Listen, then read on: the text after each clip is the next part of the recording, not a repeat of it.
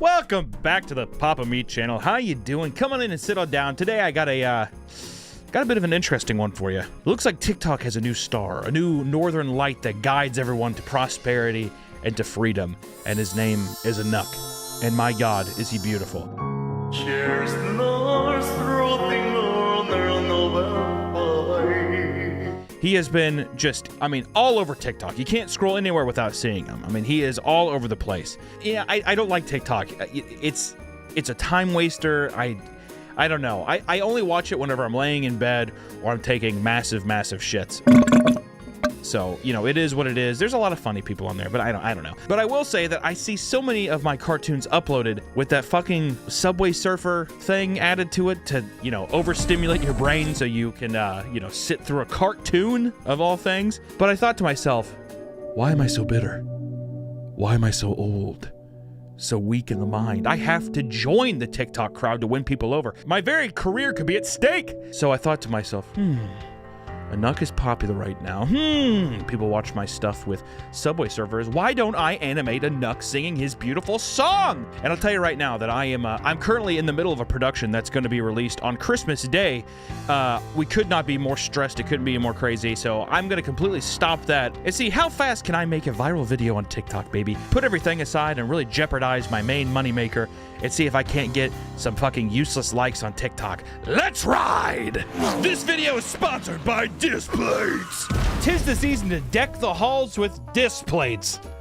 Displates are a one-of-a-kind metal poster that brings a nice pop to any kind of room that they're in. And you can show off your unique passions in seconds with easy magnet mounting system. Displates are great because they're super durable and they have so many great design options to choose from. I usually get some band posters for the studio, but lately I've been grabbing some movie posters for my living room. Since it's Christmas time, I got some OGs, Harry Potter and Home Alone. Home Alone? But Displate has a lot to choose from, including Marvel, Star Wars, and DC. Go grab a Displate. It's the perfect gift for a loved one or hell, even a little gift for yourself. If you order now, a Displate will show up at your door within 4 to 5 days, and you can start enjoying it right away, baby!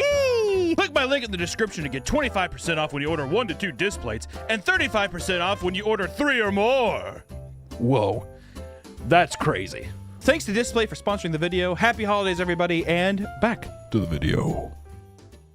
So the plan is simple. I need to animate something in about 3 hours. I got to get back to work on this thing. I have to sleep a little bit. It's already 3 in the fucking morning.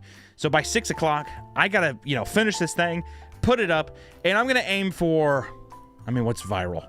500,000 likes? We'll do 500,000 likes. If I can get 500,000 likes with a 3-hour production cartoon, come on. That's a win in my book. So we'll put it up there. I have 3 hours to make the cartoon. I'll upload it, and the goal is to get 500,000 likes. So I say, you know what? Let's go. Let's get it. I'm ready for the challenge. Anuk, this is for you. My love, my sweet angel, my beauty. Everyone else can go die. Firstly, I must design this beauty of an angel. Beauty of an angel? Oh my God. My brain is fucked right now. First comes the design. I need to draw this man in an accurate depiction with a little bit of flair, a little bit of zest, so people are like, ooh, I know who that is, but that's kind of scandalous. We'll do that, and this part I found to be particularly hard. I went through many trials and errors with him. I had to, it took way too long. It took so long that I had to kind of reset. I had to refresh because I just simply wasn't having it. It was weird. It's not even that he has a fine face, perfectly symmetrical. He's a beautiful face, but I think that's the problem. He's too pretty, and I need to draw things that are disgusting. I have to draw people that are revolting. It helps. I'm a hack. I'm a fraud. Don't watch me. What are you doing? Don't watch my stuff. Stop it. But after a couple of revisions, I really honed in the vision of what I was trying to do, and I think I settled on something pretty. I think this looks okay. Does it look, is it exactly like him? Could you take this to a 3rd grade art contest for realism and get a blue ribbon, first place blue ribbon? I don't think so. But you'd at least have people be like, I know who that guy is. But once we have the design, we have to do something called rigging. We have to rig up this little drawing. It's tedious, it takes a while, but we have to basically break up his face into several layers. We have to make a mouth layer, an eye layer, a base layer for his head, and break everything up so it can be animated separately, and we can kind of come in and do some goddamn magic. And if you want to know more about that, I have a Patreon and we just uploaded an animation tutorial. Please do it. The weight of YouTube's ad system is killing me. I'm dying. I have to take sponsors every video. There was probably one in this video. Please save me and get things in return. It's an exchange service. We're exchanging goods. I'm like a merchant. All right, back to what I was saying. With the mouth pack, I had to be, you know, when he's singing, his mouth, everybody's mouth moves in a very particular way. I usually draw my mouths in a very generic way. I do it every time just because it's quick, but I wanted to really capture the essence of how his mouth moved, how his beautiful lips, they tremble when he hits those. Ooh. So you gotta make sure and get that shit. We have to have the nuances. People have to feel like they're watching the real thing. And by God, I think I did. After a series of screen caps, I kind of put it all together, and we got our first pass of the mouth. Next was the eyes. He blinks his eyes very seductively. You know, people blink their eyes very slowly and very lusciously. They give you one of those. Oh, what did I do? Uh-oh. I think I like you. So it was about making an eye pack that we could get a nice, slow, seductive blink. And that was quick, nice, quick, and easy. Sat there and blinked it out. And I mean, you know, once we got that in there, he started doing his blinks, and that mixed in with the eyebrow animation. I mean, we were on our way. I mean, this thing is looking like a full-fledged cartoon. And then a couple little subtle movements to the head, a little bob up and down, a little side to side, and you got yourself a finished animation. I think all in all, it took about 2.5 hours. And this is what the final looked like. This is what the original final looked like. Cheers, Lars, dropping on their Nobel. Jet frost sniffing at your nose. But it doesn't end there. See, we have our regular animation, but if you remember back at the beginning of the video, people like my videos whenever it's accompanied by, you know, Subway Surfer stuff. It's accompanied by video game stuff to stimulate your brain to keep you, you know, hooked to the video. So along with the normal export that I'm going to upload, I'm also going to make 3 other variables. One's going to have some weird, like, it's like a jumping Minecraft stage. I don't know. I see that shit all the time. The second one's going to be Subway Surfers. And the last one's going to be me singing on the bottom of it with both Subway Surfers and Minecraft jumping Let's Play, whatever, to stimulate the brain as much as we possibly can. I mean, we're trying to really stimulate, really massage that brain of yours. I want you guys to feel like you can't even fucking look away. You're trapped in my world now, bitch. Get ready. So going through Premiere, we just found some of the clips, easy fucking peasy, boom, cut them together, and it was time to upload. And this was a crucial moment because, like I said, the objective of this video is 2 things. Paying homage to the beautiful Anuk. I love him so much. But also getting that 500,000 likes and at least one of the posts. Which one of these bad boys is going to perform the best out of all of them? I mean, I still have the idea of wanting to hit 500,000, but out of all of these, I started to think to myself, which one's going to get the most views, get the most likes? Which one's going to get the most interactions? You know what I mean? I'm curious. This could be a good way for me to break into the new scene. All these little Zoomers going around, the most popular app on the planet, and I could find a way to manipulate it and learn from it? I think I might have became a god. I uploaded all the videos, and now it's time to I'm going to give it a couple days, and I'm just going to see which one rises to the top. I'm going to get some sleep, and I'm going to keep working on this cartoon that I hope you watch over on my main channel, Meat Canyon, youtube.com/Meat Canyon. I hope you watch it. It comes out on Christmas. If you celebrate Christmas, that would be my gift, is that you go and watch it. It has been a couple days. As you can tell, my hair's nice and greasy. I haven't showered because I've just been animating and working. It's just so fun making cartoons for YouTube. But I do have results. And surprisingly, I'm surprised, the winner of the triathlon is just a regular vertical video. It's at 300,000 likes. We were so close! Oh, we were so close! I'm surprised. I didn't think it was going to do that well. The worst performing out of the original 4 was the Minecraft hopper one. So if you guys are thinking about uploading content, don't use the fucking Minecraft hopping one. You know, and I woke up the next morning and I did a couple where I kind of just, I just edit it by myself, just sleeping, all sleepy-eyed, just to see if that did anything. But all of those did really bad. But sure, this wasn't an analytical win. I didn't reach my goal. But something beautiful happened. Anuk himself, the angel that I decided to animate, he commented on the post. He said, I'm very angry that you made this picture for me because you painted this picture too much handsome than me. Period. LOL. Crying laughing emoji. I then responded with, you are beauty, King. Happy holidays, buddy. That comment made me feel like it was God looking down on me, smiling. And he said, my son, you may not have won the battle, but you're gonna win the war, as long as you keep uploading really random TikToks and keep experimenting and spamming them, really forcing it down people's throats until they have to love you or until you completely sabotage your career. And you know what? I thought that was pretty cool. So you know what? Was it a fun little experiment to see if we can make a viral TikTok? Hell, yes it was. I'm actually surprised it did that well. Granted, it's a popular sound and stuff, and I love Anuk. It's easy to get likes off of him because he's just so fucking beautiful and awesome. But you know what? I'm happy with it. I'm curious to see if we could do something in the future. Maybe even get some of your comments, or maybe even see if we could take some of your suggestions from the comments and animate them in the future.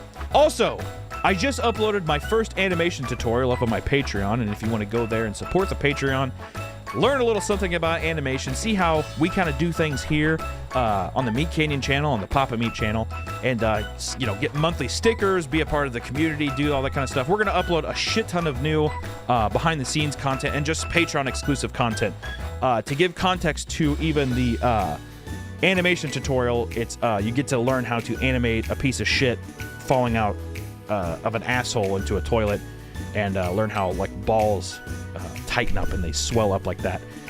We can't post that to YouTube, you know? If I'm going to be doing tutorials, I really just want to make it kind of weird and fun, and that's something that I just simply can't do on YouTube. If you want to support the channel and just kind of give me a nice little kiss, a nice digital kiss, feel free to check out the Patreon and sign up, and it really does help. I appreciate it, so thank you for checking it out. Until next time, happy holidays, everybody. Please spend time with your family, spend time with loved ones. Take time to appreciate yourself this holiday season. I love you all so much. Thank you for another fucking amazing year. I'm excited to see where we head next year, and I will see you then. Bye-bye.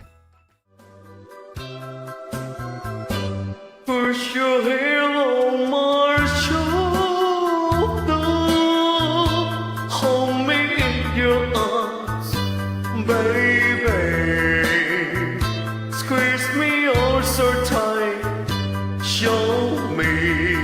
Welcome back to the Papa Meat channel. How you doing? Coming and sit down because today we're going to be talking about bingo. We've all played bingo before, whether it's in school or at a family gathering. It's a simple and easy to follow casual game that pretty much anyone can play, right? Do you know how to look at numbers? You can play bingo, but it's not that easy, is it, Nick? Well, it's very competitive. Well, we're finding out that it grips you the same way that maybe a gambling addict would grip you, right? For most lonely senior citizens, the bingo hall is a place to socialize and fill their empty schedules. Others, however, see them as something much more bleak, a battlefield where everyone's out to snipe their precious prize money or the gift basket that they want to win for their grandkids. Either or, it's a battlefield. Ooh. Bingo halls they're a product of their time. I feel like they used to be more popular back in the day, but the carcasses of these large halls still remain. I mean, there's tons of urban exploration videos of people looking at like abandoned bingo halls and stuff. Very creepy, but also it looks almost identical to when it was open. So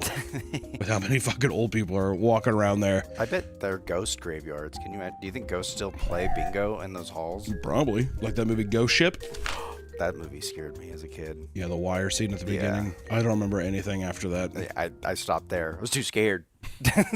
Yeah, I was too haunted by Ghost Ship. What may seem like an innocent game on the surface is a breeding ground for a new type of gambling addict. This booming industry is filled with drama, superstition, scandals, and even addictive behaviors that rival even slot zombies. I know, it couldn't be possible, but my friends, it is. And when most people think of bingo, they usually think of a bunch of old people sitting around in a bingo hall, but that's no longer the case. In recent years, the game has exploded in popularity with the rise of online gambling. Today, the industry is worth around $1.25 billion, with the majority of its players and bets being placed online, which I still never understand that. It's like playing blackjack online. Don't you just think, well, the computer's just gonna code itself to beat me? Well, that's why you have those girls that are live streaming and they do the decks. Oh yeah. And then they say racial slurs. Yeah, go back to your 9 to 5, bitch ass.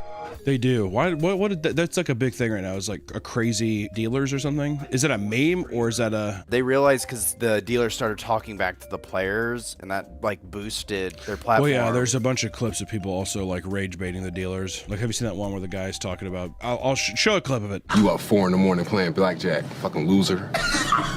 I'm a little sorry, editor. I'm kind of sick. I can't formulate my thoughts. Isn't the atmosphere of all the old and dying people like that's why you go to bingo? I think that's why old people go. Oh. I can see a younger generation being like, I don't go because it just smells like death, like dying skin. There's so many documentaries I've seen lately. There's this great one that's on YouTube. Put it here. You should check it out, but it follows like 3 groups of people that go to bingo halls, but it's just like, it's a very odd place, but yeah, I can only imagine. The smell must be terrible. People talk about magic tournaments. I bet you bingo halls are brutal, dude. Also depressing too. Look to your left, there's someone dying. Look to your right, there's someone dying. Oh yeah. It's Well, I just mean, at the death. same time, dude, I don't know. To me, it was weird. The documentary showed, yeah, it's like people gambling their money. It's a very cold, sterile environment. And the thing too, the documentary does well is they don't add music. If you add music, it would change the entire vibe. You can put happy music behind almost anything. Glad that you came up with that.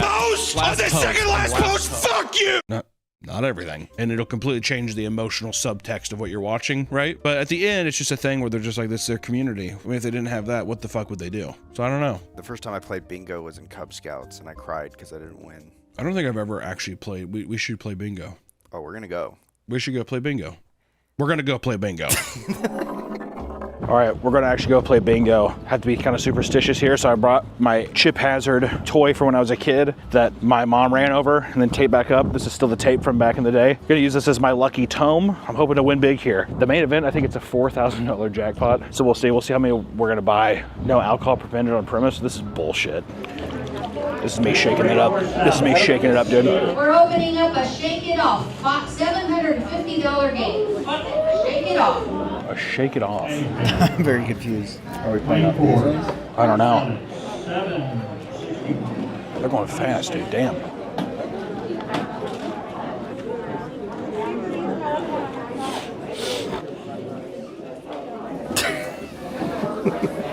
All right, update. What was your first impressions? Sad. Is it sad or is it just quiet? I don't know if it's sad. I think it's competitive. That's the vibe I'm getting. So we went in there. Nick told me the place opened at 4:30. We got in there. There was tons of people. So we're like, oh, fuck, we're late. We got our bingo cards, but the event doesn't start for until 6:45. Yeah. So people are there 2+ hours early playing like little bingo games beforehand, like little things, you know? It's like quiet, but it's packed. I mean, there's a fuck ton of people in there. We were definitely by far the youngest people in there. I mean, like easily. You could cut the tension in the air with a knife. You can tell people are in there to fucking win. We definitely are fucking with people's like natural order of things. I bet people sit in the same spot there every time. Like people had stuff like sit like to save for their friends and stuff. So I don't know. We're gonna go grab dinner. I'm gonna get some fucking drinks for courage is what I'm gonna do. And then we're gonna go back and try to compete. If we fucking win, they're going to tear us apart. They're going to kill us, Nick. We're at our favorite establishment. Gotta calm my nerves. The sudden boom is thanks to both Gen Z and millennials taking a surprising interest in the game, with many saying it's a cheap, easy way to have fun and possibly win it big. While the youth have been returning to classic bingo halls, many have also taken the age-old game and given it a new modern twist. Bingo raves are now popping up all around the globe, with people dancing amongst flashing lights and crazy visuals, only to stop periodically to play a round of bingo. That's... Like, what? To be fair, I'm biased because I don't like raves. Doesn't it seem like a nightmare? You have to try to remember the number. Yeah. Well, that's why you got the card. Is that part of the? Yeah, it's a fucking pit boy or whatever in your arm. This video is brought to you by StargeForge PCs. Right now, StargeForge is having a crazy summer PC sale going on with the hottest deals on PCs and select items. And if you aren't in the market for a new PC, they have collaboration keyboards and other great gaming accessories for sale. So check them out. The link will be in the description. Thank you to StargeForge PCs for sponsoring this video. Back to the video. Seriously, good if you guys want a good PC, check them out. They're a great company. Thanks. Bingo Loco is one of the more popular bingo raves, featuring 3 rounds of bingos broken up by confetti, lasers, DJs, lip sync battles, and dance-offs. Wow. Holy shit. A lip sync battle? My God. Those who win can get anything from minions rolling back. God. Those who win can get anything from a Minions rolling bag to international flight tickets. I like how they pair them up like that. International thing, and you get a Minions bag to go with it. Even outside of Bingo Loco, people can take the game very seriously, and so do the people calling the numbers. The National Bingo Game Caller of the Year competition is an annual event where bingo callers from around the country meet up to showcase their skills and prove they're all the best in the nation. Each caller is expected to show off their calling skills, their understanding of the game, and their showmanship, their understanding of the game. You say a letter and a number. What are you talking about? Yeah, you just gotta look too. Don't you connect 4 or 5? That's it. What else is there to the game? I don't understand. There's only 4 marked here. You need 5 to win, sir. Thank you. It's just like, ooh. Oh, I see. That's just them desperately wanting to win something. They see people win all day. Now it's my turn. BINGO. For a long time, most of the contestants were older, which made the event pretty depressing. I mean, you're looking at a funeral home. You're looking at death. The Grim Reaper is walking around every table being like, not yet. They'd ramble through numbers in a monotone voice to a room full of old people who were desperate for a little entertainment. However, a 21-year-old caller won the award in 2024 by performing a multimedia show where she sang an original cover of 5 Years Time by Noah and the Whale on the ukulele. I'll tell you what, that photo of her is not doing any favors. She looks like someone that was like very deeply affected by The Pitch, or like the one with the cup song, that movie. Oh, Pitch Perfect. She saw the cups and she got a ukulele. She has fucking Steven Universe posters on her wall and shit. She's singing the Adventure Time theme song and shit, or the end credit song, you know what I mean? Is that not one of the most haunting songs of all time? What, Come Along With Me? Yeah. Why is it haunting? It's just fucking crazy. You don't think it's creepy? I think it's fucking creepy. Sweet. I've always found it fucking. If there wasn't a fucking like little bee flying around right there, you know what I want you to do? Take your shirt off in the bathroom, record yourself smiling, and then put that song over it. and see how wholesome it is. Will you do that? I will. Editor, put it in.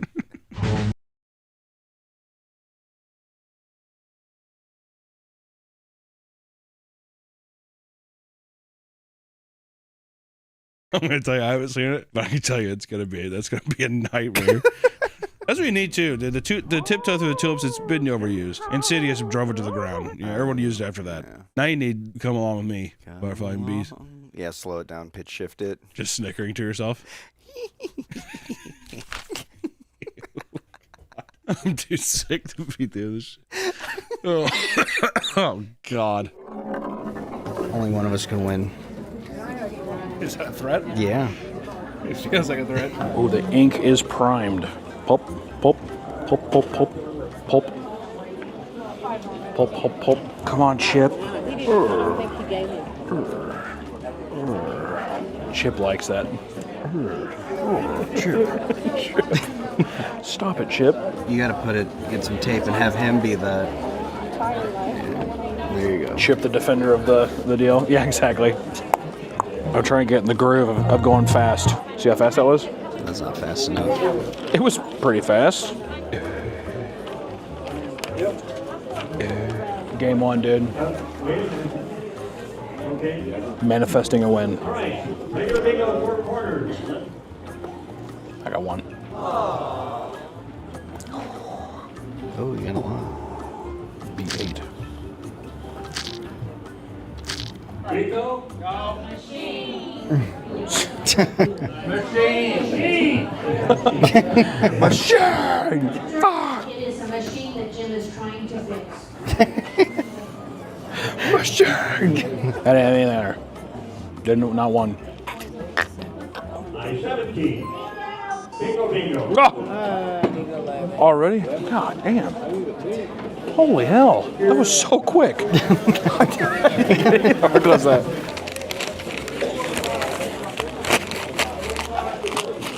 God dang, $150 for that. Yeah, I know. Damn, dude. Chip, you've got to step it up. Please, Chip. It's probably a bad luck charm when I was gonna say, I yeah, it's ran probably- over him. I mean, how lucky is that, dude? No, he's still here. Oh, no, it's not 6-pack. Like a block of 6. Yeah. I see. Now's the time. Now's the time. Oh, Daddy likes that. Birthday time. Anyone have a birthday yesterday? How about a today birthday? Oh, yay! Today, happy birthday. Oh my gosh. Call the numbers. How about a tomorrow birthday? God. Somewhere in my mind. I was getting a nice little setup here. That's pretty good. Please, Chip. Please.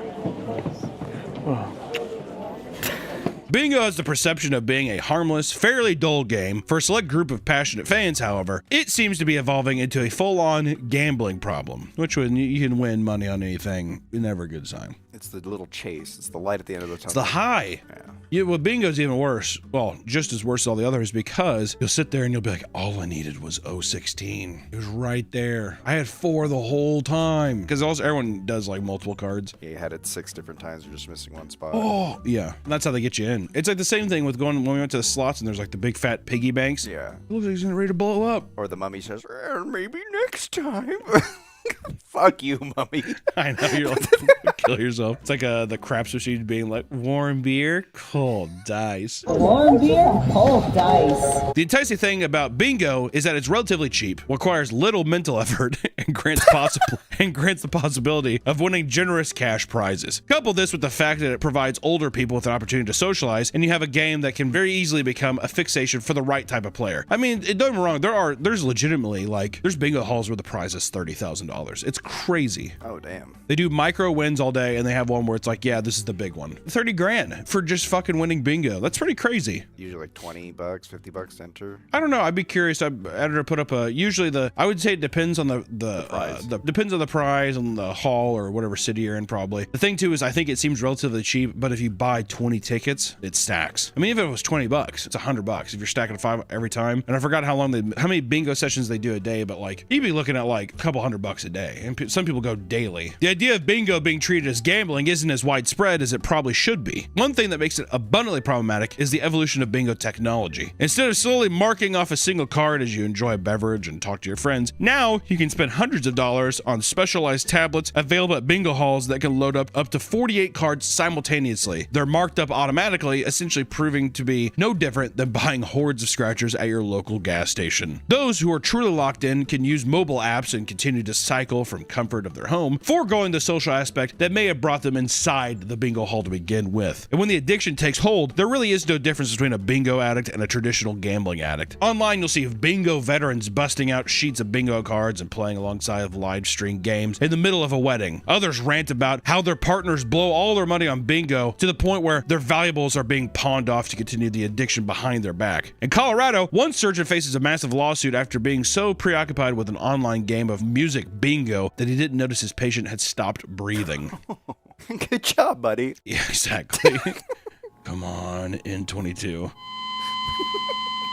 And then there's like Uptown Funk playing on the phone, so he doesn't hear that. So now the question is, since he's already dead, do you just let the game continue and slowly wheel him out, or do you make a big scene about it? I think you continue the game. Well, if he's already gone, you know. I was gonna say, no one's gonna notice. Exactly. Then you just do a thing where you like, you say, have a heart Grandpa's attack. tired. Yeah, Grandpa. Still holding the bingo card. Let it go. Exactly. Prying it from his fucking cold dead hands. The procedure itself was only supposed to last 10 minutes, yet they still chose to play the game alongside the anesthesiologist, focusing on the 70s and 80s music being played so they could call out the first letter of the artist names to match with the bingo. B-I-N-G-O. I don't blame him, dude. Little fucking Hall & Oates playing, be hard to stop. Supposedly, the anesthesiologist was distracted enough that the monitor displaying the 56-year-old patient's vitals was turned off. And because of this, as well as a lack of proper communication, there was no clear warning that the man stopped breathing until it was too late. That is so neglectful. The monitor. How do you not go to prison for the rest of your life? Also, I mean, just like the comical nature of also just being like, so what happened? I got distracted by music bingo. Do you think that because he's already 56, are they just kind of like, well, I don't know, 56 is still kind of young for being an old person. I feel like old people say that 56 is still kind of young. 56, I mean, you're well on your way. But I mean, You're way more susceptible to die. That's by the true. point. I think though, for being old, you still got like 10 years left. That's not even retirement age, you know? Yeah. To just die like that. Do you think you'll make it to 56? My body will, my brain won't. I do wonder when I'm going to die of a heart attack. I've been getting chest pains. It's freaking me out. I have a feeling, I hope that when I go, which will be of a heart attack, that it's at least in my sleep. Well, see, I'm fucked either way, because if I die in my sleep, it's going to be purgatory, because I'm going to experience it. Because you have sleep paralysis. Do you think it'll feel like an eternity? Oh, yeah. Trying to wake people up, but all they see is this, just you under your bed like, Smiling. Pale as shit. Yeah, smiling. Moths and shit going in and out of your mouth. Dog's just like fucking eating your dead toes and stuff like that. I was gonna say my dogs. The second I'm dead, I'm dog food. The second. Yeah, they don't wait at all. Ooh, middle legs. I feel it, dude. Chip feels it too.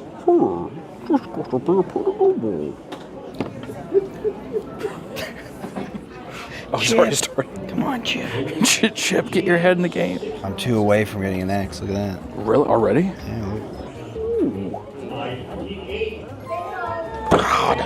God. So quick. God. Big X this time, dude. Use your yellow paper again. Oh, this one here? Oh, this one right here? Thank you for telling us. My actual lucky color is yellow. It's because of your magic shirt. Yeah, my magic belly.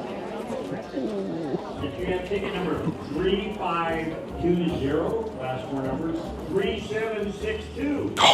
Right here. Oh, Very good. oh. There you go. Look at that. Very nice. And you were like, where's my coupon at? There you go. That's awesome. Oh, you're kind of doing good over there. Yeah. Look at you. Give me an I-29. The I-29. Ooh, you willed it. Dude, I just called that. Did you hear that? Give me a B4. B4. B2. Oh, Oh, dang. man, I was close there too. This one up here is set pretty good. Yeah, Right? I just needed And- 3 on this one. You were filling yours up really nice. G52. Actually, I'm gonna put him over here. Oh, 67.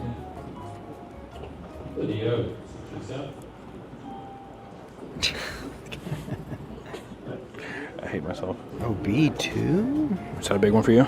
Yeah. Keep it to yourself, Nick. Don't flaunt. 44. Where you at? Right up here. God damn, so quick. I didn't get close at all that time. Oh, yeah, that was a...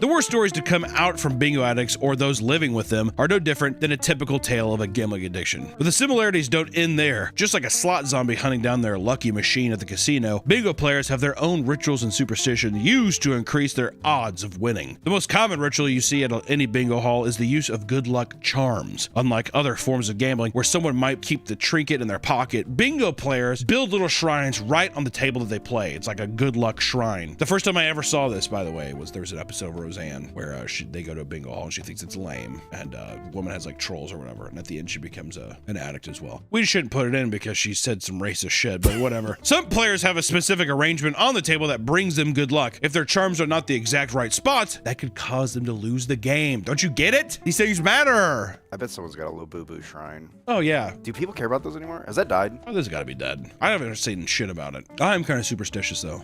Are you? I am. I feel like if I went there, I would need to have a. What would your lucky trinket be? An old person. Would you bring an old person? Grandpa. Yeah. You probably could. Is it well I guess if you're in Japan, I was gonna say in Japan you could be like, there's literally like rent an old man. He just like walks around with you. I would just take someone out of the retirement home. Come on, Grandma. Bingo time. If you want to enhance your shrine and maximize your chances of winning, then you can even purchase bingo candles. These candles are usually filled with glitter and bingo oil, which is alleged to have magical properties that channel energy to attract money and prosperity. We got to get some bingo oil. I was gonna say, can you buy bingo oil? It's probably on Amazon, yeah. We should get some bingo oil. You can also just buy the oil and use it like a cologne to get the same effects, which I will say the bingo canister there looks pretty fucking sick. The charms can range from small metal bingo card keychains to stuffed animals and pictures of Jesus Christ himself. A good luck charm can be literally anything, and each player usually has a story explaining what makes their specific item so lucky. One couple brought rubber cockroaches to a game hoping to scare their friends who they knew hated bugs. Even though the friend now refuses to sit with them during bingo, the couple ended up winning the prize pot. Now a handful of rubber roaches comes with them to every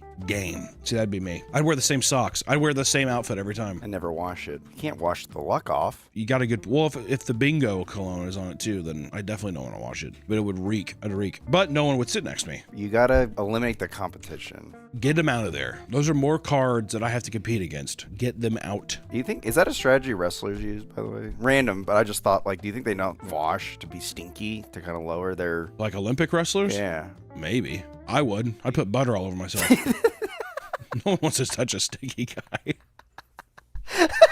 Can you imagine seeing a guy covered in butter and like maple syrup? You'd never want to touch that guy. It's disgusting. Bunch of fucking flies on me and stuff. Yeah, right, dude. No one would want to touch my ass. Beyond charms, many players have superstitions to ensure a good game. These beliefs can be as simple as using specific pins or sitting in a specific spot, but they can also be as crazy as blocking certain people from calling because they believe receiving calls during a game reduces their luck. Just like slot players, bingo players have their own chants and spells they believe get them closer to the jackpot. Spells?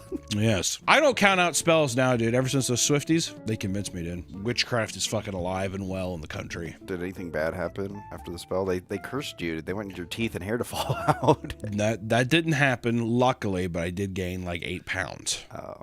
So it's gotta be the Swiftie curse.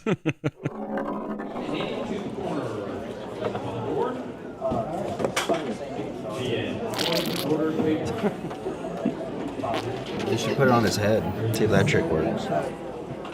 And then do the free space. Dude, I have no active number so far.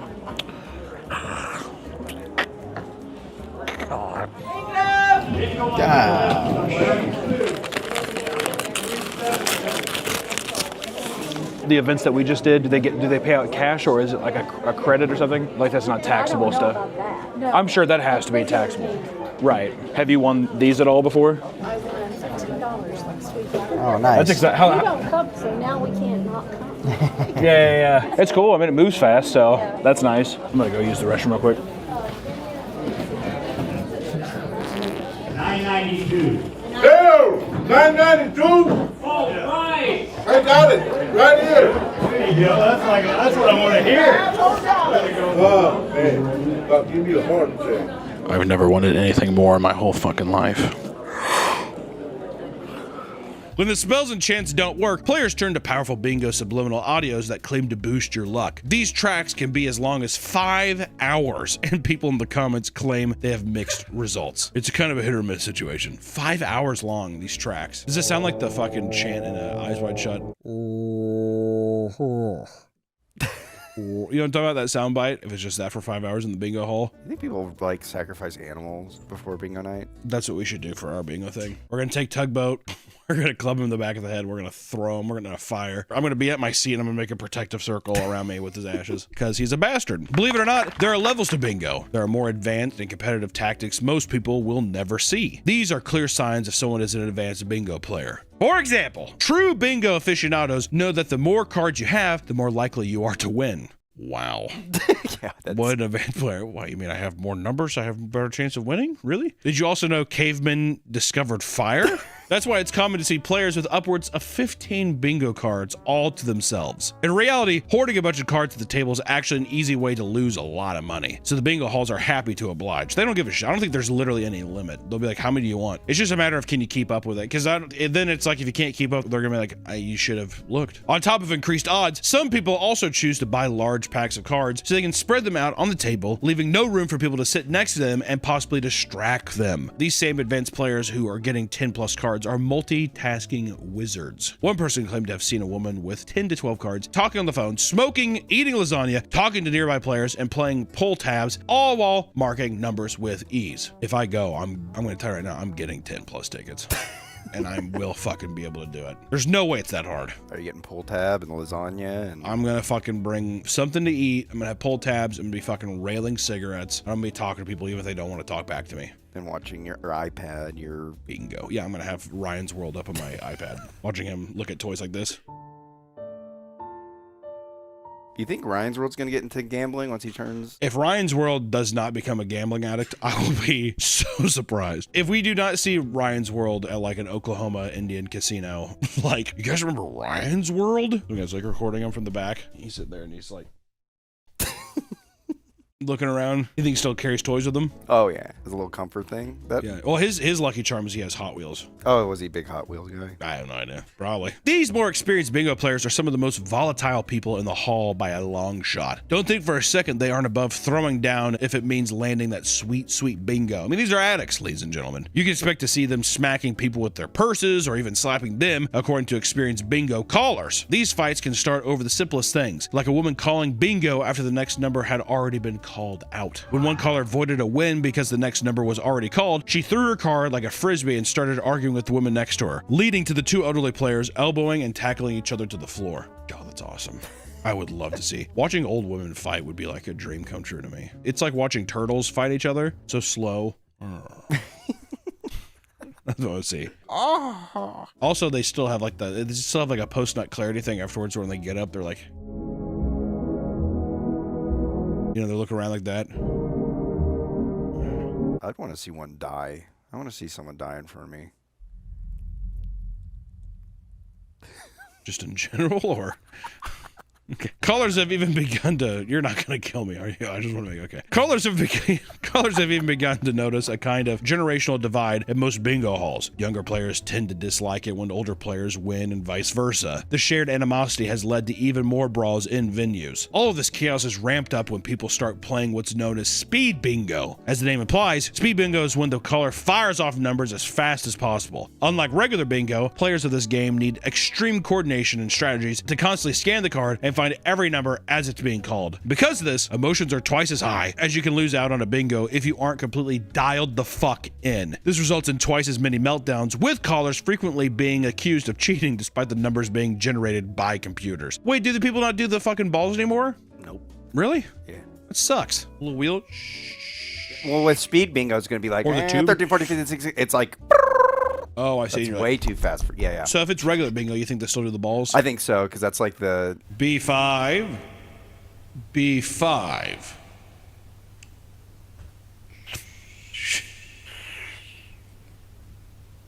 B20. I'm already like, that would drive me insane. I don't know. I'm curious. Let's check in on how we're doing so far. This is fucking bullshit. Everyone in here is so tense. It's so competitive. I fear for my life in here. I fear for my life. What do you think of that right there? God, why would Allison send that to you? Chip Hazard, I need you more than ever right now. How you doing? I think I'm doing not so good. Oh, God. Oh, my God. Damn, already? Holy shit.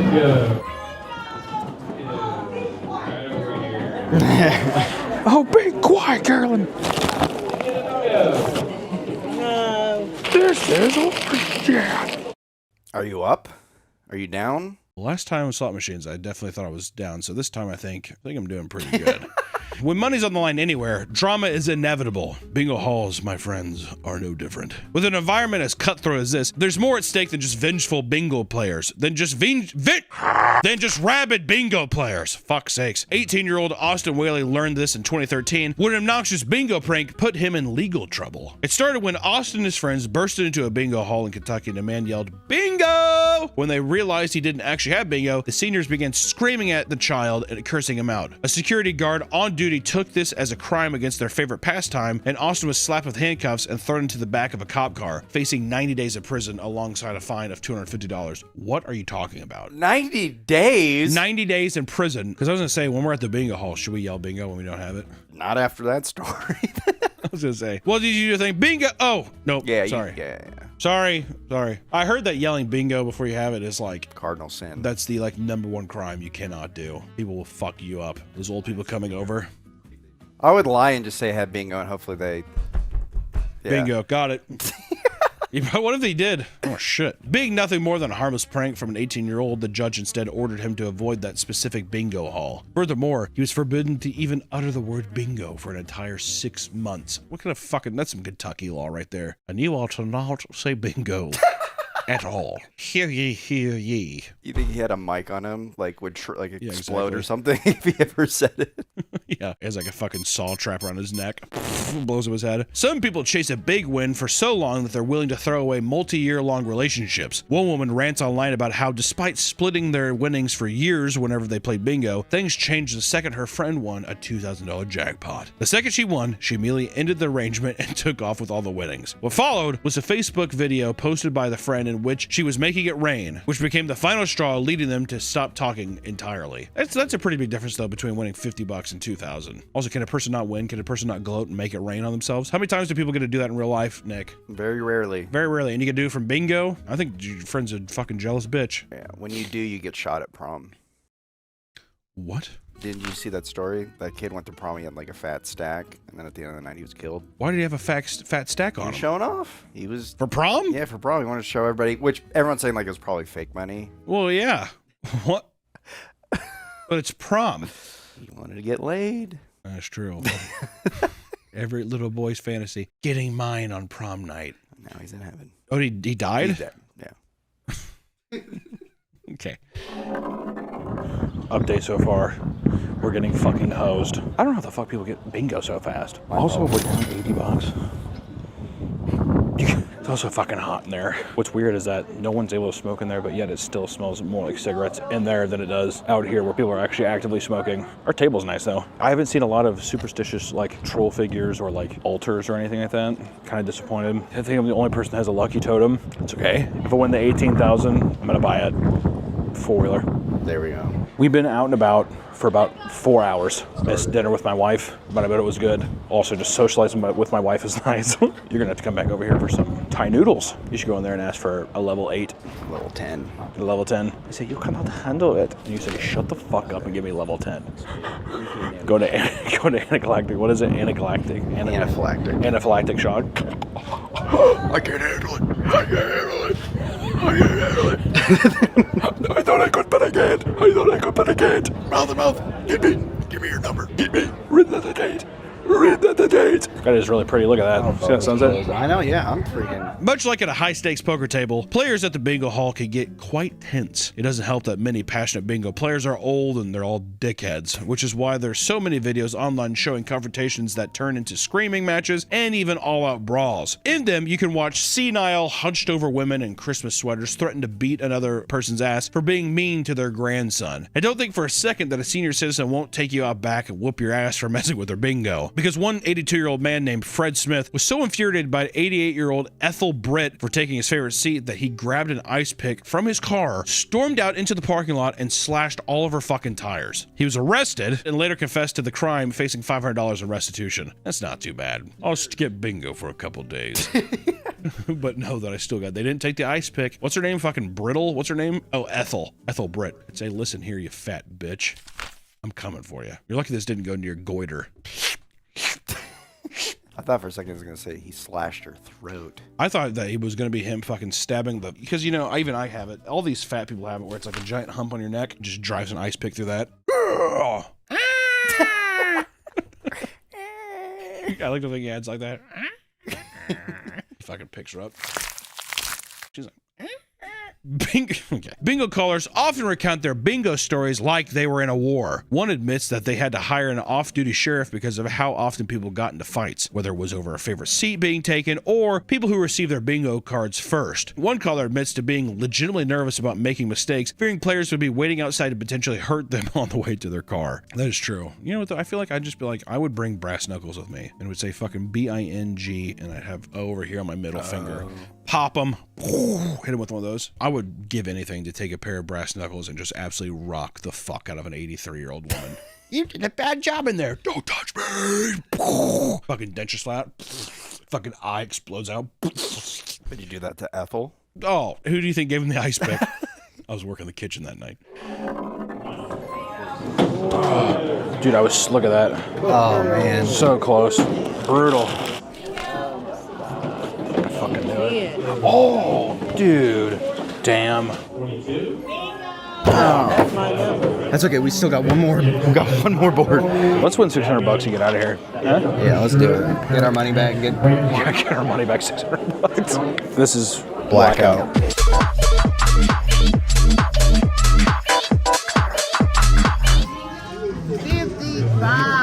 That was horse shit.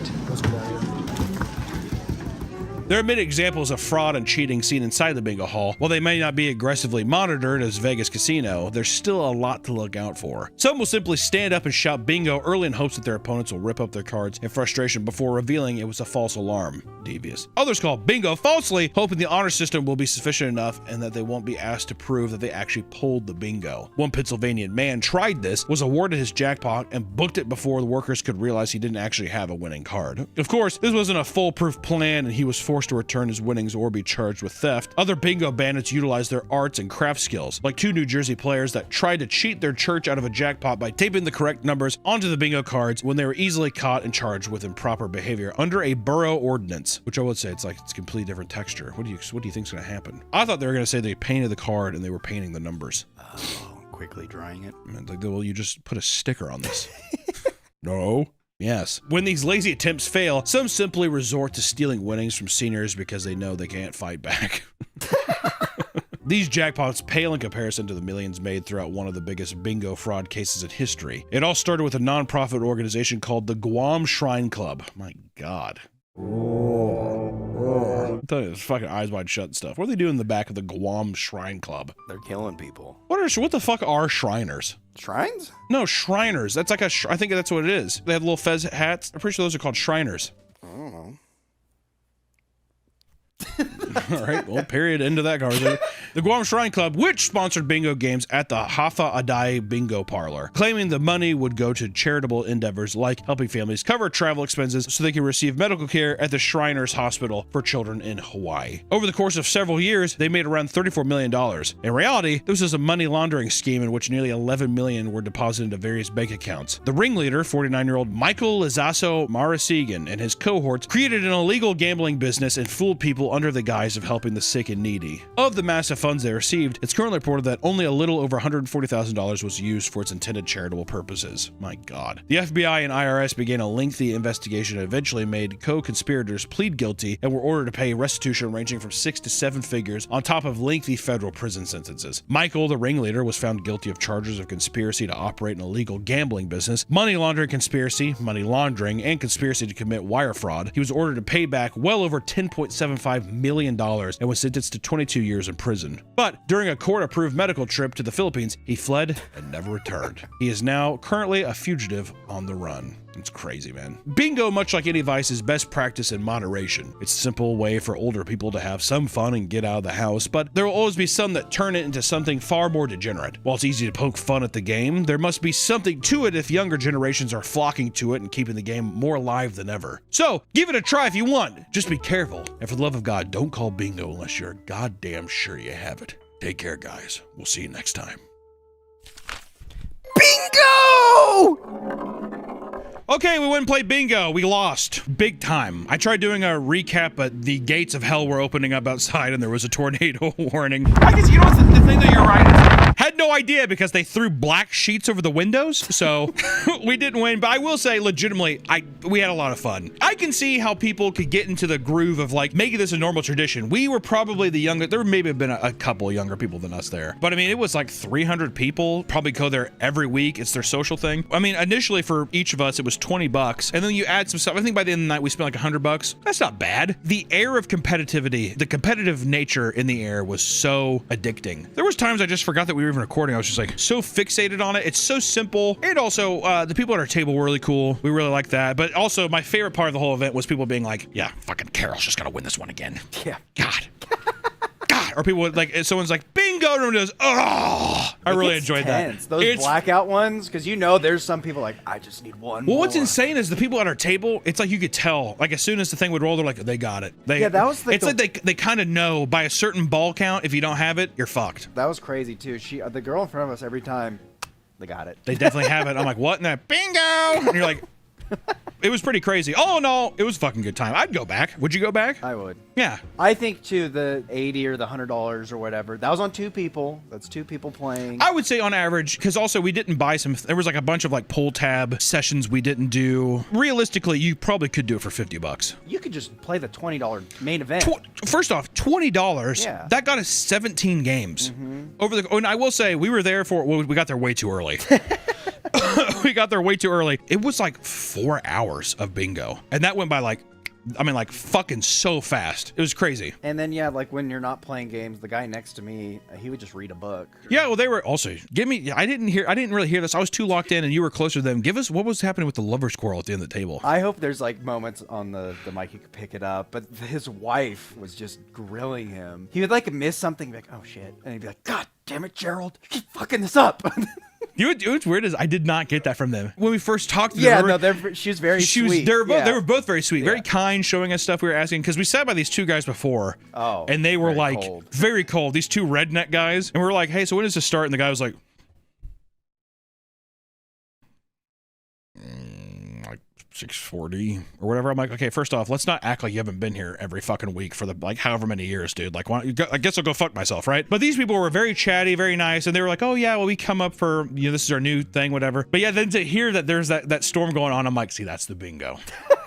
That's the fucking bingo. Because they're like, oh yeah, well, how can we not come? It's like letting their guard down a bit. Those motherfuckers are competitive. At the end of the table, you can tell. Was there anything that you were disappointed in? I mean, not winning. Well, not that. I mean, like, that's what I mean, like, in the actual experience. Like, I wanted to see way more people have, like, good luck charms. I brought my chip hazard. It didn't do anything. Unluckiest fucking toy I have. Bad luck charm. It was horrible. Well, to be fair, it's a toy that got ran over. I don't know why I thought it would be a good luck charm, but I wish that there was more of that. More, like, ritualistic stuff of, like, I have to set my stuff like this. I was surprised there's a police officer there. That makes sense with loose cash, because a lot of the stuff is cash games or whatever, so that makes sense to me. And then someone did order, like, DoorDash, which I thought was funny. I thought the DoorDash was kind of gross, if I'm being honest. They sat there, the guy came in, he was looking at it, and this girl was like, here! It was just like a big fucking thing of Thai food. I'm like, I don't know what it is about public events and spaces. People eat Thai food. It's the same with magic shops. It's unfucking believable. So stinky. Why do it? The styrofoam's dripping fucking it doesn't matter. But all in all, it's a fun time. Yeah. All right. So if we said anything negative about bingo, I eat my words. I thought it'd be less fun. And it's quick. It's fucking... Dude, fast game. There was some times when we were sitting there and I was just like, how the fuck do you have it so quick? It is impressive to have like 4 of those actual sheets, because each sheet comes with 9 games. Or 9 boards or whatever. You're looking at 30 plus boards. When we had 12, the 3... like trying to go, it was hard. I was like, this is way too... Like, he'd call a number. The second I was done, he'd call another number. And I was getting a little nauseous. Getting bad. Yeah, when you told me that, I was like, what the fuck? He was just like, yeah, I kept getting nauseous looking down on the numbers. I was like, my God, dude. There's 86-year-old people with like actual oxygen tanks just like... And the Nick's off to the side like, oh, God. I have to look at the numbers? Jeez Louise. I wish you would have thrown it at the table. I was hoping I'd throw up. I was crossing my fingers, hoping I would throw up. This content is so funny. This would be such elite content. Yeah. Oh, there you go. Bingo. It was a lot of fun. We'll go out and do it again. I will be going back. I'll be going back with my wife. I told Allison, I was like, you would love this. Go on Friday. The 20,000 plus. Well, there's only 100. They're only allowing like half the people to be in there that day. It's gonna be a fucking madhouse. I don't want to be there. It's gonna be a fight. All right, that's the bingo video. We'll see you in the next one. Bye bye. Welcome back to the Papa Meat channel. How you doing? How you doing? Coming in and sitting down because today we're talking about how people eat themselves. You know, we've all heard of cannibalism, right? People who eat the flesh of their own kind. Something most people find horrific and utterly fascinating. Well, today we're going to talk about a different kind of cannibalism. One that many of the people watching this video actively participate in. Oh, I bet you didn't know that, did you? Me? Cannibalize? Me? A cannibal? I could never! Liar! I'm talking about self-cannibalism, which refers to the act of eating one's self. Well, Hunter, I'm not cutting myself up and Jeffrey Dahmering myself. No, that's not what we're talking about. Because whether it's nail biting, hair eating, or gobbling boogers, that's technically a form of cannibalism. Ooh, gotcha! We got him. I'm all 3. That's right. If you ever want to see the most disgusting fingernails on planet Earth, look at these. You're probably thinking, is this a man chained up in a cell? Is this a black and white photo of a man who was a prisoner in, Azkaban? Is that the wizard one? Sure, I'm keeping it there. Was there Death Eaters flying around? No, those are Nick's hands. Boy's got a few ticks, is what I gotta say. He is wound up tight. It's hard for me to open a can of soda. Yeah, no wonder. I'm like, you want a can of soda? Take a bottle of water. So today, we're gonna talk about the gross reality of self-cannibalism. But first, let's learn a little more about what self-cannibalism is, right? We have to ask ourselves these questions all the time so we know we're all on the same page. Auto-cannibalism is closely related to, oh my God. Oh, that hot chicken sandwich earlier. I wish I just got like a burger. They seem like more of a burger place. It doesn't matter. I don't put this in. Auto-cannibalism is closely related with pica, which is the compulsion to swallow non-food items that provide no nutritional value. Like a bed. Show a picture of someone eating a bed. My name is Jennifer, and I'm addicted to eating mattresses. Or panties. Do you think people that eat beds, that's gotta be carbs. Is there carbs in bed? I guess it depends what the...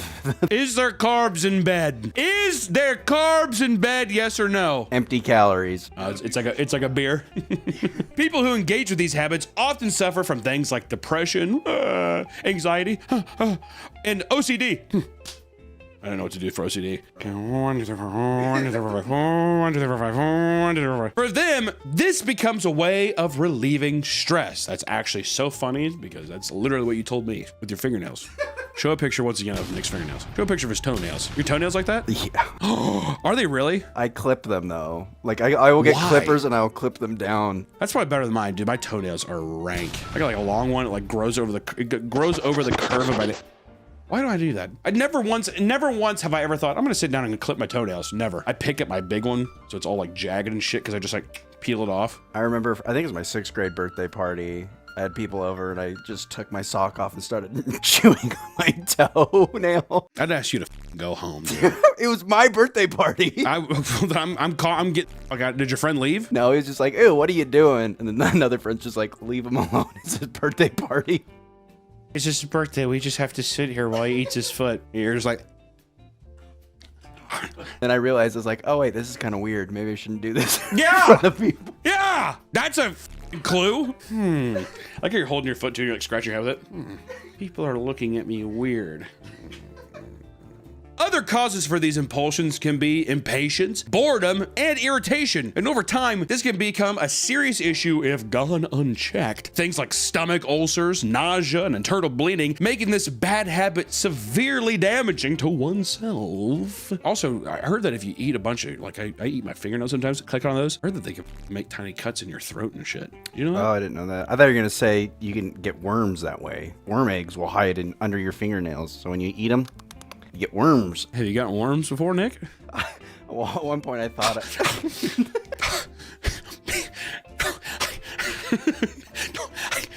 if I ever had worms, I never got them treated. So you like the worms? I've gotten worms, and I was just like, good neighbors is what they were. The causes are believed to be linked to mental illness, particularly psychosis. These harmful self-grooming habits are known as body-focused repetitive behaviors, or BFRBs, and can be genetic, starting at a young age. BFRBs have not been intensely studied and are often misunderstood and underdiagnosed. You think people eat their tongue? Oh, yeah. I've seen some. Don't you do that too? Don't you eat like a hole in your tongue? Or your cheek? That's what it was. I had a buddy who would eat the skin on the side of his tongue, whatever. He'd like do that, like chew on it, and he'd like chew on it, and he'd like spit it.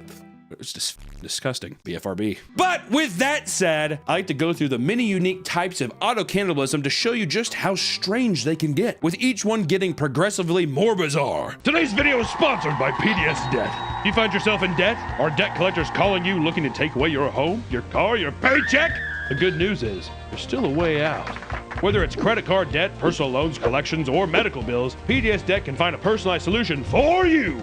PDS Debt has an A+ rating with the Better Business Bureau and has tons of 5-star reviews on Google, plus a 5-star rating on Trustpilot. That's because PDS Debt has helped tens of thousands find alternative solutions and get out of debt in a fraction of the time. If you're currently struggling with debt, making payments every month, but balances don't seem to be going down, PDS Debt may be able to help.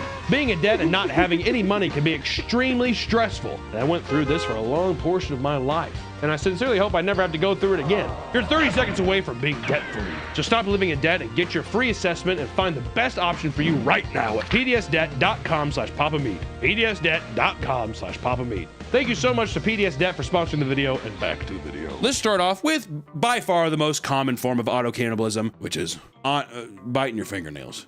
How do you say that word? Onychophagia. Oh, these are nothing compared to your nails, dude. It's crazy. How do you feel? You could be a poster boy for onychophagia. We need to make you like a Red Ribbon Army shirt that says BFRB and the thing. While it's a common form of stress relief in adults, it can lead to a variety of health issues like stomach infections, dental misalignment, and fungal infections, and even jaw pain from excessive biting. A man from Liverpool named Hanneman nearly died from this bad habit. After intense nail biting, he began to break out into a cold sweat and started to shake aggressively. I don't feel too good. He rushed to the hospital after seeing his fingernail had swollen up dramatically, and he had contracted sepsis and had to undergo 4 days under a hospital IV drip before recovering. For that, I feel like he dipped his like finger in poo or something. He was definitely, yeah, he fucking dipped his finger in poo, because he's probably digging down in there, getting poo in your finger like that. Didn't wipe very good. It's itchy in me bum hole. Whatever, and the next one he's like, huh? And it's like huge. What? That kind of thing. Why does poo comes from you? Why is it so infectious? Poo? Yeah. It's bacteria. It's your waste. Yeah, with this. It came from me. What, I can't eat it? Just like shit all over my face. And on top of the potential health risks, many just find that they are ashamed of the way that their damaged hands look. Ashamed of the way their damaged hands look. Ashamed of the way their damaged hands look. Ashamed of the way their damaged hands look. I think there's only been one time where I was afraid for just have a date look at my hands because she was just one. She was Why? so beautiful. I didn't want. You're like, I've only been on a date with one person I ever truly found beautiful. Keep that in mind, ladies. If he's not hiding his hands, you're a dog. But where this really starts to escalate is when the next stage, toenail biting, happens. God, you've done all of these, Nick. Not only does this come with similar risks, but it can cause serious interpersonal conflicts due to the gross nature of the act. My birthday party. Literally. God, dude. Do you eat your boogers? No. Okay. I have when I was younger. Yeah, just no. No. It's fine. We end on no. No. But I have done it before. When you're little, I mean, I feel like that's like a thing. How little, dude? When you were driving your car? Yeah. 21. According to one man, he has to secretly store mouthwash in multiple areas of this house so that he could clean his mouth quickly after kissing his girlfriend due to her excessive toenail biting. Also, dude, bro's down bad. She better have a whop on her if that's the case, dude. Be like, mate, why don't you just leave her? Leave her. Everyone's from Liverpool now. Why don't you just leave her? And he's just like, I can't. Got like cuts of shit from her toenail, whatever, on his lip. I can't. It's too good. It's like the genie granting me a wish every time. No, it could be that good for me, dude. I'm like, I'm getting the fuck out of here, man. Biting your toenail. If I came in and something was all curled up like a pretzel, like, I'd be like, and I'd leave. I say, snap, crackle, pop. I'm out of there, dude. Others admit that they are in their 40s and still secretly bite their toenails when their wives are not looking. That's impressive. Do a quick like cat stretch real quick. You put it back down. Some even lament that despite the insane amount of pain they're under, they still can't help but rip off their entire nail plates of their toes. See, I've had this compulsion where I was like, I just want to rip my fingernails and toenails off. Why? They're already so low. I was like, I just need to get rid of them. But I don't want the pain. It hurts. We're starting to move on to much more concerning stages, which are much less commonly practiced. So let's move into dermatophagia. This is where, like I said, like once again, as we start rolling down, try to stay with me. It's gonna get worse. Gonna get kind of gross. Show a picture here. Dermatophagia. We're gonna have a secret for all those who stay. Yeah, but at the end of the video, we have a pretty awesome secret. So stick around. Seriously, don't leave. And if you skip in, I'll know and I'll kill you. I'll go to your house, I'll fucking kill you. I'll beat you with a hammer. You want that to happen? Then skip to this timestamp right now. This is a compulsion to bite and consume the skin of your own body. It's commonly performed on the hands, like chewing calluses and sucking on knuckles. Never have I once seen that in my life, and that would be fucking disgusting to see a guy like this. Why does that guy feel kind of good though, huh? I'm kind of sitting there, I'm like, It could also include other areas of the body, like biting the lips and cheeks to the point of causing painful sores. People that engage in this habit often have visible scarring on their body and have irritated skin. Similar to the precious types, dermatophagia can often result in infections, and the damage done to the skin can cause people to socially isolate themselves due to the shame and embarrassment of their condition. I just want to say this now, I don't want to sound rude. Anyone who does any of this shit, biting for all that, hide. And don't come out. Go into a cave, pull a big rock over the opening, and stay there until you die, and let your soul rot in hell for all eternity. Message received. Message fucking received. One woman who was living with this disorder for over 20 years has dealt with a constant struggle to get rid of the bad habit, and even the risk of infection didn't motivate her to stop, with her longest break from the habit only lasting 5 weeks. People in relationships with those affected by this condition reveal that the constant sounds of chewing skin drives them insane. For the rest of I read this, just put that as background audio. One man begs for advice online, explaining that her hands, which are calloused, bleeding, and covered in loose skin, are so damaged that he no longer wants to hold her hand. It's devastating. Listen to that sound. He's like, I'm not touching it. I'm not touching that. Hold it. You know, she's like sitting there. It's like all looks like a chewed up hot dogs. You want to go for a walk? And be like, I just can't do it, dude. Adversity. You know what's one thing I can't do? Adversity. Any roadblock, I'm out of there. It's got to be perfect. Could you imagine getting a hand job from those hands? That'd be awesome. I bet you a hand job from some zombie hands would be insane. Be like a lizard's back or something. That doesn't sound... You don't like that?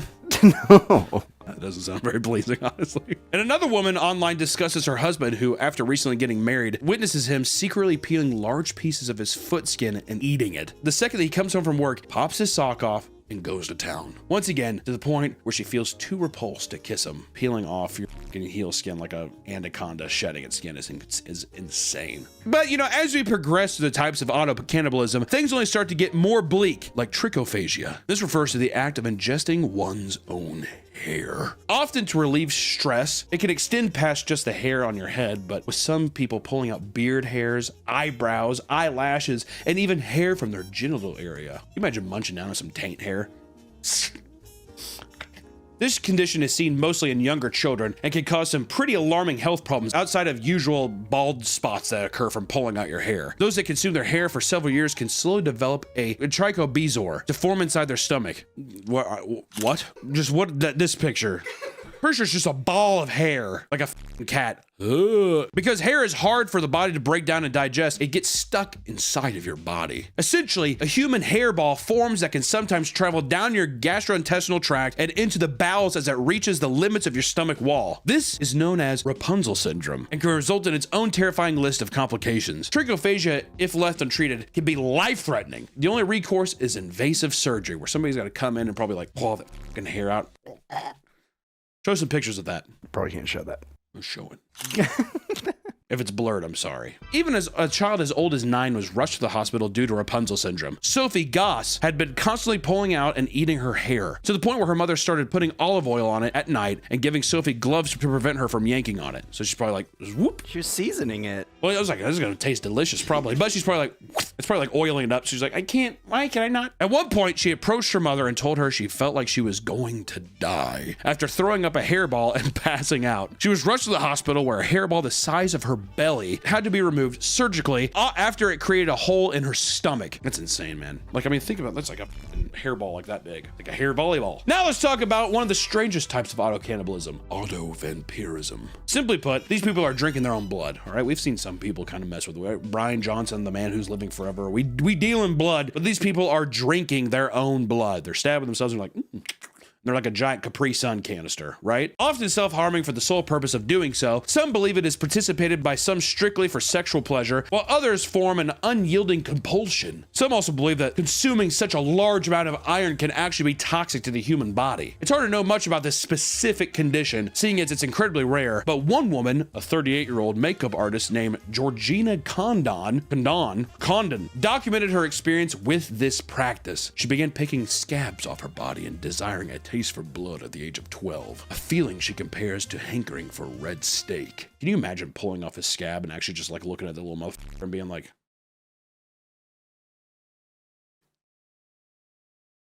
like a Listerine strip?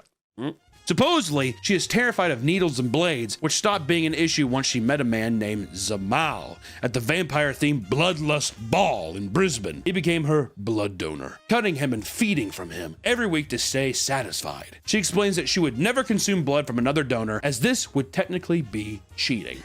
Some people who want to consume parts of their own body choose to make it a whole event rather than just drinking their own blood. They decide to use it to cook an elaborate meal, like the woman who cooked a human blood sausage. Oh, this looks disgusting. Doesn't it look nasty? Das was gut. Gwen Vandersvan, despite being dissuaded from doing so from her peers, decided to cook a blood sausage using her own blood. She didn't see what the big deal was, seeing as people eat pigs and cows without feeling anything at all. She slowly crafted the blood sausages, deciding to serve them to herself along with a friend. According to her, it was very an enjoyable experience. I bet she's real fun. What, so we do it to cows all the time? I can't do it to myself? I hate when people do that shit. Oh, okay. So I guess should we just eat the dogs too? If my fat ass was given blood sausage and I was like, you want that? I'd be like, no. There's no way my blood can be good. I'd be like, no thanks. We now have to talk about the weirdest side of auto-cannibalism. Some people don't just eat their hair or small parts of their skin. They eat their entire limbs off their body. Let's talk about people eating their fingers. David Playpens, who was caught in a nasty motorcycle accident, had one of his fingers turn completely black. He was told he would have to have it amputated, but David had no interest in getting rid of it. He had also been curious about what human flesh tastes like and ultimately decided to take the finger home so they could cook it and eat it. He kept the bones as a souvenir. I've actually wondered what human tastes like, so I'd rather do that. I would say,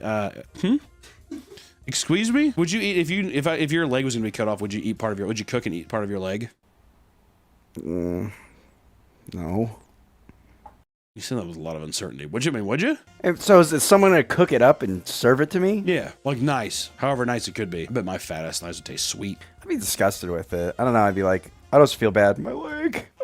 Sad eating your leg. Well, another man from New Zealand who suffered from severe depression decided on a whim that he would cut off one of his fingers for the purpose of cooking it alongside some veggies and eating it. No drugs and alcohol were involved. He was simply assessed by psychiatrists to have a vulnerable personality structure. Whatever the that means. Did someone tell him to do it? Yeah, he's like, okay, fine. Or the thought just popped up, might as well. Well, I think I will, actually. It was revealed that after being attacked by two men, he fantasized for the first time about not only killing them, but eating them as well. He claimed doing this would, quote, rob them of everything, which he felt they deserved. I do love that he's just like, I want to kill him. I also want to eat him. Only then will they have paid their debt. During a depressive episode, he started battling on insomnia and started having endless thoughts about cutting off his fingers, eventually trying to shoelace around one and slicing it off with a jigsaw. He originally planned to cut it off and consume 2 more fingers the next day, but was given more serious medical care before he could do so. He admits that he regretted the decision in the end.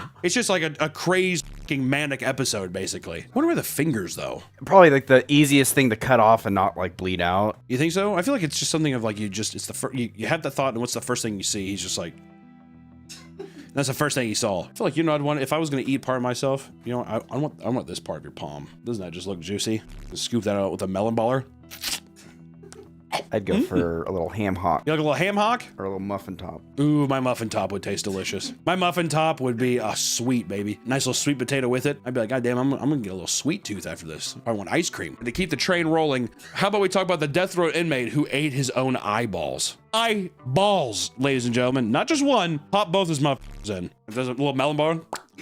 In 2004, a man named Andre Thomas was imprisoned after murdering both his wife, his 4-year-old son, and a 13-year-old daughter. It was reported that he cut out and held onto the hearts of both of his children and was doing so because God himself directed him to save them from the demons that lived inside of them, aka great mentally well guy. Not only did the doctors diagnose him as a paranoid schizophrenic, but he was also under the influence of a mixture of weed, alcohol, and cough syrup. I feel like the cough syrup was probably more to play there. Yeah, he was smoking reefer. Yeah, he drank a little alcohol. And he drank a bunch of cough syrup. Sure, we could blame the cough syrup all day. He was given the death penalty and put on death row, but a later case was made that he did not deserve to be executed, as he was mentally ill man, not sound of mind. Which I say, f off, dude. All right, then fine, then kill the monster. You know what I mean? Put him down. Bye-bye. While the man was behind bars, he had become convinced that the government was listening to the thoughts in his head. This motivated him to gouge out both of his eyes. He made the decision to consume his left eye after the fact because, quote, he was certain they would figure out some way to put it back in. Which, wouldn't you hate that? You know, the eyeball thing is crazy, but after reviewing this document, this was supposed to be the first one that we're going to talk about. But in my opinion, it is by far the most grotesque. So if you've made it this far, I appreciate you, but buckle up because we're going, I'm saying I want editor load this shit up with the most disgusting B-roll. This is by far the most disgusting section of the video. I'm of course referring to as mucophagy, which mucophagy refers to the act of feeding on your own mucus. I like the word feeding. I do too. too. Like a bib and stuff. For some, this is nothing strange. Who hasn't eaten their buggers at least once, right? As a little kid? Little pick and scratch, little eat, who knows? While most view this act as gross and unsightly, some doctors swear by the health benefits of ingesting your own mucus. According to Dr. Joseph Mercola, consuming your dried mucus acts as a sort of potential vaccine, strengthen your body's immune system by creating antibodies and help it fight future diseases. Researchers at MIT claim that eating boogers can help protect your teeth from cavities, as ingesting it releases salivary mucins that form a barrier on your teeth that blocks bacteria. Others believe that there's not really enough research surrounding booger eating to guarantee the benefits that some people say. And not only that, but it encourages the spreading of germs of household objects, which can lead to more people getting sick. That's why you eat, with a spoon. You eat it with a spoon. So outside of proposed health benefits or compulsion, some just enjoy the taste. And here's a nice quote straight from the booger connoisseur's mouth. He says, and I quote, "I've loved picking my nose and eating my boogers for as long as I can remember. Not only is the feeling of picking my nose very satisfying, the more substantial the booger, the more excited I get. The taste is unlike anything I've tried before. Amazing salty flavor. If it's a dried booger, it's usually even more delectable. But runny boogers are fun to be slurped up like spaghetti." A woman that had been married for 5 years has strongly considered getting a divorce after discovering her husband had been hiding a terrible booger eating habit. After walking in on it, she asked what he was doing, to which he smiled and exclaimed, "Eating my booger?"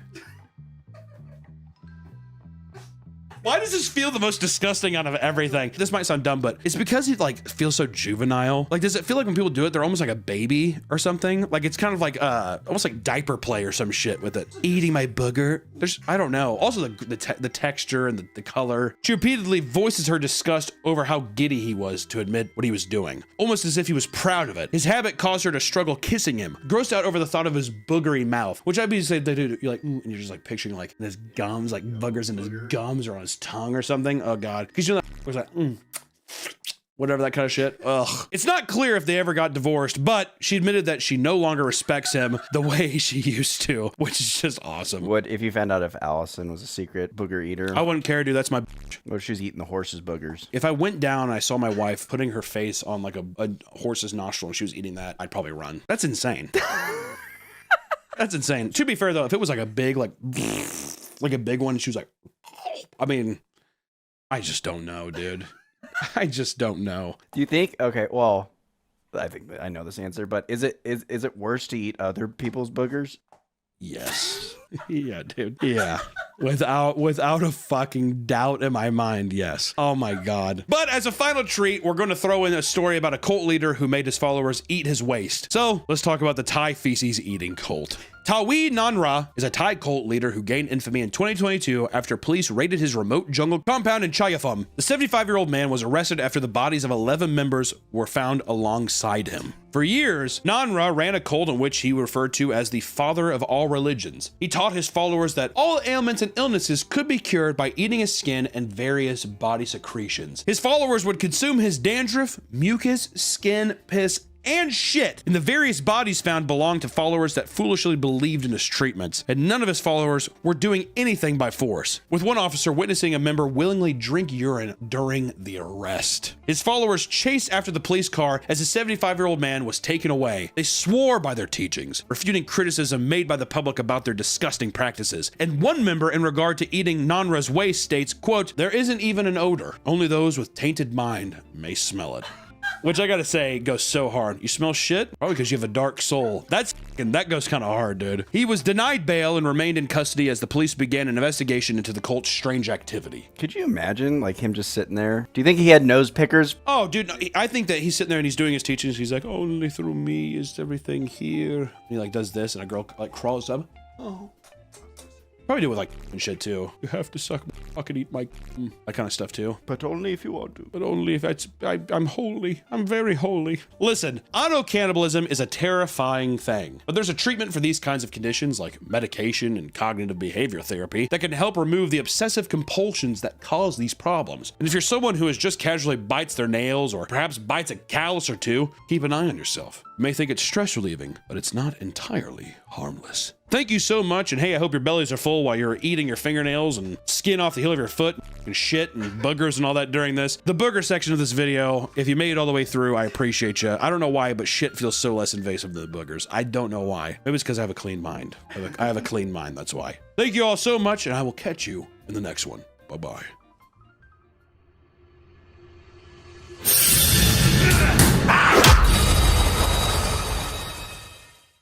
Okay. Okay.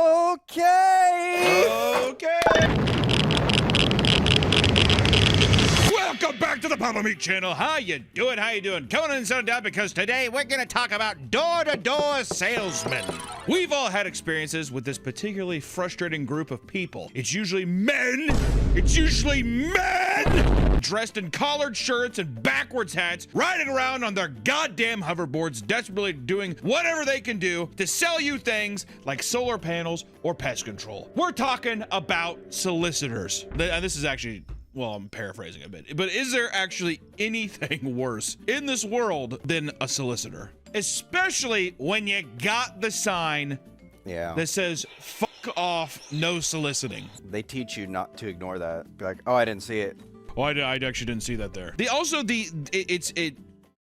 I'm not gonna get heated. I'm gonna have a heart attack one day. From the sheer rage. The fat and the sheer rage is going to send me into oblivion. Yeah, your cortisol levels are spiking. I got a bone smash. It may seem like an outdated concept, but door-to-door sales still remains a multi-billion-dollar industry with a low barrier to entry. It brings in swarms of people who fall for the idea that any hungry worker can achieve absurd wealth if he wants it enough, right? And from here, there's two routes you can go. You can either become one of the millions that burn out within a few weeks, or you let it consume you as you delve deeper into its cult-like environment. This world is filled with horrible working conditions, obnoxious alpha males, and work practices that lead homeowners to mental breakdowns and horrific crimes. That's me.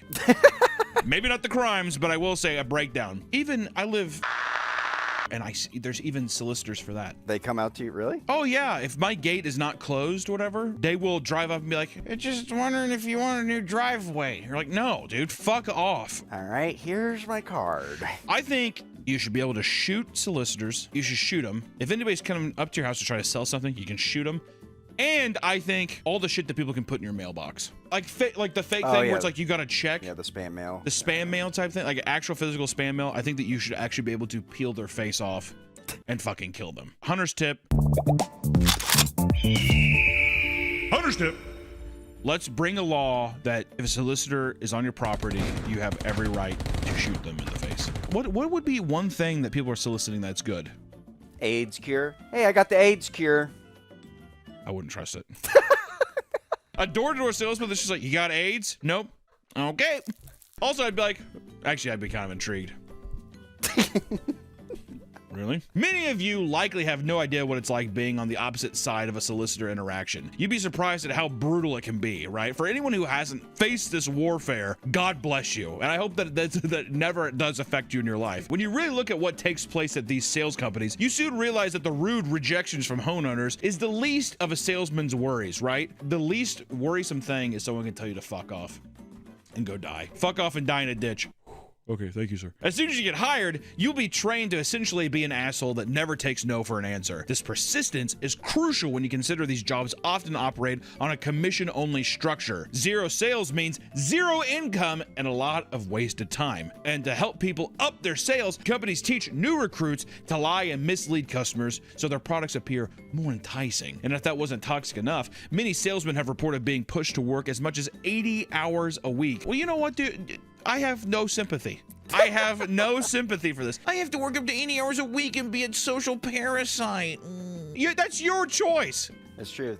It's 100% your choice. Be your own boss. Well, but see, that's what the solicitor bosses are saying. They're like, BYOB.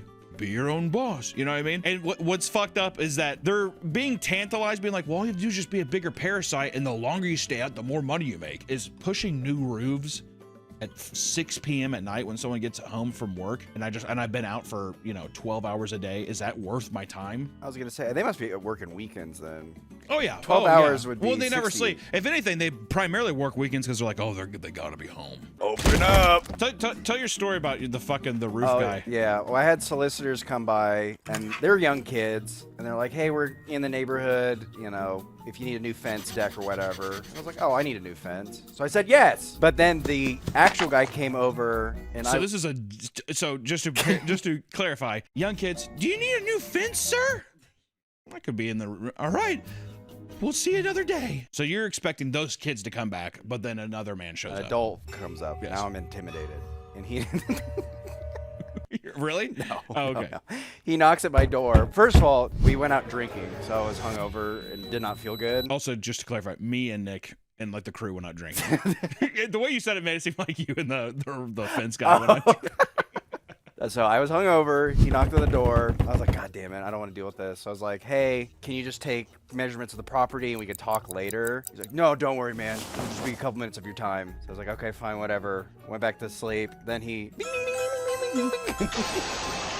He's like, okay, man, yeah, I'm ready to talk some numbers. Can I come inside? And I was like, oh, no, I'm not feeling good. And then I was like, I don't want you to come inside. Okay, no, man, no problem, man. We can just be out here and talk numbers. So I was like, okay. And then literally 2 minutes later, he was like, man, can I really come inside? It's hot out here. I'm dying. I was like, okay.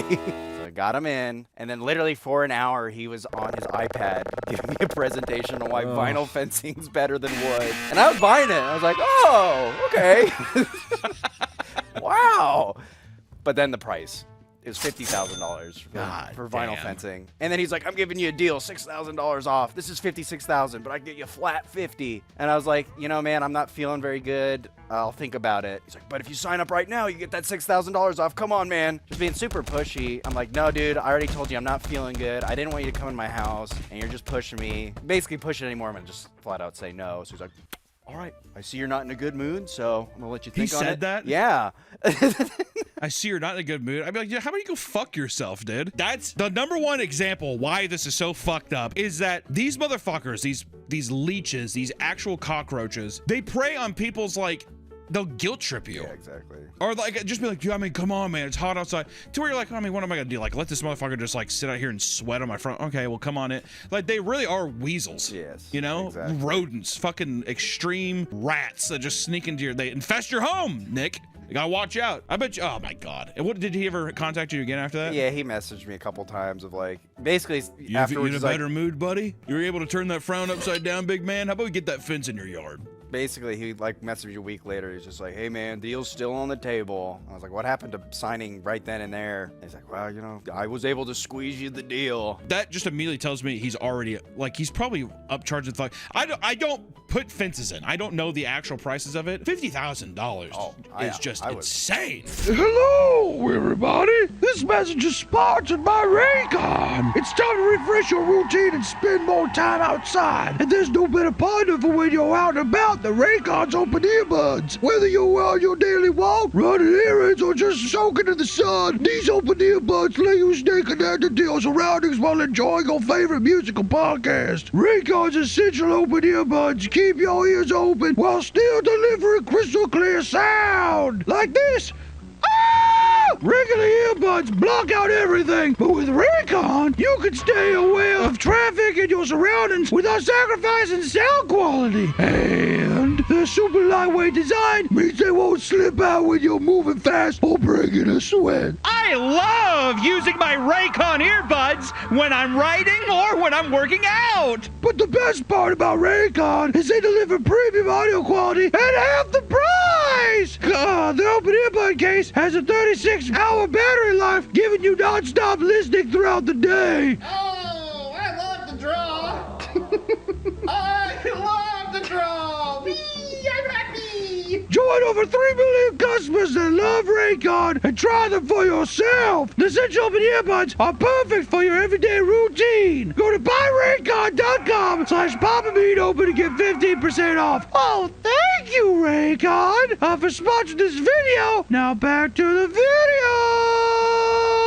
When they nature calls, some stressed out workers will even poop in the middle of someone's doorstep or in the bushes to not let it interrupt their sales. While you're talking? That's what I'm wondering. Are we saying that there is video footage out there of a person mid-presentation shitting, or are they saying that post or pre-pitch they shit? A pre or post Could you shit. imagine a pre-shit? Yeah. Ding dong. Starting to dry and starting to flake. It's itchy. Ooh. Sitting there rubbing his ass like this together. You ever see someone do that in public? No. Oh my God, dude. Anytime you see someone standing and they're doing this kind of shit, they're doing... they're like, they don't want to actually scratch their ass, but they're like using their ass cheeks to itch. Like...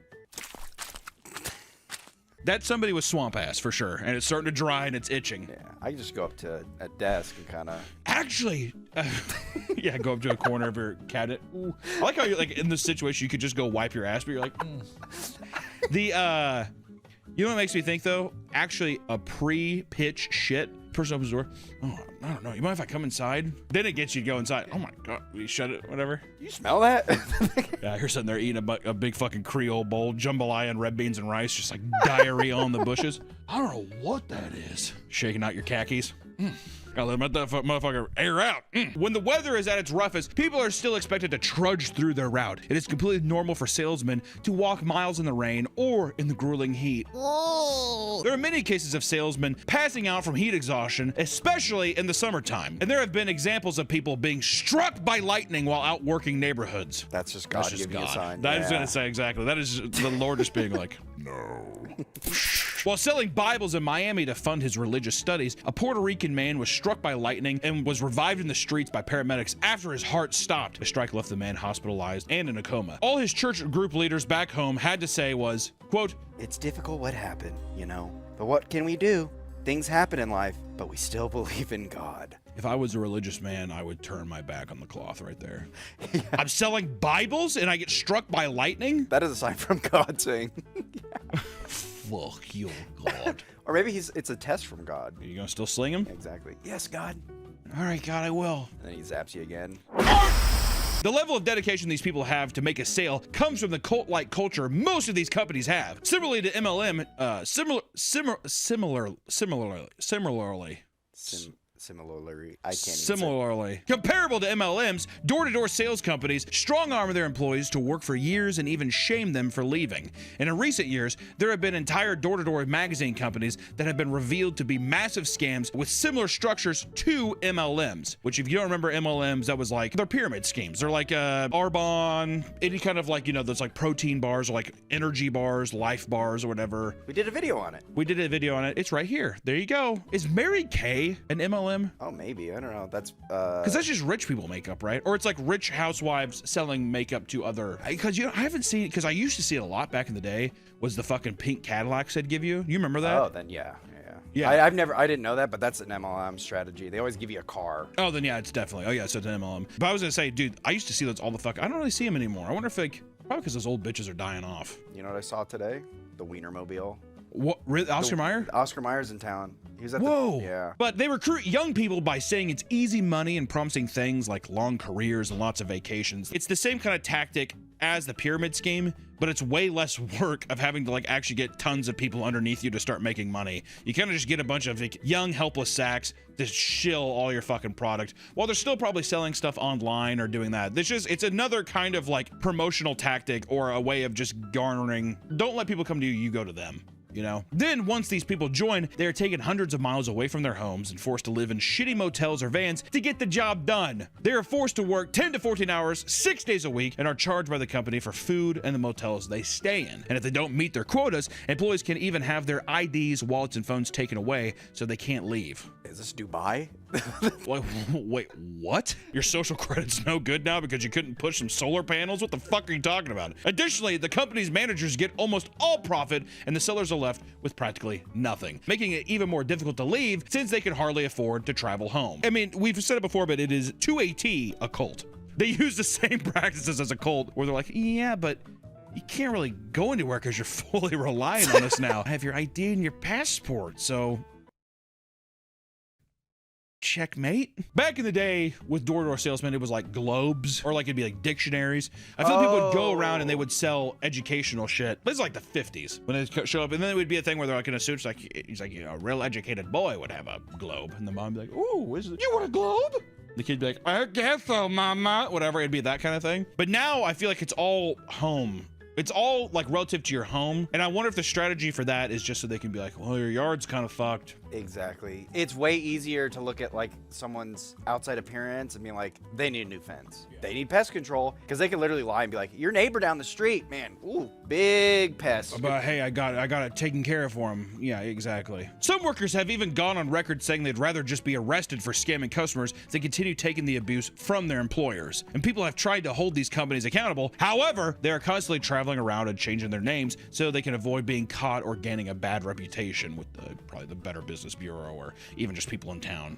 Because after a while, especially you see it in videos online where it'll be like, yeah, my neighbor said that you were harassing him yesterday. Get the fuck off my porch. Like, I think that like it's almost like a religion or like some kind of like fucking circus act coming through town, and enough people hear about it and they're like, fuck off and die. So they're like, okay, we've tapped this well, so we'll just go to the next town. It's a shame that these companies are often skirt consequences, because the things that they do to their employees behind closed doors is truly awful. A man in the UK was able to escape working for one of these companies and went on to reveal some of the horrors he witnessed. Matt had recently graduated college and landed what he thought was a junior executive role at a marketing and sales company. The job listing promised the potential for 6 figures as well as rapid promotions. Because, you know, right out of college, you're getting those 6-figure deals and rapid promotions. Yeah. Believing he found his dream job, he excitedly showed up to work only to be hit with reality. He was informed that the job was commission only and he had to register as self-employed. That meant there was no minimum wage, no sick pay, and no time off. And when it came time to actually go out and sell, he was informed that he had to pay for his own hotels and gas despite having to drive across the country just to make the sales. And desperate to make a living despite all of this, Matt still pushed himself to work 6 days a week for a minimum of 12 hours a day. After 14 months of working day in, day out like this, Matt only made $10,000, and to support himself,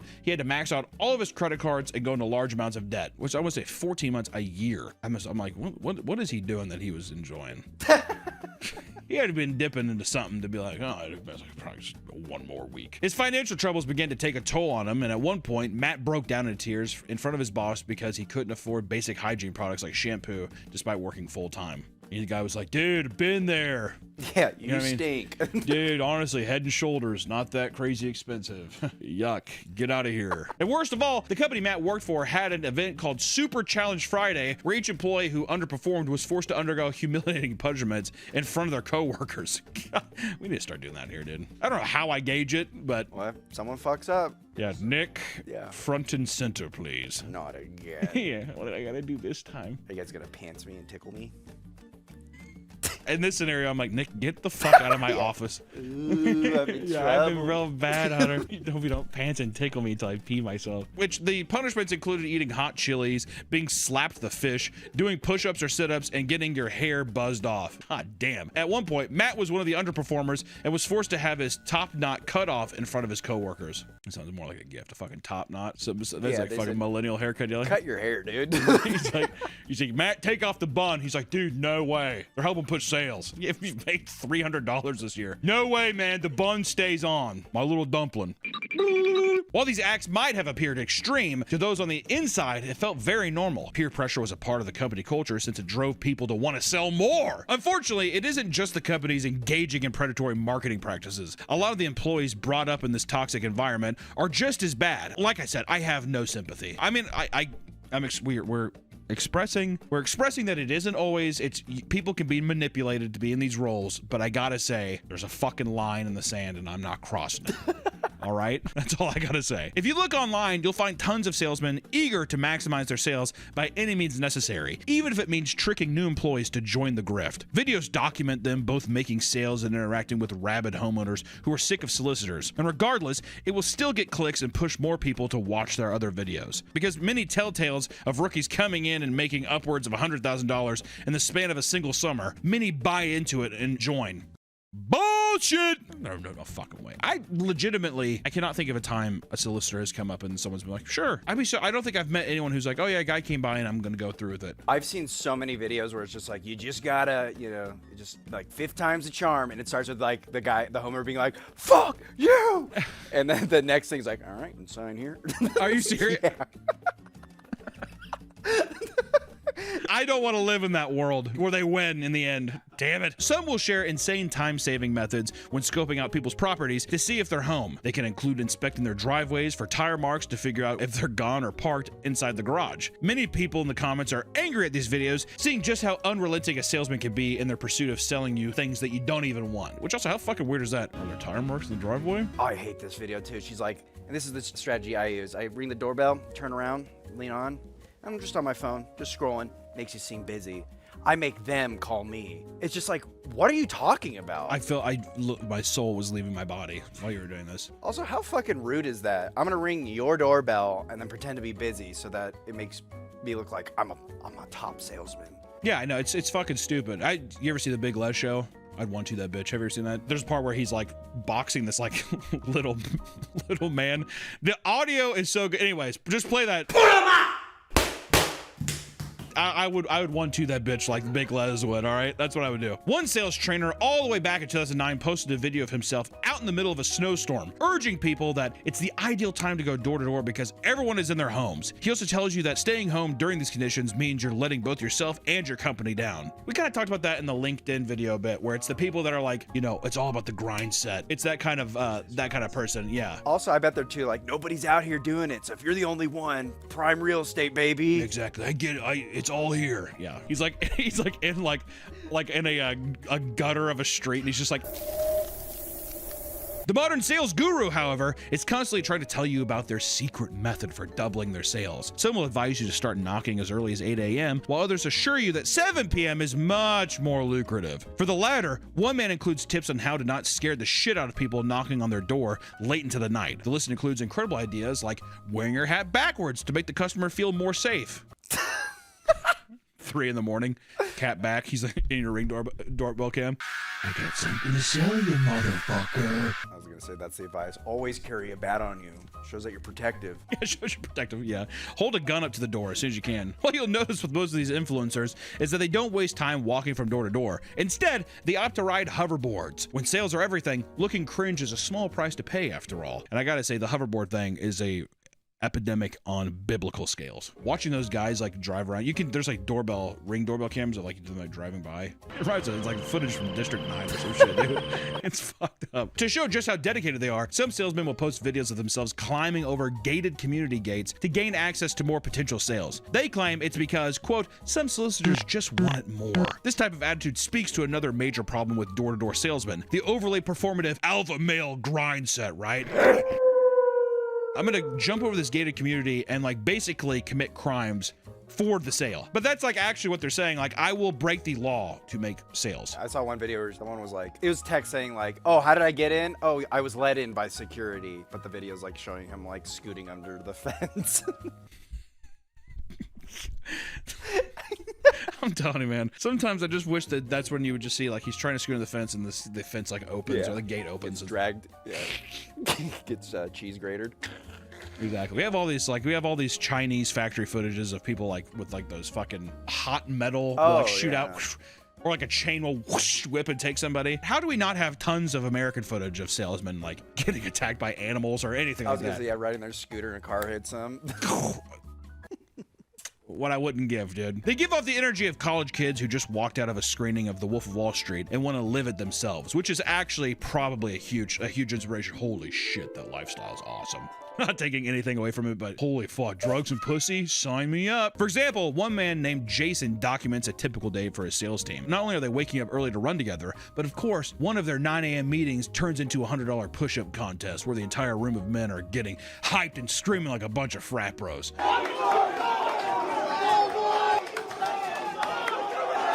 Because you just gotta get into it, man, right? It's all about money and being fucking physically fit, right? That's my life. And pussy. Yes.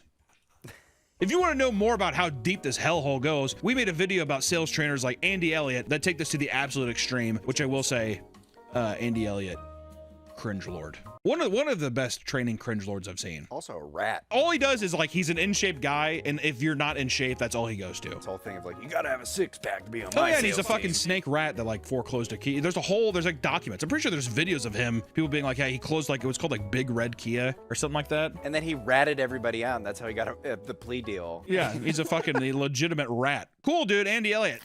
If the things you're seeing so far are infuriating you, you're not alone. Door-to-door salesmen are some of the most hated people in the world. Thanks to Ring cameras and self-absorbed salesmen documenting their journeys, we have access to countless videos wherein homeowners yell at and ridicule salesmen for annoying the hell out of them. Which whenever you see a homeowner really lay into one of them, oh God, it feels good. I literally sit in my bed at night sometimes looking on my phone, watch a guy be like, how about I fucking drive my fist to your face? Dude, don't need to get to violence, what, like that kind of thing. I do. I go crazy. The constant demand to drive salesmen away has created a booming market for unique no solicitor signs. They can range from quirky lines to straight up threats such as, I shoot fucking solicitors. For the most part, these signs are useless because a true salesman will jump any gate and ignore every threat they come across. But some poor souls need these signs to work. Some male homeowners go from screaming at solicitors to ignoring the signs to becoming paying customers after the most basic of sales pitches. The ones that aren't as impressionable respond with pranks rather than anger. One man films himself opening the door and jump scaring two rookie salesmen. Hey, what are you selling? That was loud, bro. They try to act chill and make conversation, but he continues filming them in complete silence until they get uncomfortable and leave, which is actually kind of sick. Bah!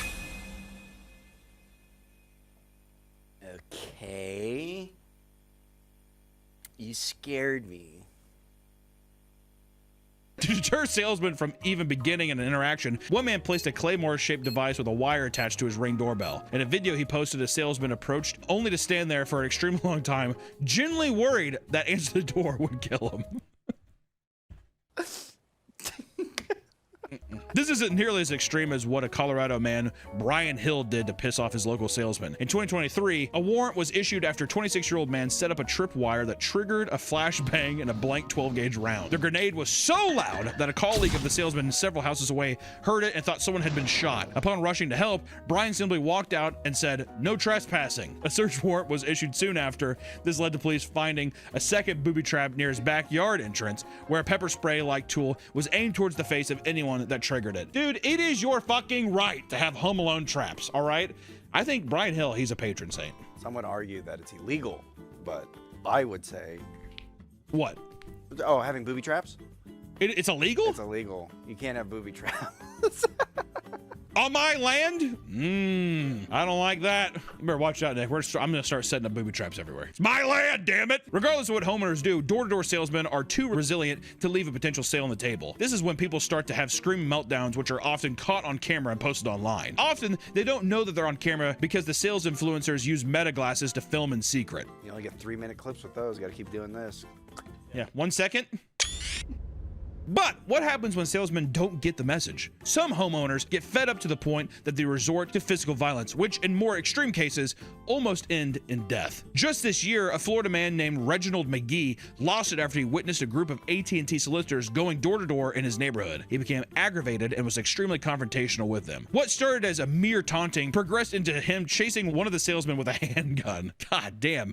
During the pursuit, Reginald would empty his entire clip with one shot actually hitting the salesman in the leg. Thankfully, the man wasn't critically injured and would make a full recovery, leaving Reginald to be arrested shortly after. While in custody, Reginald was charged with 1 count of attempted second-degree murder, 1 count of aggravated battery with a deadly weapon, and 1 count of discharging the firearm in public. And during his offense, he claimed that his actions were actually in self-defense. I bet you when he came back home after the cops pull up, whatever, let him out, everyone comes out of their houses in the neighborhood, they do. They'll start clapping. Woo! Door-to-door salesmen are some of the most infuriating people to deal with. They're constantly taught to never take no for an answer, and that becoming successful means doing whatever you can to force a sale, even when it means being purposely deceitful. That doesn't mean people should be gunning them down in the driveway or throwing hands, however. You're better off putting your name on a no-knock list or calling the police if you want to avoid getting in real trouble. And for all you know, the person at the door is some brainwashed college kid who's just desperate to make a living and is already being treated worse by cult-like company that employed him, right? So at the end of the day, don't answer the door. And if they're being fucking obnoxious about it, call the cops and have someone escort them off. Could you diarrhea on someone if they're not getting off your property? Dude, if you're telling me that I can't fucking booby trap my house, there's no way I can shit on somebody. That has to be some kind of form of assault. Diarrhea is just, it's like acid shooting out. You would assume that your body would just like, if anything, I think that you have every right, in my opinion, as a human being on planet Earth, that if a solicitor comes up to your house and you have a belly full of diarrhea, that you get a tarantula his ass. Bend over and it. Well, I think if you say like, oh, sorry, I don't have time for this, I have diarrhea, and they're like, just one more minute. That's what you say. I have diarrhea. I have diarrhea. Spread your asshole as wide open as I can go and really just let moonshine spit into the jug. All right, that's it, guys. See you in the next one. Bye-bye. Really? You wild stallion. All right, we're good. You wild minx. You crazy bastard. You big dog. You big dogging me, bro? Yeah. Is that what you asked your lesbian barber yesterday? You big dogging me, bro? Yeah. So why are you big dogging me?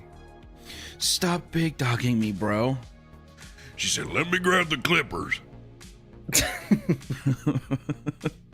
She's like, you want to go down to a 2 or a 1?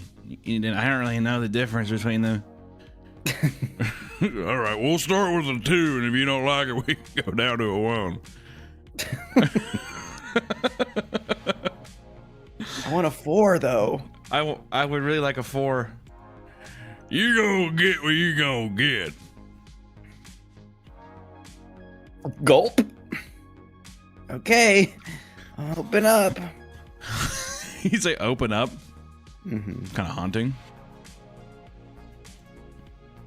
A little bit, yeah. She liked it though. Telling your, ew. Oh yeah, I don't like that. Never mind. she liked it though. She liked it. God, dude. I'm such a fucking disgusting slob. I got all this fucking hair all over me. Got hair? Yeah. Like dog hair and shit. Oh. It's not very pog. Hello, everyone.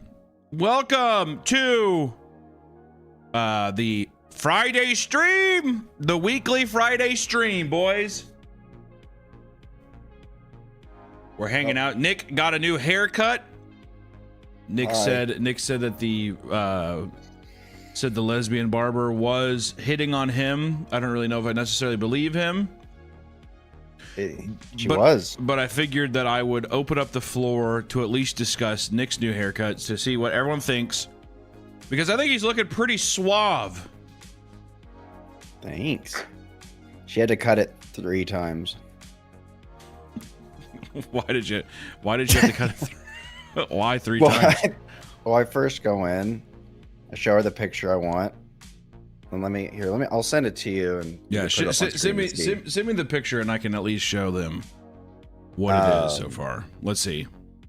And then, well, she's like, "Oh yeah, we could do that." And then she's like, "Okay, well, why are you cutting?" She asked why I was cutting it, and I was like, "Well, I was growing it out, and I kind of want to have long hair." And then she was like, "Well, you look great in long hair. It's like if we should try to keep this length." You know, and start playing with my hair and stuff. So just to reiterate, this is you trying to make a case for the woman hitting on you, is what you're saying? Yes, exactly. Okay. And then so anyways, okay, so like actually hold on. I just looked at my Discord. Wow. This is you showed this person these pictures and you're like, make me look like this? Yeah, make my face look like this. Okay. All right, let me. These are extremely handsome. Let me pull these up to really show how this woman was supposed to move mountains for you. Can I have? Do you have a picture of yourself before you went in? So with your old hair. Yeah, let me. Get an old hair, so then at least I can show them so far what it is, and then I'll show what you went in with. I'll get a good. I was in Europe, so let me get a. Yeah, he was in Europe. He just got back. He's thinking he's hot shit now. Thank you guys for joining all the memberships here. Spanky, sup meat man, what up, dude? Badu, how you doing? Nick's haircut better not look stupid. Well, we're about to fucking find out. Nick looks human now. We'll see. We will see. We'll see. We'll see. It is. It looks good. It's a good haircut. It is good. Okay, so here we go. Yeah, so I'll download both of these. I really don't understand the Japanese. Piece. Yeah. This other one, you look nice, but you look like a lesbian for sure. in the white shirt, that is. Yeah. All right, let me pull these open real quick. Let me see here. All right, so Nick went in. For people that don't know, this was Nick's last haircut. Behind the camera, this is what he was looking like. Not bad. Good, long haircut. I always thought you kind of looked like an angry, like first grade teacher. What? Angry? Yeah. Why do I look angry? Like there's a false sense of security with the smile. All right. And then this is the other one. This 100% looks like a lesbian. Now is this in Germany or where is this at in Europe? This. Yeah. Is this Rotterdam? I think this is Rotterdam. Rotterdam. This is Netherlands. Didn't know that was even a place. All right, so yeah. Now that we have context to what Nick's hair looked like, these are the images that he brought to this wizard, to Merlin.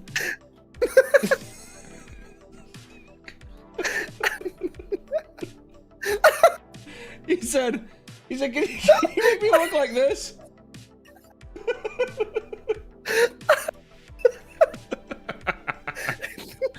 I just think I just kind of want to get shaped up to look like this.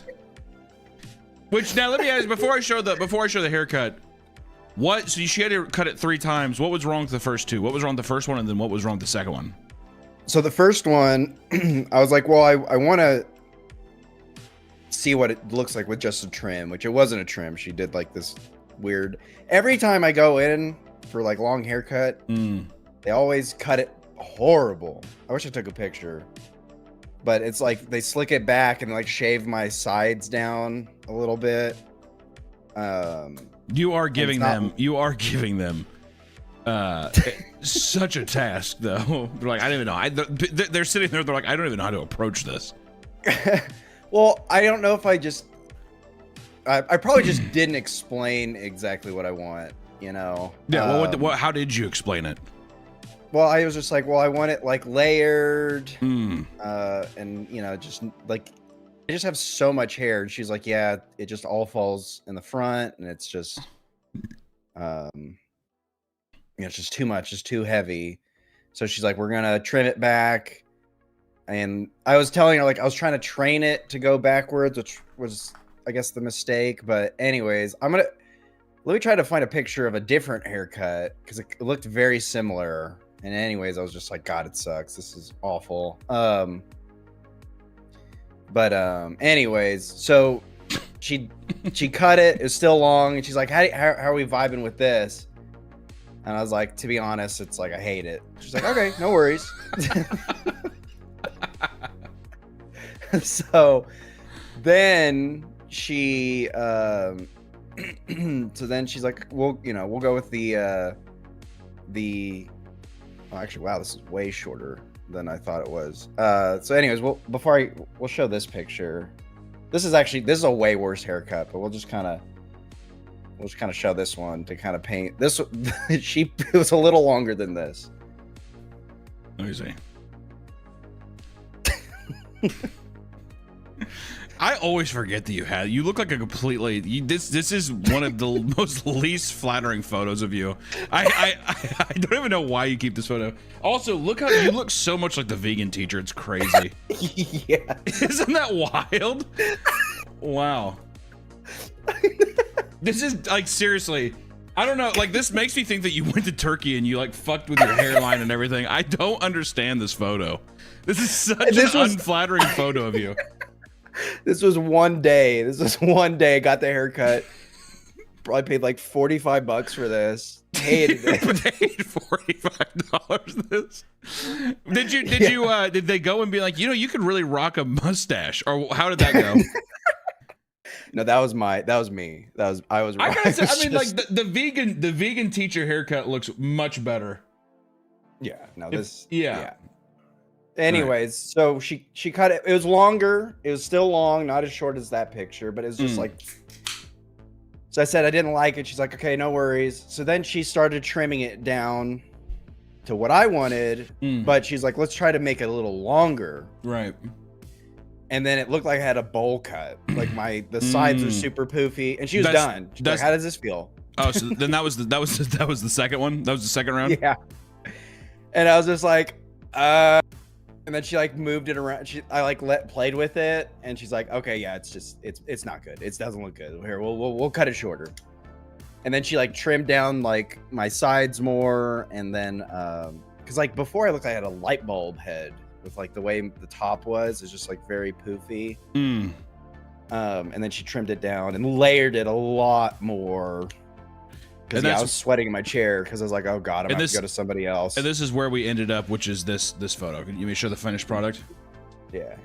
So now this is the new and improved Nick.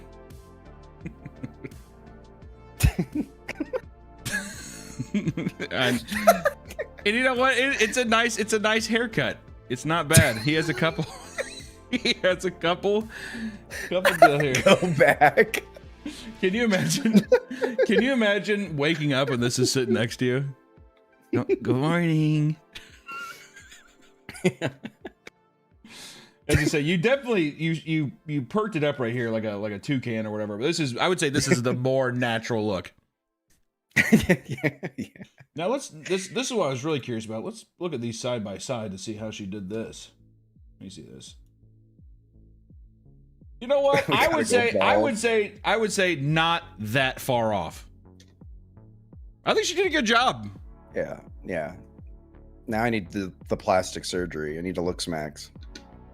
You do need to. This is 100% an AI picture, by the way. The thing you gave her, that is 100% an AI human. Like without a shadow of a doubt in my mind. And now that's a real picture. And now I want to know, because he came in today.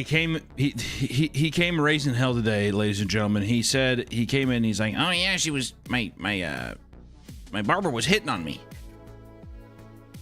And I want you to explain how, because I'm still, not only am I not convinced,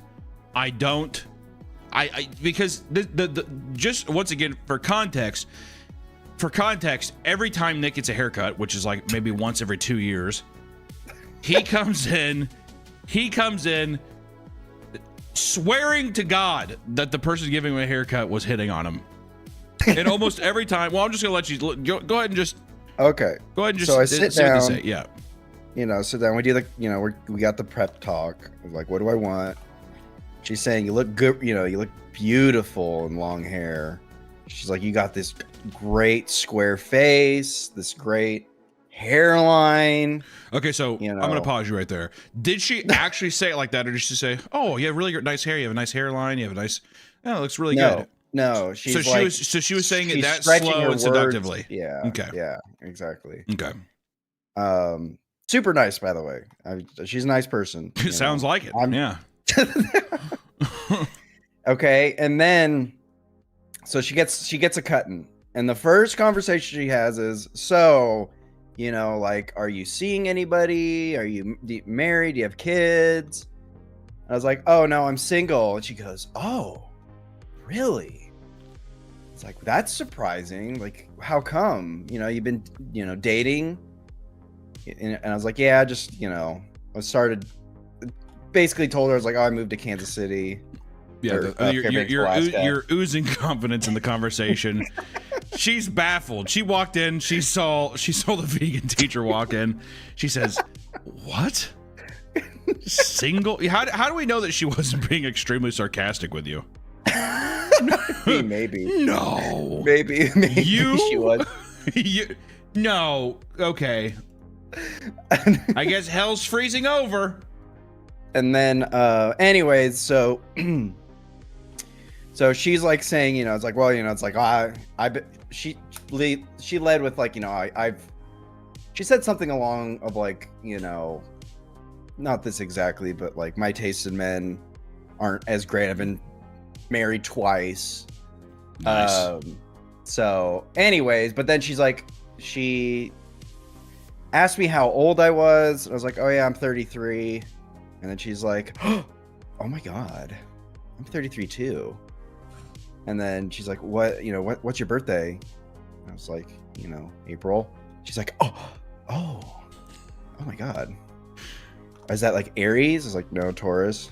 She's like, oh my, I'm Capricorn. She's like, earth signs. Wow.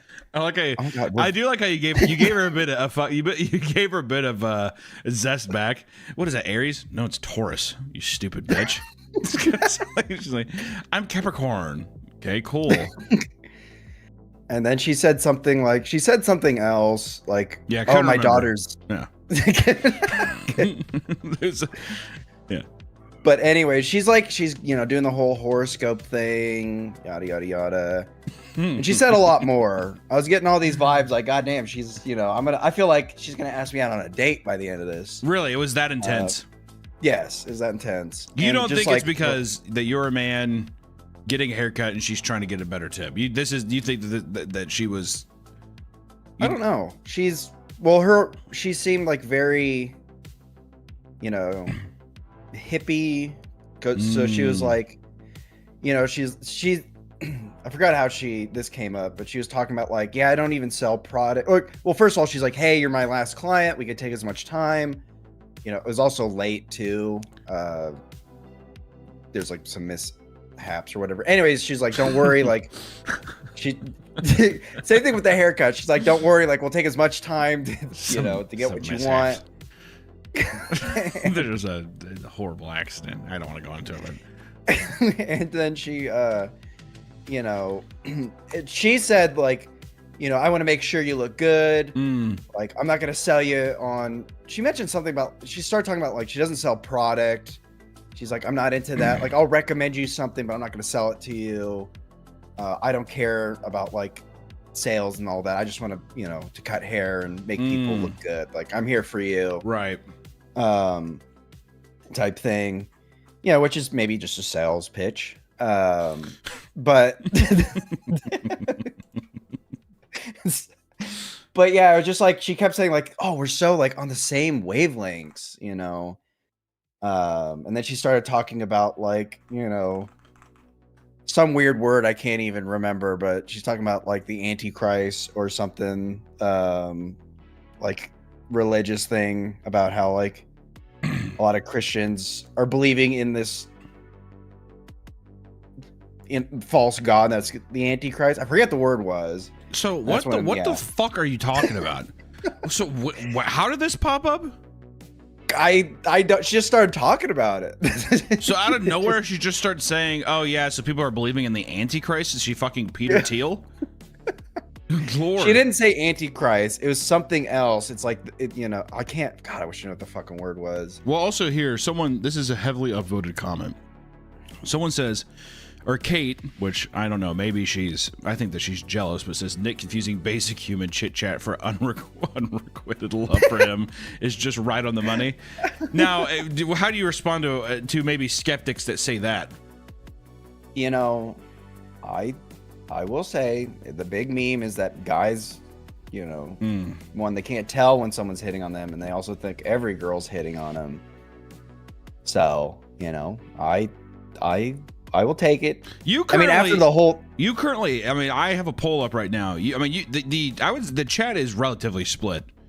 42% of people right now are saying yes, and 58% are saying no. I mean, you're neck and neck with somebody. All right. I say this is so. After the whole thing, yeah, I would say no. She wasn't hitting on me, but I'm still not sure because she mentioned her husband. Because it's just weird. Like when you said it though, she did not seem happy. She seemed like she was like, no. You need to help me out of the situation," kind of thing. Well, that's she kind of painted it like, oh, I've been married twice, so I assumed, oh, she's been divorced twice. Also, to a person willing to admit that so openly, you know what that makes her sound like? To me, that really, she's like, oh, I've been divorced twice. What I really hear, though, Nick, is I hear, I'm a girl who likes to make bad choices. Yeah. Oh, she said that. She said, like, you know, I'm not very good at choices, and you know, based on my was she grinding her ass on your lap the whole time? No. She's like, uh-oh. She's like, you're like, I don't know. I think she was trying to give me some signs. No. I mean, I was just saying, you know, right at the beginning, felt like she's hitting on me. I do think it's funny because we got the $25 donation from Kevin that says, don't listen to the hater, she wants you, bro. I like how all the guys are like, dude, she fucking wants you bad. All the girls are like, I think she was just talking to you. You're like, I don't know, I'm not sure. Yeah, I mean, that's 100%, you know. I don't know. I think that's the power, okay, with like the woman-man dynamic, is that in any form of sales, exactly, a woman is going to use her demonic tits and pussy and ass to sway me into falling head over heels and being an innocent boy, right? Exactly. We got a final donation from Whitley that says, "Hey, Papa, can you say hi to my fiance Shelby, and tell her where we can send your wedding invite."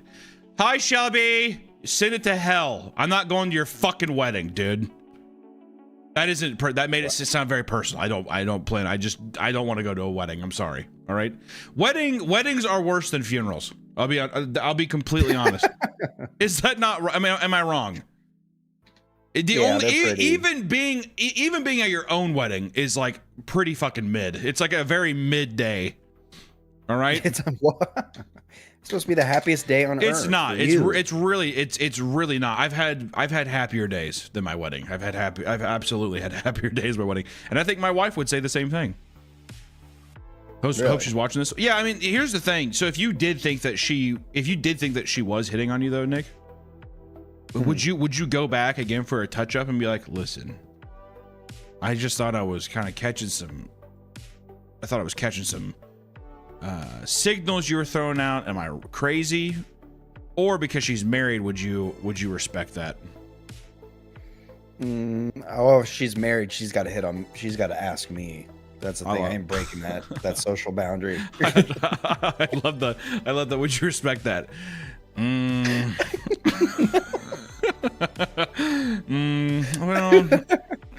I guess if I have to respect it, I will. My whole thing was like, man, I hope she doesn't ask me out on a date, because I don't know how I'm going to respond. Because I don't want to. How many times have you been asked out on a date by a girl? That's what never, not once. And see, this ladies and gentlemen, this is why I love men's brains. Is it's always just like, God, it's gonna be uncomfortable if she asks me out right now. It happened. Yeah, her pussy's all wet from getting me a new haircut. I feel so weird. Be like, baby, you did this to me, baby. Come on. But I was like, well, maybe. Yeah. But she never did, so it's a pipe dream. Yeah, really. You dodged a bullet with that one. I mean, I think, you know what's fucked up? I think if she did, well, actually, did I ask you this? The number one question is, did you find her attractive? No, not physically or not physically or emotionally. Yeah, she's very nice. Oh, okay. Hey, message received loud and clear. I'm gonna message you sent right now. And just say yes or no. Oh no, she wasn't. All right. Yeah. Yeah. No, she was not. She was actually very thin. Okay, well, you just immediately you immediately sold my message down the river. Okay. God. All right. Well, you know what? Whatever, man. Hit him with a good personality thing. My God. No, but she would like I will go back for another haircut. So she won my business. I think she's very cool. I love that. I hope that somehow she finds this video and then Next time you come in, you're like, hey, happy to come back. I just thought you're cool. She's just like, what the fuck were you on about? She's like, I was just talking to you. Oh, also, well, there you go. I mean, I don't know what else to say. Besides, also, I will say, I think the haircut looks good, Nick. I think the haircut looks good. It looks solid. You should be very proud. Proud of that haircut. Thank you. What was the first name of your barber? I won't give that information away. You can't say someone's first name? Okay, Nope. no, all right, fine. I'll say the first letter, B. All right. B? If I guess it right, will you say yes? Yes. I only get one guess, though. Yeah. Brittany. Oh, my God.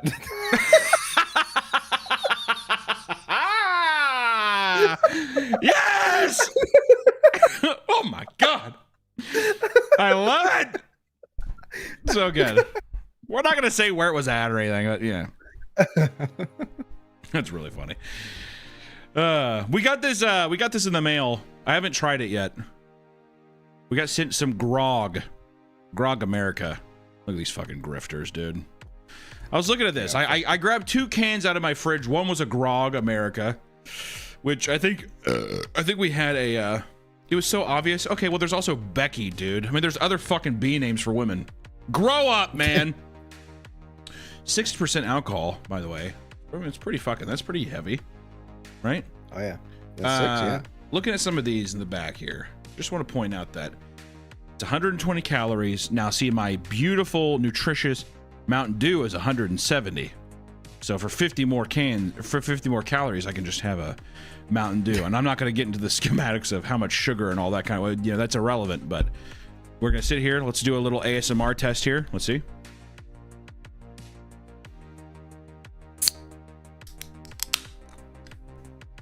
Did you like that? I didn't even hear it. I think Discord muted it. Well, just know that I thought it sounded pretty good. Sniff test. Smells like a bomb pop. It's definitely a bomb pop. I guess that's pretty obvious, but it smells good. Smells good. Smells like a bomb pop. Is Grog one of the best YouTuber like drink products or something, you think? The bomb pop? It's pretty good. I'd put it up there. Like as in flavor. No, I'm just saying Grog. Do you think Grog is Oh, Grog. Do you think it's one of the better YouTuber drinks? YouTube products. I mean, I'm not a fan of seltzers and shit. Yeah. This one, it wasn't bad. It's pretty good. Tastes good. But I tried their other grog, and it wasn't. I didn't like it. All right. Well, here you heard it here first. Nick hates Australia. He hates Australian YouTubers. No. I just said I wasn't a fan. It's pretty but good. Hunter approves. I think it's good. Yeah, I think it's good. You think it tastes like a bomb pop though, like fully? No, I don't think that it has like a full. It tastes kind of just like cherry to me. That's what yeah, it tastes definitely like cherry. Yeah. I will say though that this is it's not bad. Like I would 100% drink that. Compared to other seltzers I've had a lot of seltzers where, you know what, this is going to sound probably pretty fucking stupid. You know what a lot of seltzers taste like to me? Is like a fucking gin and soda. And I fucking hate gin. I hate gin so much. Carbonated fucking acid water. I hate it. It's not bad though. I mean, like, this is not bad. I would say that I think I want to say I had a peach one before this. A peach grog. Maybe. It's been forever since I've had one, but I will say the peach one I like a lot. It has more of that actual punch. I think I like this one over the other ones. You think so? I mean, it's nice. If you like cherry, it just tastes like a cherry pop. Mm-hmm. Also, it's not 6% alcohol is pretty good too. I mean, also the brand. I like the branding too. Do you like the can? Mm-hmm. I like the can. I figured you'd like it. I knew Max was gonna throw some fucking Japanese bullshit up on this. See, that's smart though, dude. Because all these fucking people who watch YouTube just love Japanese bullshit. I figured you'd be It's a dying culture. We need to bring it back. I know those motherfuckers need to start fucking big time. It's unbelievable. Horny ass culture. It's crazy. Birth rate hella down, dude. It's good. American and Japanese text. It does feel it does feel weird having it be like grog Japanese and then just right underneath it America. it's very I don't really know what the fuck I'm trying to. I'm like, I don't know. Those Australian fucking grifters trying to break into our market, dude. Burn them down, man. It's good though. It's cherry. It's cherry. I would not say it's a bomb pop flavor, but I mean, does bomb pop taste more than anything than cherry? Really? I mean, what else is what else is the flavor in a bomb pop? Because when I think about a bomb pop, I'm just thinking of like cherry. I know there's blue and there's white, but I don't really know what else. Yeah, I think more of the blue flavor, but that's because it's at the very end. Yeah. It's like the last thing. So it's cherry. Oh, is it lime? So it's lime and blue raspberry. Yeah. Oh, that's kind of nice. I like it. Looking forward to a new Creep TV episode with you and Mr. Goon. Are you allowed to say if one's on the table? Yeah, I think we're uploading. I don't know if it's just Patreon or if it's going to go up on the actual YouTube channel. What the fuck was it? It was Gemini Home Entertainment. That's what it was. That's the one we did. No Nick Cam. He doesn't have a webcam. Blame him, not me. Sorry, guys. Here, read us some of the donations too. Interact with read us some of the donations here. Let me pop it out. Let me see. Rip Joe Rogan. Did Joe Rogan die? There's no way. Rip-a-roo. Fan funding. Get him a cam. There's 70 billion cameras around here. I can't convince him. Right? It's like telling an alcoholic, hey, quit drinking. It's like he has to do it on his own at this point. All right. Faith with 2 H's 99 with $10 says, hi Papa, just found out that my boyfriend of 7 years was cheating on me. Ooh. Please make the pain go away. I can't. That's a fucking deep one. That's going to be affecting you probably for the rest of your life. So good luck with that. But I always say this when people talk about, you know, oh, my boyfriend of this, my girlfriend of that, we broke up, she cheated on me, whatever. I found out, I'm heartbroken, right? All that kind of stuff. You know what? You have to look at the positive of at least it's right now and not 10 more years in the future. You got to look at it like that. If you don't look at it like that, then it's going to eat you alive. Now you can actually you can actually start looking for somebody who actually gives a fuck about you. You know what I mean? Don't get me wrong, 7 years down the fucking shitter is bad. You know what I mean? But it is what it is. And let me tell you, there's gonna be a couple fucking warning signs next time. You know, little railroad crossing sign going off next time you're out on the prowl for some cock. But good luck. That is the good mindset. You gotta rip the Band-Aid off. I think so. You gotta do it. Stop the bleeding. Yeah, you're hemorrhaging blood. Good luck. Someone donated dollars and said, eat glass, Nick. That's pretty rude. What if glass is like a cool new slang for like love? That's probably what it is. Yeah, I'll take that. Zazzy Mazzy with $2 says, Nick, McDonald's or Wendy's? Ooh, probably McDonald's. I love their chicken sandwiches. And they got these new refreshers, bangers. Yeah, Nick, that's a little known thing. I've never been with anybody in my life who orders like, I don't know, refreshers, slushies, or lemonades more than Nick. Like anytime I go anywhere with him, it takes me back to like being at a pool when I was in 3rd grade with my friends. That's what it feels like. Motherfucker loves anything fruity, slush, juice, anything like that. He loves it. I love Otter Pops. I love popsicles, ice cream, fruit salad. Someone said Chef Ricotta for $2 says, you suck at magic. I love you, Poppy. Me too. I suck at magic? Yeah, I agree. That is true. That is true. That's absolutely true. MRM Maida says, Nick, I'm sorry Barbie wrecked your hair. Hope you recover soon. I think that no, don't, Nick. I heard the little hit to your stomach there. No, it's a good haircut. Don't listen to them. They're fucking jealous. Thank you. I want to see that troglodyte put up a fucking picture of their haircut, dude. Yeah, send us a picture and let's make fun of you. Yeah, email us a picture right now of your haircut. To where? What email do we have? Meekinian Submit? Oh yeah, do we still have that one? Let me see. Yeah, meekiniansubmit@gmail.com. meekiniansubmit@gmail.com if you're fucking brave enough to show your ugly mugs. You have pink hair? Ew! Got her, Nick. Don't worry, I got you, dude.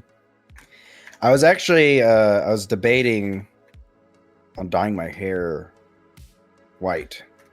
Oh my god. Were you actually? Yeah. You have got to calm down. You have got to stop watching anime, man. You have got to take a break every once in a while. Were you actually going to do that? Yeah. I was. Oh boy. But I decided against it because oh boy. Yeah, no. Also, yeah, dude, you're 35 years old. I would say if you were like, hey, he's 20, he's 21, whatever. You know, you see all these fucking young YouTubers doing that kind of shit. They all paint their nails and everything. I'm like, hey, you know what? Live in La Vida Loca while you're young, but you're middle-aged now, man. You're a middle-aged man. You can't do that. You wear polos. You wear polos, sweatpants, and Skechers. A white hair is not going to bounce well with that, dude. Hey, Papa, can I get a Twitch unban, please? Hell no, dude. One and done. Do you have the password to that? Because I don't. I don't know. Maybe Harry does. I don't know. Okay. We'll send it to... We'll do this different one. We'll do... Send it to papameateditor@gmail.com. Hunter, where'd you get your martyr shirt? It's Instagram. All of the horror movie shirts that I have are almost all Instagram pages that I follow. In a lot of my Magic shirts too.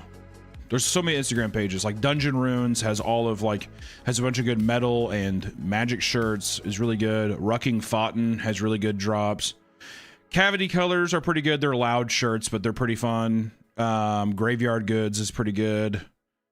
You have to be careful. I did an Instagram Cult store. of Cult is really good too. I like Cult of Cult a lot.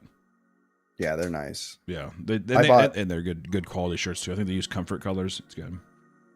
Oops. I bought something from Instagram and they charged me like $300 after my order. So what? I had. Yeah, what did you order? Was it because all the things I just listed, those are like online stores pretty much versus just a single this is an online store. It was like a Japanese. Oh, I bought an anime shirt. There you go. What the hell is this? What did you just send me? These are people sending in their pictures. People are just actually sending in their pictures. These are the people watching our stream right now? Yeah. Wow. Look at this. There you go. I'll put up one while we talk for a second. Who is this? This person up on the screen. What's their name? Let's see. That one? That is Jackson. That's not true. Yes, it is. So he's wearing a hoodie that has his own name on it? Well, it's spelled JXON. All right, dude. All right, man. Also, if the people look, because he looks like he's 12. I don't know how old Jackson is. If they're that young, don't send them to me. I don't want to see young people. I don't even know what the hell this is. The lips on this person is insane. That is crazy. All right, there we go. Now we at least have. I live in a world where I pretend that all of my viewers are 30 years plus. They're all like relatively 10ish years or so younger than me, so they're cool, you know. Mm-hmm. Because if your fan base is too young, then you feel like you're like, well, I make slop, which I do. Don't get me wrong, we do, but still. I kind of. All right, this guy looks kind of cool. Look at this. Stop sign in his room. Fucking little dartboard in the back. Little Turtle Beach headset. I can tell you right now, that room has got to smell musky. It's gonna be a little musty in that room, dude. It's so crazy too. This is a college man's room. Being in college and bringing girls back to your room and just being like, welcome to the dojo. And it's this fucking hellhole. It's this empty walled asylum. Every man for the rest of time has their entire room is always it's an asylum. There's just empty walls. That's my every room in my I house. know. I try even your office. I try to put shit in there. Take a picture. Stand up and take a picture of your office when you came back. We're setting up the Rock of Love season 3 right now, and Nick's room is usually so empty that we just decided to set all these up in there. Also, I don't know who this is. I don't know who this is, but this is the creepiest photo we've seen all day. Is this not? Is this not this? Look at this. This man. It looks like he's just like, there's my victims. There's my victims. Let's count them out. 1, 2, 3, 4, 5, 6, 7, 8. I'm just kidding. We're joking. We're having a good time. Let's see. Yeah, we set up Nick's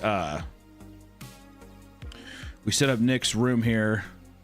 Yeah, this they really decorated my room when I was in Europe. For the newest Rock of Love video, we made cutouts of every single girl, and then we just set them all up in Nick's office.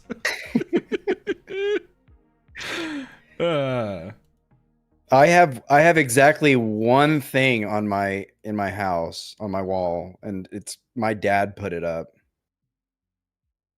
Let me see if I can get a picture of it. What are these up here, Nick? What is this?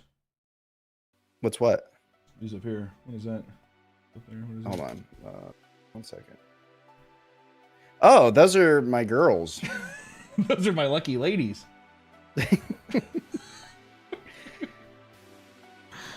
Yeah. Let's see, where is this?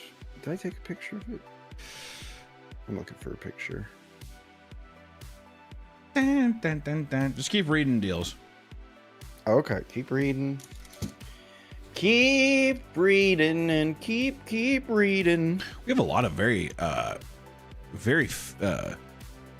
attractive fans here, dude. I didn't know we had a whole fandom of mogging people. Who would have thought? I did. We have the most attractive fan base. That's true.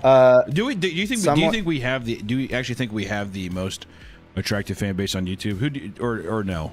I like to think no. that. I think. Come on, man. If we're being honest, you're supposed to fucking. Really? You wild stallion. All right, we're good. You wild minx. You crazy bastard. You big dog. You big dogging me, bro? Yeah. Is that what you asked your lesbian barber yesterday? You big dogging me, bro? Yeah. So why are you big dogging me? Stop big dogging me, bro. She said, let me grab the clippers. She's like, you want to go down to a 2 or a 1? I don't really know the difference between them. All right, we'll start with a 2, and if you don't like it, we can go down to a 1. I want a 4 though. I would really like a 4. You gonna get what you gonna get. Gulp. Okay. Open up. You say open up? Mm-hmm. Kind of haunting. A little bit, yeah. She liked it though. Telling your, ew. Oh yeah, I don't like that. Never mind. she liked it though. She liked it. God, dude. I'm such a fucking disgusting slob. I got all this fucking hair all over me. Got hair? Yeah. Like dog hair and shit. Oh. It's not very pog. Hello, everyone. Welcome to the Friday stream. The weekly Friday stream, boys. We're hanging out. Nick got a new haircut. Nick said that the lesbian barber was hitting on him. I don't really know if I necessarily believe him. But I figured that I would open up the floor to at least discuss Nick's new haircut to see what everyone thinks Because I think he's looking pretty suave. Thanks. She had to cut it 3 times. Why did you have to cut it? Why 3 times? Well, I first go in, I show her the picture I want, and I'll send it to you. And Yeah, send me the picture, and I can at least show them what it is so far. Let's see. And then, well, she's like, "Oh yeah, we could do that." And then she's like, "Okay, well, why are you cutting?" She asked why I was cutting it, and I was like, "Well, I was growing it out, and I kind of want to have long hair." And then she was like, "Well, you look great in long hair. It's like, if we should try to keep this length." You know, and start playing with my hair and stuff. So just to reiterate, this is you trying to make a case for the woman hitting on you, is what you're saying? Yes, exactly. Okay. And then so anyways, okay, so actually hold on. I just looked at my Discord. Wow. This is you showed this person these pictures and you're like, make me look like this?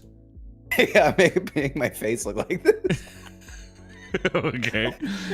All right, these are extremely handsome. Let me pull these up to really show how this woman was supposed to move mountains for you. Can I have do you have a picture of yourself before you went in? So with your old hair?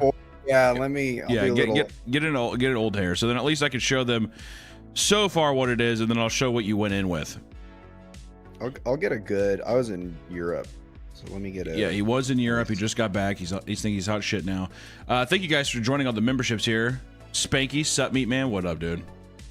Badu, how you doing? Nick's haircut better not look stupid. Well, we're about to fucking find out. Nick looks human now. We'll see. We will see. We'll see. We'll see. It looks good. It's a good haircut. It is good. Okay, so here we go. Yeah, so I'll download both of these. I really don't understand the Japanese piece. Yeah. This other one, you look nice, but you look like a lesbian for sure. in the white shirt, that is. Yeah. All right, let me pull these open real quick. Let me see here. All right, so Nick went in. For people that don't know, this was Nick's last haircut. Behind the camera, this is what he was looking like. Not bad.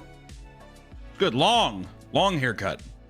I always thought you kind of looked like an angry, like first grade teacher. What? Angry? Yeah. Why do I look angry? Like there's a false sense of security with the smile. All right. And then this is the other one. This 100% looks like a lesbian. Now is this in Germany or where is this at in Europe? This. Yeah. Is this Rotterdam? I think this is Rotterdam. Rotterdam. This is Netherlands. Didn't know that was even a place. All right, so yeah. Now that we have context to what Nick's hair looked like, these are the images that he brought to this wizard, to Merlin.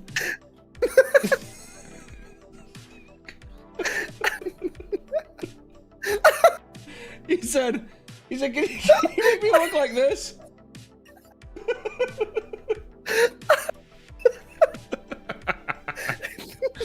I just think I just kind of get shaped up to look like this. Which now let me ask, before I show the haircut, so she had to cut it 3 times. What was wrong with the first 2? What was wrong with the first one, and then what was wrong with the second one? So the first one, I was like, well, I want to see what it looks like with just a trim, which it wasn't a trim. She did like this weird. Every time I go in for like long haircut, they always cut it horrible. I wish I took a picture, but it's like they slick it back and like shave my sides down a little bit. You are giving them such a task, though. They're like, I don't even know. They're sitting there. They're like, I don't even know how to approach this. Well, I don't know if I probably just didn't explain exactly what I want, you know? Yeah. How did you explain it? well, I was just like, well, I want it like layered, Hmm. and you know, just like I just have so much hair. And she's like, yeah, it just all falls in the front, and it's just, it's just too much, just too heavy. So she's like, we're gonna trim it back. And I was telling her, like, I was trying to train it to go backwards, which was, I guess, the mistake. But anyways, let me try to find a picture of a different haircut because it looked very similar. And anyways, I was just like, God, it sucks. This is awful. Anyways, so she cut it. It's still long, and she's like, how are we vibing with this? And I was like, to be honest, it's like I hate it. She's like, okay, no worries. So then she so then she's like, we'll go with the actually, wow, this is way shorter than I thought it was. So anyways, we'll show this picture. This is a way worse haircut, but we'll just kind of show this one to kind of paint this. It was a little longer than this. Let me see. I always forget that you look like a completely, this is one of the most least flattering photos of you. I don't even know why you keep this photo. Also, look how you look so much like the vegan teacher. It's crazy. Yeah. Isn't that wild? Wow. This is like, seriously, I don't know, like, this makes me think that you went to Turkey and you like fucked with your hairline and everything. I don't understand this photo. This is such an unflattering photo of you. This was one day. I got the haircut. Probably paid like $45 for this. Hated it. Paid $45 this. Did they go and be like, you could really rock a mustache, or how did that go? No, that was me. I gotta say, I mean, like the vegan teacher haircut looks much better. Yeah. No, yeah. Anyways, so she cut it. It was longer. It was still long, not as short as that picture, but it was just like. So I said I didn't like it. She's like, okay, no worries. So then she started trimming it down to what I wanted, but she's like, let's try to make it a little longer. Right. And then it looked like I had a bowl cut. Like the sides are super poofy, and she was done. She's like, how does this feel? Oh, so then that was the second one. That was the second round. Yeah. And I was just like, and then she like moved it around. I played with it, and she's like, okay, yeah, it's not good. It doesn't look good. Here, we'll cut it shorter. And then she like trimmed down like my sides more, and then because like before I looked like I had a light bulb head with like the way the top was just like very poofy. And then she trimmed it down and layered it a lot more. Because I was sweating in my chair because I was like, oh God, I'm going to go to somebody else. And this is where we ended up, which is this photo. Can you show the finished product? Yeah. So now this is the new and improved Nick.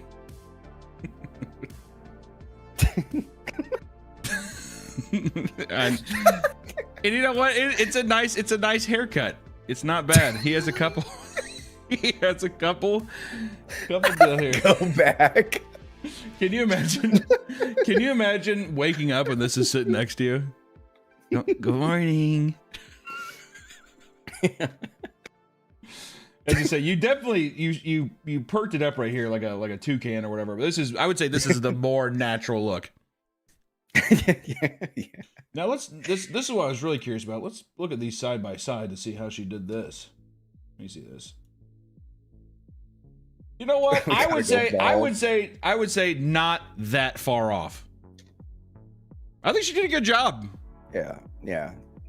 Now I need the plastic surgery. I need to look smacks. You do need to. This is 100% an AI picture, by the way. The thing you gave her, that is 100% an AI human. Like without a shadow of a doubt in my mind. And now that's a real picture. And now I want to know, because he came in today. He came raising hell today, ladies and gentlemen. He said he came in. He's like, oh yeah, she was my barber was hitting on me. And I want you to explain how, because I'm still, not only am I not convinced, I don't I because the just once again for context, every time Nick gets a haircut, which is like maybe once every 2 years, he comes in swearing to God that the person giving him a haircut was hitting on him. And almost every time, well, I'm just gonna let you go ahead and just okay. Go ahead and just so I sit say what down. they say. Yeah. You know, sit down. We do we got the prep talk. Like, what do I want? She's saying you look good. You know, you look beautiful in long hair. She's like, you got this great square face, this great hairline. Okay, so I'm gonna pause you right there. Did she actually say it like that, or did she say, "Oh, you have really nice hair. You have a nice hairline. You have a nice. Oh, it looks really good." No, she's she was saying it that stretching slow her and seductively. words. Yeah. Okay. Yeah. Exactly. Okay. Super nice, by the way. She's a nice person. It sounds like it. Yeah. Okay, and then so she gets a cutting, and the first conversation she has is, so, you know, like, are you seeing anybody? Are you married? Do you have kids? I was like, oh no, I'm single. And she goes, oh, really? It's like, that's surprising. Like, how come? You know, you've been, you know, dating? And I was like, yeah, just, you know, basically told her, I was like, oh, I moved to Kansas City. Yeah, you're oozing confidence in the conversation. She's baffled. She walked in. She saw the vegan teacher walk in. She says, "What? Single? How do we know that she wasn't being extremely sarcastic with you?" Maybe. No. Maybe she was. No. Okay. I guess hell's freezing over. And then, anyways, so she's like saying, you know, it's like, well, you know, it's like, she led with like, you know, she said something along of like, you know, not this exactly, but like, my taste in men aren't as great. I've been married twice. Nice. So anyways, but then she asked me how old I was. I was like, oh yeah, I'm 33. And then she's like, oh my God, I'm 33 too. And then she's like, what's your birthday? And I was like, you know, April. She's like, oh my God. Is that like Aries? I was like, no, Taurus. She's like, oh my, I'm a Capricorn. She's like, earth signs. Wow. I do like how you gave her a bit of you gave her a bit of zest back. What is that, Aries? No, it's Taurus. You stupid bitch. She's like, I'm Capricorn. Okay, cool. And then she said something else like, yeah, oh, my daughter's. Yeah.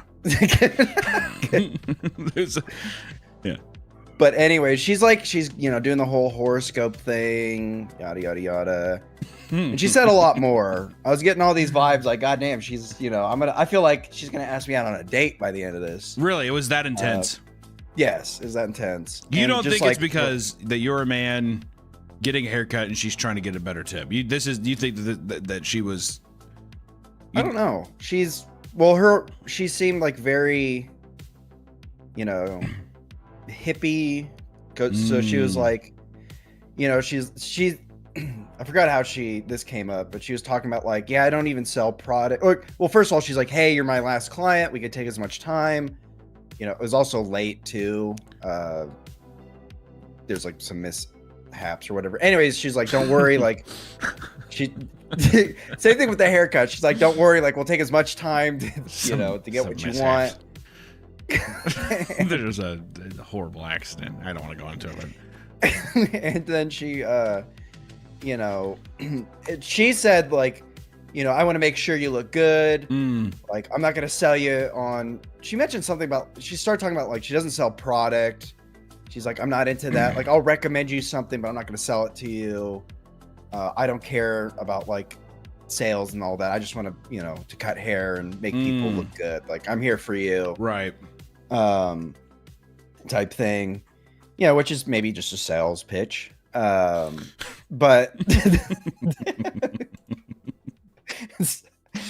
yeah, it was just like, she kept saying like, oh, we're so like on the same wavelengths, you know?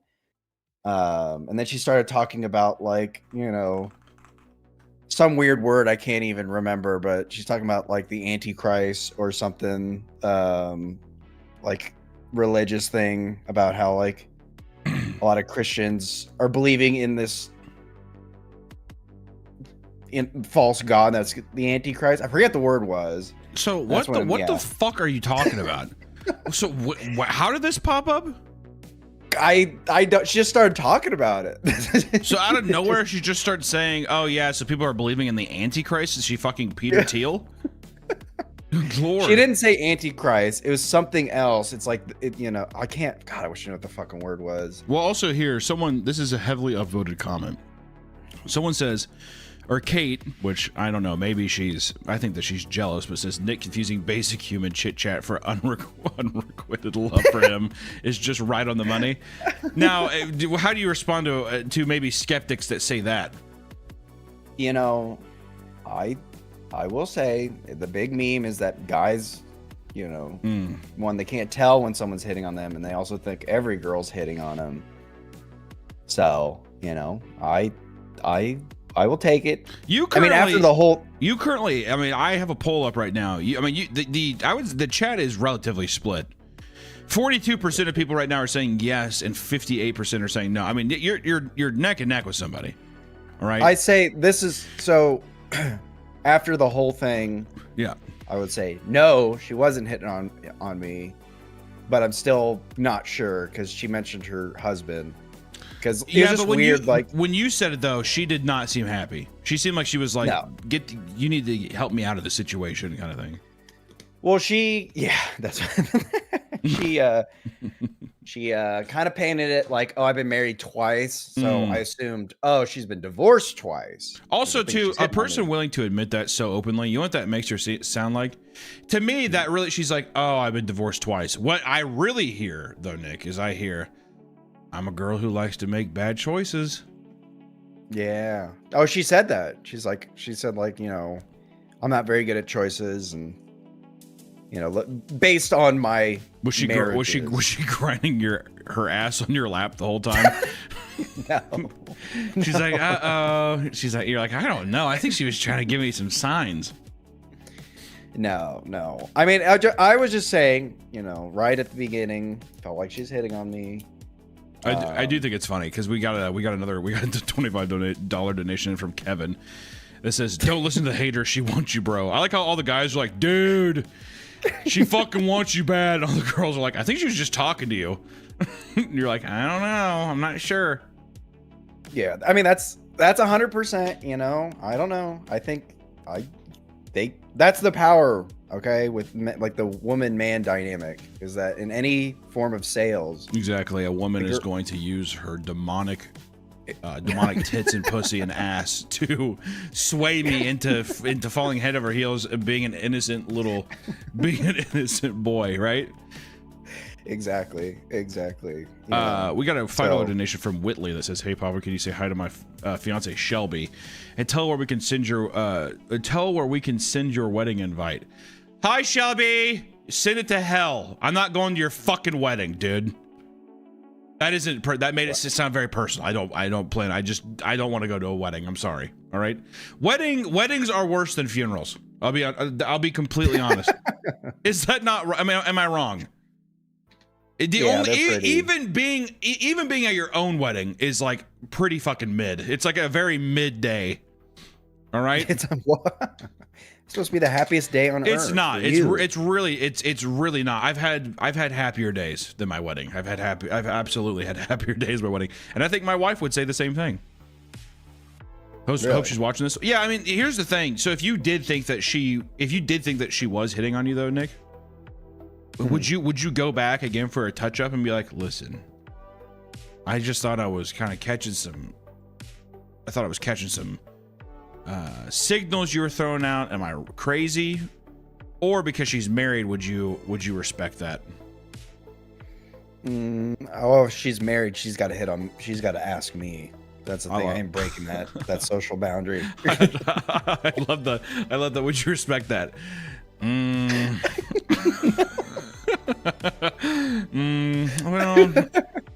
I guess if I have to respect it, I will. my whole thing was like, man, I hope she doesn't ask me out on a date because I don't know how I'm gonna respond because I don't want to. How many times have you been asked out on a date by a girl? That's what never, not once. And see, this ladies and gentlemen, this is why I love men's brains. Is it's always just like, God, it's gonna be uncomfortable if she asks me out right now. It happened. Yeah, her pussy's all wet from getting me a new haircut. I feel so weird. Be like, baby, you did this to me, baby. Come on. But I was like, well, maybe. Yeah. But she never did, so it's a pipe dream. Yeah, really. You dodged a bullet with that one. I mean, I think you know what's fucked up. I think if she did, well, actually, did I ask you this? The number one question is, did you find her attractive? No, not physically or. Not physically or emotionally. Yeah. She's very nice. Very nice. Oh, okay. Hey, message received loud and clear. I'm gonna message you sent right now. And just say yes or no. Oh no, she wasn't. She okay, wasn't. all right. Yeah. Yeah. No, she was not. She was actually very thin. Okay, well, you're just immediately you immediately sold my message down the river. Okay. God. All right. Well, you know what? Whatever, man. Hit him with a good personality thing. My God. No, but she would like I will go back for another haircut. So she won my business. I think she's very cool. I love that. I love it. I hope that somehow she finds this video and then next time you come in and you're like, hey, happy to come back. I just thought you're cool. She's just like, what the fuck were you on about? She's like, I was just talking to you. Oh, also, well, there you go. I mean, I don't know what else to say. Besides, also, I will say, I think the haircut looks good, Nick. I think the haircut looks good. It looks solid. You should be very proud. Proud of that haircut. Thank you. What was the first name of your barber? I won't give that information away. You can't say someone's first name? Okay, nope. No, all right, fine. I'll say the first letter, B. Right. B? Mm-hmm. If I guess it right, will you say yes? Yes. I only get one guess, though. Yeah. Brittany. Oh, my God.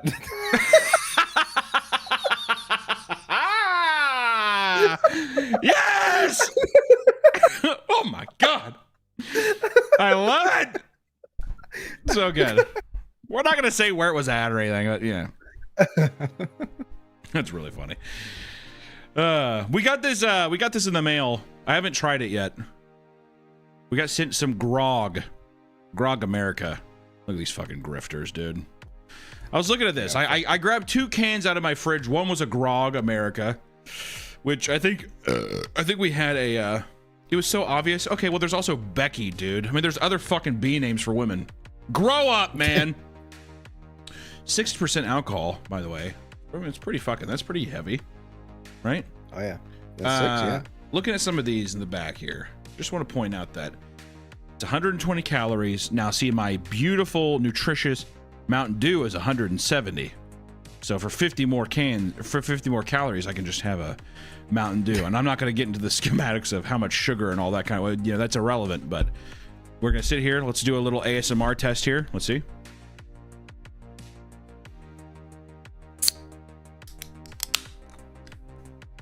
Did you like that? I didn't even hear it. I think Discord muted it. Well, just know that I thought it sounded pretty good. Sniff test. Smells like a bomb pop. It's definitely a bomb pop. I guess that's pretty obvious, but it smells good. Smells good. Smells like a bomb pop. Is Grog one of the best YouTuber like drink products or something, you think?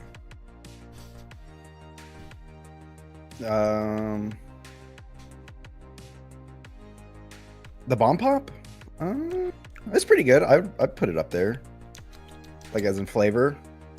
No, I'm just saying Grog. Do you think Grog is Oh, Grog. Do you think it's one of the better YouTuber drinks? YouTube products. I mean, I'm not a fan of seltzers and shit. Yeah. This one, it wasn't bad. It's pretty good. Tastes good. But I tried their other grog, and it wasn't. I didn't like it. All right, well, here you heard it here first. Nick hates Australia. He hates Australian YouTubers. No, I just said I wasn't a fan. It's pretty But good. Hunter approves. Hunter I think likes it's good. Yeah, I think it's good. You think it tastes like a bomb pop though, like fully? No, I don't think that it has like a full. It tastes kind of just like cherry to me. That's what yeah, it tastes definitely like cherry. Yeah. I will say though that this is it's not bad. Like I would 100% drink that. Compared to other seltzers I've had a lot of seltzers where you know what, this is going to sound probably pretty fucking stupid. You know what a lot of seltzers taste like to me is like a fucking gin and soda. And I fucking hate gin. I hate gin so much. Carbonated fucking acid water. I hate it. It's not bad though. I mean, like, this is not bad. I would say that I think I want to say I had a peach one before this, a peach grog. Maybe it's been forever since I've had one, but I will say the peach one I like a lot. It has more of that actual punch. I think I like this one over the other ones. You think so? I mean, it's nice. If you like cherry, it just tastes like a cherry pop. Also, it's not 6% alcohol is pretty good too. I mean, also the brand. I like the branding too. Do you like the can? I like the can. I figured you'd like it. I knew Max was gonna throw some fucking Japanese bullshit up on this. See, that's smart though, dude. Because all these fucking people who watch YouTube just love Japanese bullshit. I figured you'd be. It's a dying culture. We need to bring it back. I know those motherfuckers need to start fucking big time. It's unbelievable. Horny ass culture. It's crazy. Birth rate hella down, dude. It's good. American Japanese text. It does feel it does feel weird having it be like grog Japanese and then just right underneath it America. it's very I really know what the fuck I'm trying to. I'm like, I don't know. Those Australian fucking grifters trying to break into our market, dude. Burn them down, man. It's good though. It's cherry. It's cherry. I would not say it's a bomb pop flavor, but I mean, does bomb pop taste more than anything than cherry?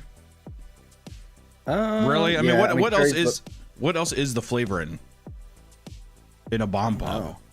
Because when I think about a bomb pop, I'm just thinking of like cherry. I know there's blue and there's white, but I don't really know what else. Yeah, I think more of the blue flavor, but that's because it's at the very end. Yeah. It's like the last thing. So it's cherry. Oh, is it lime? So it's lime and blue raspberry. Yeah. Oh, that's kind of nice. I like it. Looking forward to a new Creep TV episode with you and Mr. Goon. Are you allowed to say if one's on the table? Yeah, I think we're uploading.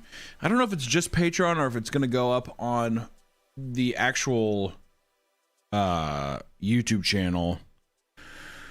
What the fuck was it? It was Gemini Home Entertainment. That's what it was. That's the one we did. No Nick Cam. He doesn't have a webcam. Blame him, not me. Sorry, guys. Here, read us some of the donations too. Interact with read us some of the donations here. Let me pop it out. Let me see. Rip Joe Rogan. Did Joe Rogan die? There's no way. Rip-a-roo. Fan funding. Get him a cam. There's 70 billion cameras around here. I can't convince him. Right? It's like telling an alcoholic, hey, quit drinking. It's like he has to do it on his own at this point. All right. Faith with 2 H's 99 with $10 says, hi Papa, just found out that my boyfriend of 7 years was cheating on me. Ooh. Please make the pain go away. I can't.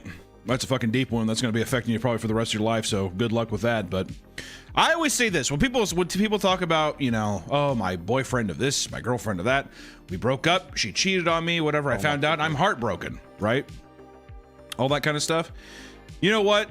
You have to look at the positive of at least it's right now and not 10 more years in the future. You got to look at it like that. If you don't look at it like that, then it's going to eat you alive. Now you can actually you can actually start looking for somebody who actually gives a fuck about you. You know what I mean? Don't get me wrong. 7 years down the fucking shitter is bad. You know what I mean? But it is what it is. And let me tell you, you're going to be a couple fucking warning signs next time, you know? Little railroad crossing sign going off next time you're out on the prowl for some cock. But good luck. That is the good mindset. You gotta rip the Band-Aid off. I think so. You gotta do it. Stop the bleeding. Yeah, you're hemorrhaging blood. Good luck. Someone donated dollars and said, "Eat glass, Nick." That's pretty rude. What if glass is like a cool new slang for like love? That's probably what it is. Yeah, I'll take that. Zazzy Mazzy with $2 says, "Nick, McDonald's or Wendy's?" Ooh, probably McDonald's. I love their chicken sandwiches. And they got these new refreshers, bangers. Yeah, Nick, that's a little known thing. I've never been with anybody in my life who orders like, I don't know, refreshers, slushies, or lemonades more than Nick. Like, anytime I go anywhere with him, it takes me back to like being at a pool when I was in 3rd grade with my friends. That's what it feels like. Motherfucker loves anything fruity, slush, juice, anything like that. He loves it. I love Otter Pops. I love popsicles, ice cream, fruit salad. Someone said Chef Ricotta for $2 says, "You suck at magic. I love you, Poppy. Me too." I suck at magic? Yeah, I agree. That is true. That is true. That's absolutely true. MRM Maida says, "Nick, I'm sorry, Barbie wrecked your hair. Hope you recover soon." I think that no, don't, Nick. I heard the little hit to your stomach there. No. It's a good haircut. Don't listen to them. They're fucking jealous. Thank you. I want to see that troglodyte put up a fucking picture of their haircut, dude. Yeah, send us a picture and let's make fun of you. Yeah, email us a picture right now of your haircut. To where? What email do we have? Meekinian Submit? Oh yeah, do we still have that one? Let me see. Yeah, Meekinian Submit at gmail.com. BeKingSubmit@gmail.com if you're fucking brave enough to show your ugly mugs. You have pink hair? Ew! Got her, Nick. Don't worry, I got you, dude. I was actually I was debating on dyeing my hair white. Oh my god. Were you actually? Yeah. You have got to calm down. You have got to stop watching anime, man. You have got to take a break every once in a while. Were you actually going to do that? Yeah, I was. Oh boy. But I decided against it because oh boy. Yeah, no. Also, yeah, dude, you're 35 years old. I would say if you were like, hey, he's 20, he's 21, whatever. You know, you see all these fucking young YouTubers doing that kind of shit. They all paint their nails and everything. I'm like, hey, you know what? Live in La Vida Loca while you're young, but you're middle-aged now, man. You're a middle-aged man. You can't do that. You wear polos. You wear polos, sweatpants, and Skechers. A white hair is not going to bounce well with that, dude.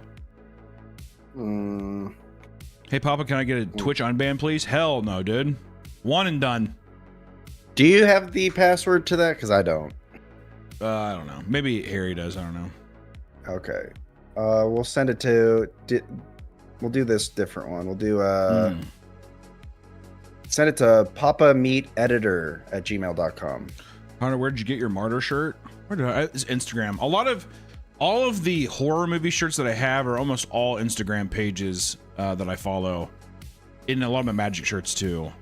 There's so many Instagram pages. Like Dungeon Runes has a bunch of good metal and magic shirts. Is really good. Rucking Fountain has really good drops.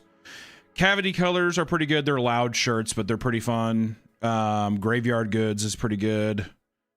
You have to be careful. I did an Instagram Cult store. of Cult is really good too. I like Cult of Cult a lot.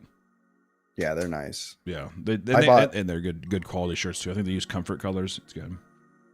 Oops. I bought something from Instagram, and they charged me like $300 after my order. So what? I had. Yeah, what did you order? Was it because all the things I just listed, those are like online stores pretty much versus just a single. Yeah, this is an online store. It was like a Japanese. Well, I bought an anime shirt. There you go. What the hell is this? What did you just send me? These are people sending in their pictures. People are just actually sending in their pictures. These are the people watching our stream right now? Yeah. Wow. Look at this. There you go. I'll put up one while we talk for a second. Who is this? This person up on the screen. What's their name? Let's see. That one? That is Jackson. That's not true. Yes, it is. So he's wearing a hoodie that has his own name on it? Well, it's spelled JXON. All right, dude. All right, man. also, if the people look, because he looks like he's 12. I don't know how old Jackson is. If they're that young, don't send them to me. I don't want to see young people. I don't even know what the hell this is. The lips on this person is insane. That is crazy. All right, there we go. Now we at least have. I live in a world where I pretend that all of my viewers are 30 years plus. They're all like relatively 10ish years or so younger than me, so they're cool, you know. Mm-hmm. Because if your fan base is too young, then you feel like you're like, well, I make slop, which I do. Don't get me wrong, we do, but still. I kind of. All right, this guy. This guy looks kind of cool. Look at this. Stop sign in his room. Fucking little dartboard in the back. Little Turtle Beach headset. I can tell you right now, that room has got to smell musky. It's gonna be a little musty in that room, dude. It's so crazy too. This is a college man's room. Being in college and bringing girls back to your room and just being like, "Welcome to the dojo," and it's this fucking hellhole. It's this empty walled asylum. Every man for the rest of time has their entire room is always it's an asylum. There's just empty walls. That's my every room in my house. I know. I try even your office. I try to put shit in there.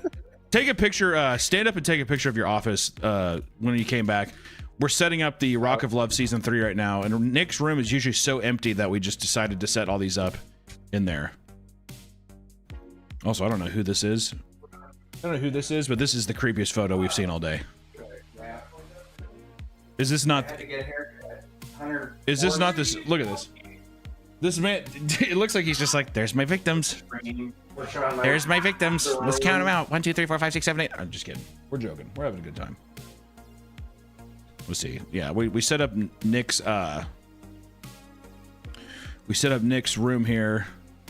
Yeah, this they really decorated my room when I was in Europe. For the newest Rock of Love video, we made cutouts of every single girl, and then we just set them all up in Nick's office.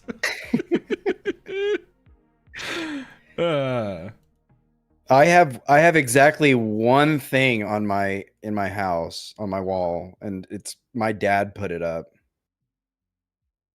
Let me see if I can get a picture of it. What are these up here, Nick? What is this? What's what? These up here. What is that? Up there? What is Hold that? on. 1 second. Oh, those are my girls. Those are my lucky ladies.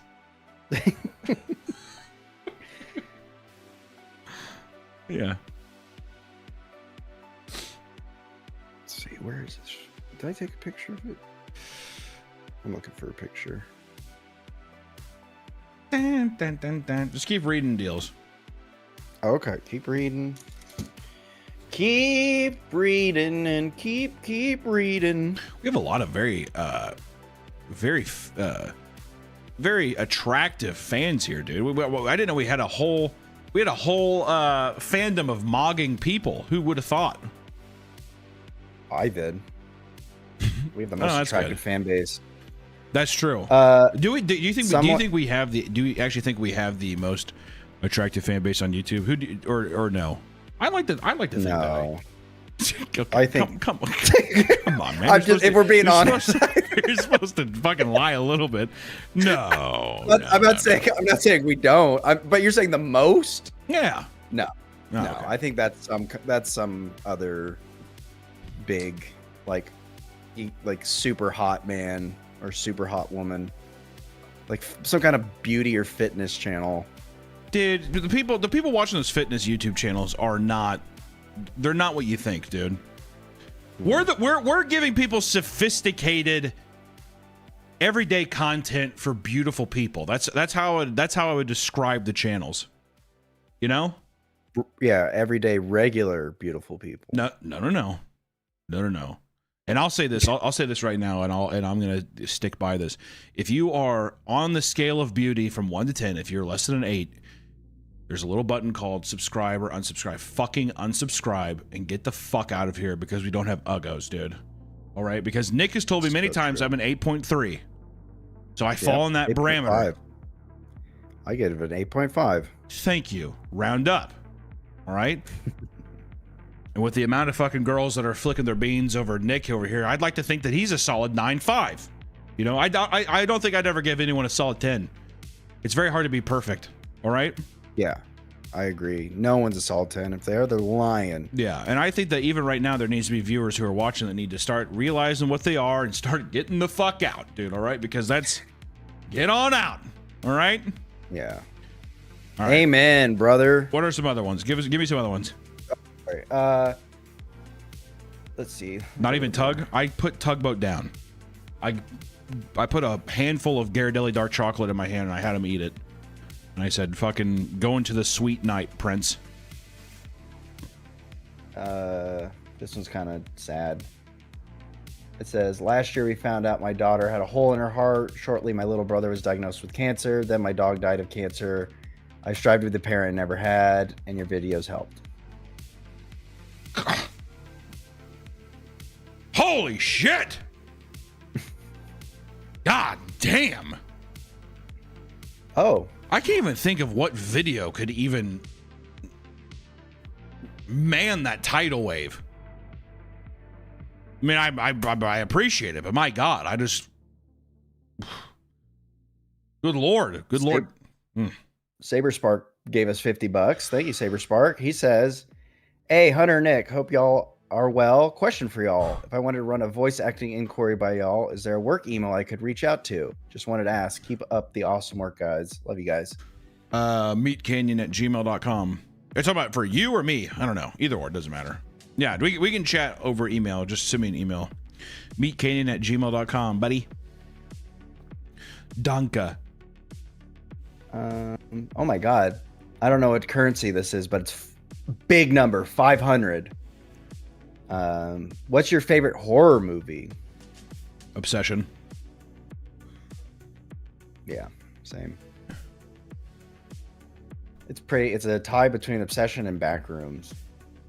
You got a mullet because of me? I don't think mine, does mine classify as a mullet still? I think I just kind of let it grow. I guess a little bit. It's definitely not a super traditional mullet, I can say that. Look at me, dude. I'm trying to be a little zebra. I'm trying to show my stripes a bit. I'm like, I'm not just a regular horse, I'm a zebra.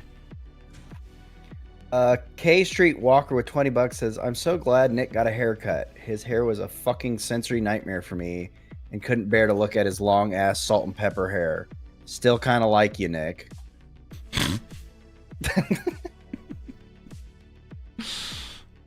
Wow. Someone says, question for Nick. In a previous video, talked about hating a teacher named Miss Ham. No, I didn't hate her. What? I'm pretty sure I remember you saying that you did not like her. No. Okay. If I did, then misspoke. I like Miss Ham. Did that happen in Fort Scott? No. If so, that's my grandma, not your grandma. Miss Ham. Her name was Miss Ham? No wonder. No, not the Missus. No, yeah, Miss Ham. Yeah. Oh, that was actually that's surprisingly, Miss Ham wasn't married. That was a big. I remember she would get offended where she's like Ms., not Mrs. or Miss. Oh yeah, she always the bridesmaid, never the bride. 100% with Miss Ham. Also, too, you know what? I bet you anything her first name was like Trish. Yeah, I don't know. Trish Ham. Oh God. Yeah, she. I don't know. She was the one who she told us that she had the towel diapers, and then when her kids grew up, she didn't want to throw the towel diapers away, so she cut them up and then used them in her class as like a dry erase marker eraser. So all the kids had like poo diaper wiping on the board, and they're clean, but just the thought of her kids' asses were touching that and covered in poop. And Yeah. Yep. Yeah, I got that. Yep, got that one. Thank you. Someone says Royalty Tune 69 says Nick looks like James Buchanan Barnes. I don't know who that is. James Buchanan Barnes. Let me see. Oh, that's Bucky Barnes. I guess maybe. I can see that. You look like He's Bucky Barnes. attractive. You look like Bucky Barnes if Bucky Barnes, like you look like, on Steve Rogers or Captain America when he's this scrawny version and then he turns buff. You're the scrawny version of James. Oh. And then see, Yeah. I think that makes sense. Because I mean, this is a big, giant, muscular man. Yeah, I'm definitely not muscular. Yeah. I feel like what? I feel like do I look like do I have a small mouth? No, I don't think so. You don't think so? I feel like I'm like looking at pictures of people and shit. I feel like I got an unnaturally small mouth. I don't know. I was like, I kind of thought the same thing about my mouth, but I think it's normal. Well, you always do something with your lips. That's why I could tell you're kind of insecure about it. You always fold your lips or you smile really big. Yeah, you have the first grader picture day smile. Yeah, I gotta cheese it up or do a goofy face because I'm a class clown. I'm a class clown, guys. Were you the class clown? No, I was the quiet one who got yelled at for doing things wrong. I love it. I love talking to you. You have such a like a fat girl mentality of school. It's so funny. It's always just like, oh, woe is me. Look at me. Yeah, no one understood me, right? It's like, God, school was so hard. Everyone was so mean to me. I love it. Did I ever tell you the time I told on my friend because a teacher made me cry? You told on your friend because a teacher made you cry? Yeah, so this is 4th grade. This is Miss D, just in case she's watching. Hated her. Worst teacher I've ever had. Why? Because she was a bitch, and then she'd pretend to be nice to you. I was like, she hated me. What grade was this? This is 4th grade. She was a bitch. Okay. So, I'm pretty sure I told this, but what happened was to set the picture up for the day. Yeah, go and paint us the picture. I think it was like right after first period recess. I was standing in line, and then my buddy Gil pushed me, and then I fell and like scraped my face on the concrete. And then I just asked him, like, I started freaking out. I was like, oh my God, is my face fucked up? He's like, oh no, you're good. Yeah. So anyways, I was like, oh, okay. So that was like a nothing burger because I just, I was like, fine, he pushed me, whatever. I'm not dying, I'm not bleeding. Anyways, the day goes on, and then we're right after third recess. It's like at the end of the day, and we were doing this project on the water cycle, like precipitation, evaporation, and all that good jazz. And my 4th grade mind could not comprehend it because I thought there was more steps than like there was. Because I was like, I don't know. So we had to draw a diagram. Where does the teacher come in? Okay, I'm not gonna sit here and listen to you talk about being in 4th grade not understanding condensation and stuff. Get to the teacher. let's go. Okay. Let's get going. So we had like 30 minutes an hour to do this, and so it's at the end of the day. Everybody's turning it in, and I turn mine in, and she's like, Nick, this isn't done. And I was like, yeah, I didn't understand it. She's like, well, why didn't it get done? I was like, because I don't understand. And she's like, well, what's not there to understand? I don't, it's like, and then I was like, I don't know. I just don't get it. And then she started yelling at me, like, how do you not get it? and she's berating me, and I feel stupid, and I start crying. And so then he says, "Why are you crying?" And I'm like, "I don't know." I was like, "I don't get it." She's like, "You're not crying because you don't get it. There's something else wrong here." So to kind of like, you know, save myself from this mental hell that I'm enduring, I like scan my brain for things that to just kind of throw out. So then I was like, Gil pushed me this morning. Oh my god, you're the fucking worst. You're the worst child. Also, this is immediately translating to. I feel like you went up to, she's like, "Why didn't you fill out any of the questions? You didn't write your name on the paper." "I didn't get it." She's like, oh, "Okay, well, what did you not get?" "Stop yelling at me." No. We had to draw like the cycles. And I don't know. I was like missing one. I was like, I thought there's only 3, but there's everybody else is putting 5. I was like, what the fuck's going on here? So I don't know. It just I was frustrated, and yeah. Anyways, so she calls Gil up. She's like, "Gil, did you push Nicholas down this morning?" He's like, "Yeah." Anyways, I thought he was gonna kill me, but no, he said he was sorry. Well, that really does make Miss D sound like a bitch, huh? I'm glad we had a full circle moment. There's this one time I had this teacher named Miss Thomas. The night before, I just watched the movie, that Chris Farley movie, Black Sheep, you know, and Gary Busey's in that. And it was like one of those things when you're a kid, you don't understand the joke or like the meaning behind something. And I said it to my teacher, and I think she was just like, I think I was drawing or something on my desk, or like on my like a line paper or something, you know what I mean? And she came up and she was just like, "Do you think that's appropriate to be doing right now?" or whatever. And then I looked at her and I said, "Why don't I start a small fire in your mama's panties or something?" And I didn't understand the context of that, because Gary Busey says it in Black Sheep. And she was like,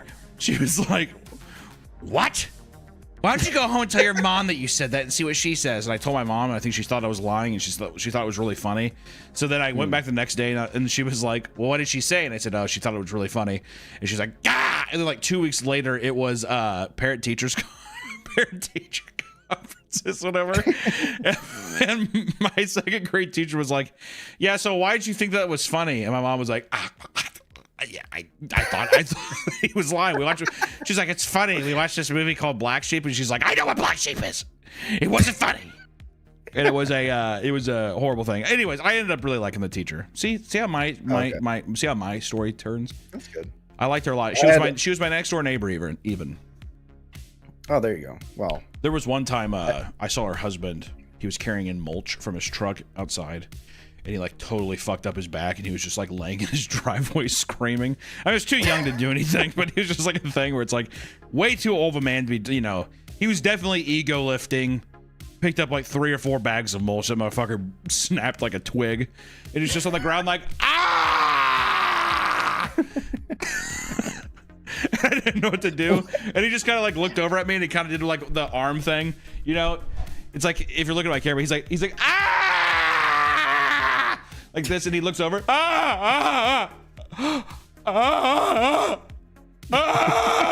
it reaches out like that, and I like ran inside. I was like, "Dad, I think Mr. Thomas is hurt." My dad was listening to Merle Haggard and his deal, and he's just like, "He's fine." So I don't know. I never know. I'm assuming he's fine, but yeah, that was a core memory for me. In the Thomas household. Did your dad didn't go out and help him? He just left him there? No. Oh. Once again, I don't think that he believed me, or I just don't think he cared enough to go. I have a similar story, but not as bad as your Chris Farley one. No, Nick, I'm going to ask you this. What? And I want you to just answer this honestly. Is this going to go anywhere that has any kind of fun payoff, or is this going to be, is this another long-winded thing where it's just you like crying that you don't know how chocolate's made or something? It's not gonna be long-winded. Okay, it's not gonna be long-winded. All right, go ahead. Go ahead. No, I'll stop. Go ahead.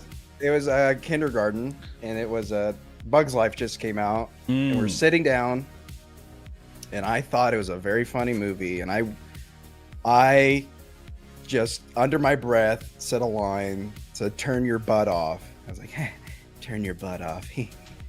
Anyways, the girl in front of me, Nikki, thought I was talking to her, and she told on me for that, and then I started crying because I was like, was just saying it under my breath. I thought it was funny. You cry a lot, dude. You cry a lot in school. I was a big crybaby. There's another time too where it's kindergarten, another kindergarten memory. There was like a puzzle box open on the ground, and I had to walk, either around it or through it. And my little kid brain was like, "Oh, well, I'll just step in the middle of it." Anyways, my teacher saw that, yelled at me, and said, "Why are you stepping on the box?" When I stepped perfectly inside of it, I cried. And there's another time where Pause. Just pause. Just give me a fucking second. This stream cannot just be. And then there was this other time, because also these are the most lackluster. You just stepped in a box and you cried. That's the entire story. Here, read a couple chats. Read a couple chats. Read a couple chats. Okay. Let's read a couple chats. Just fucking. Okay. Someone said, Castilla Steel, member for 1 month. Thank you. Says Nick's stories stress me out. Me fucking too. Me too. Broadtown 9471. Welcome to the Meat family. Thank you. Zenoro. Yo, Hunter and Nick doing a 400-mile beer run to get the 4th of July grog. Wow. Not worth it. Not worth it. Don't go that far. You just tried it? Is it worth it? Okay. Yeah. Not worth it. Don't go that far. It's fine, but driving 400 miles, no, I don't think it's worth it. No. Yeah, it's a lot. No, it's a long time. Funky Monkey 1235 for $5 says, have Nick guest voice on Creepcast Plox, please. Did they actually say Plox, or did you just read it like that? Yeah, they said please. You have got to stop saying Plox. It's another thing that we have got to start conditioning to do. That, what we do? We need to start having you cry again. That's what we need to start having you do. We need to bring back the tears again. Is what we need to do. There's a big crybaby. Can I tell another story? This was the last one. Oh Same grade. Yeah, you're sure. Okay, this one was actually I should have gotten in trouble for, but anyways, I did get in trouble. But we just got done talking about saving energy, how important it is to turn the light off. Okay, and we go out for recess, and in the girls' bathroom, the light's on. So me and this kid Joshua, we're like, hey, let's go turn the light off and save some energy. Why? Well, why would you possibly think that as a child? Because we were just told to save energy. We were just told. Sure. And the door was like cracked open. That's how we knew. Yeah. Okay. Yeah. Anyways, me and Josh opened the door, and guess what? Big old Tubby was sitting there, and she screamed that she. And then and she told on us, and we had to sit out for.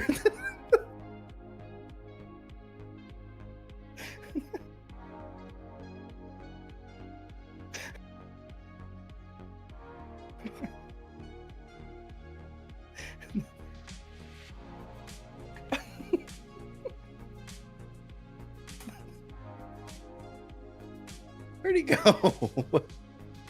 Oh. Well.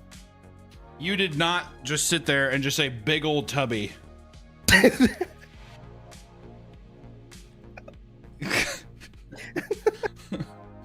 I mean, my God. Well, they thought we were trying to get go in the girls' bathroom and look at her, but it wasn't. I swear to God, we were literally just had a conversation about energy saving, and we had to turn the lights off. So I said, I'm not never saving energy again. I'm never saving energy again. Joom234 Yeah, $67. We'll move. 6-7. We'll move past the last one.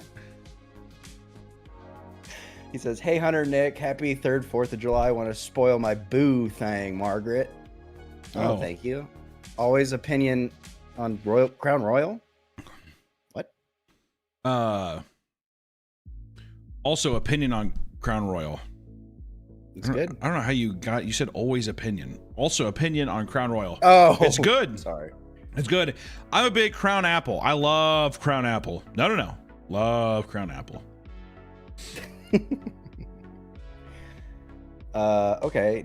Doobly Art says, asking again if you could show Nick the pic of me baking a cake I submitted. I want to know if he thinks I'm chopped. Ooh, that's actually a good idea. Women sending in photos of them to see if you if you think they're chopped. Here's give me the picture. Give me the picture and we can see. I don't want to do that. No, come on.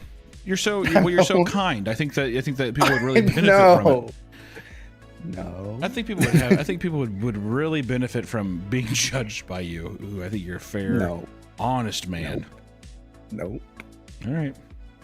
I'm looking for the picture, but let's see. Nope. Actively looking for the picture. One time I saw Hunter shirtless in the woods on all fours while attempting to howl. It was a very frightening experience. I was afraid for my life. That was me fucking barking at the moon, boys. Actually, I'd look like a silverback gorilla. Or I'd look like an orangutan, probably. A big, pasty, white, schlubby primate barking around. I also sent a pic to the email. I'm a chopped woman. Okay, well now see this is the thing, Nick. This is what your YouTube channel needs to be. Is you look at pictures of women and you get to judge them for free. Oh. You could become a new kind of clavicular looks maxing person where they just want to be oogled by you. And then there's 70 stories of you in school crying, and then you do another video being like, I don't know, you're kind of ugly. Oh man, this one's haunting. Oh, Nick, you can't. You gotta see those. That's your inside voice. You keep that as your inside voice. Uh-oh. Well, it's got a bunch of filters. It's horrifying when he says, "Oh, that's haunting," and then oh my god, actually, this is haunting. What the hell is this? What the fuck? Kiss me, Nick. Kiss me. She's got a good fit here. Uh-oh. I like the fuzzy leggings. Uh-oh, he's getting chubbed up now, girls. Careful. The fuzzy boots, it's nice. Yeah. You would never look as cool as someone who can control fire. Thank you. Megan. Thank you, Megan. Exactly. This guy says, Ninja Sax Party. Nick, speaking honestly, if you can't be honest about being attracted to someone in a stream, I can see you struggling on a dating show. That's true. If we actually end up doing the Nick of Love show, which granted, it won't be 25 people, but it will at least be 10, you're going to have to fucking break some hearts, dude. You're going to have to fucking tell, because at the end of the day, you need to be honest. Who would you date? That's true. At the end of the show, would you go on an earnest date, or would it be a thing where it's just like, I would just choose you, but then it would fizzle out into nothing? I mean, you got to give them their prize. They got to get the date. What? You have to give them their prize.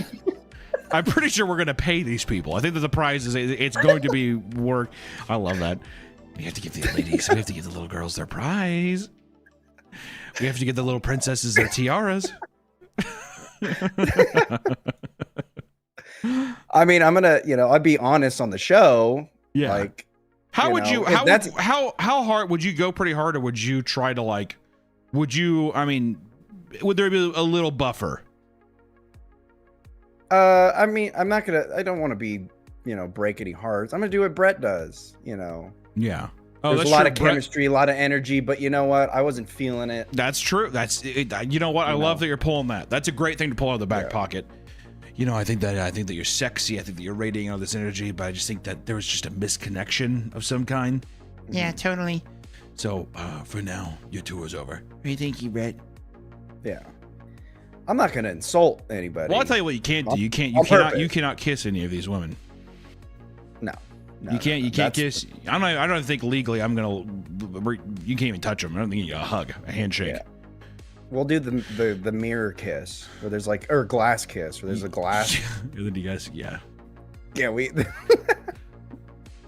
You say why not? Because it's got to be a fucking legal nightmare. Also, I don't know. I think for Nick, I would be. It's all strangers. I'm nervous for him. They gotta sign something because I'm not gonna like. God, easy. No, they gotta sign something because I don't know. Yeah, the chains are loose. I don't know what I have. No, it's more so what I'm gonna say. That's what I was saying. Like, I'm not gonna purposely offend anybody, but I might accidentally offend them, and they just got to know that. Can they sue you? I don't think you're attractive. I'm suing you. I more so. Honestly, it's more so for your safety. I'm looking out for you in that instance. Oh, thank you. There's a lot of weird stuff. Also, too, I mean, there's all kinds of things that have been brought up to me. Medical screenings, all kinds of shit. Even like allergies. What if we did a thing where it's like a peanut butter fight? Somebody's fucking allergic to peanuts. We'd be in prison. I would be in prison. There's too much. There's too much stuff. There's too much to like left up to chance. You know what I mean? I will say if you get an allergic reaction from peanut butter, that's an automatic disqualification. So.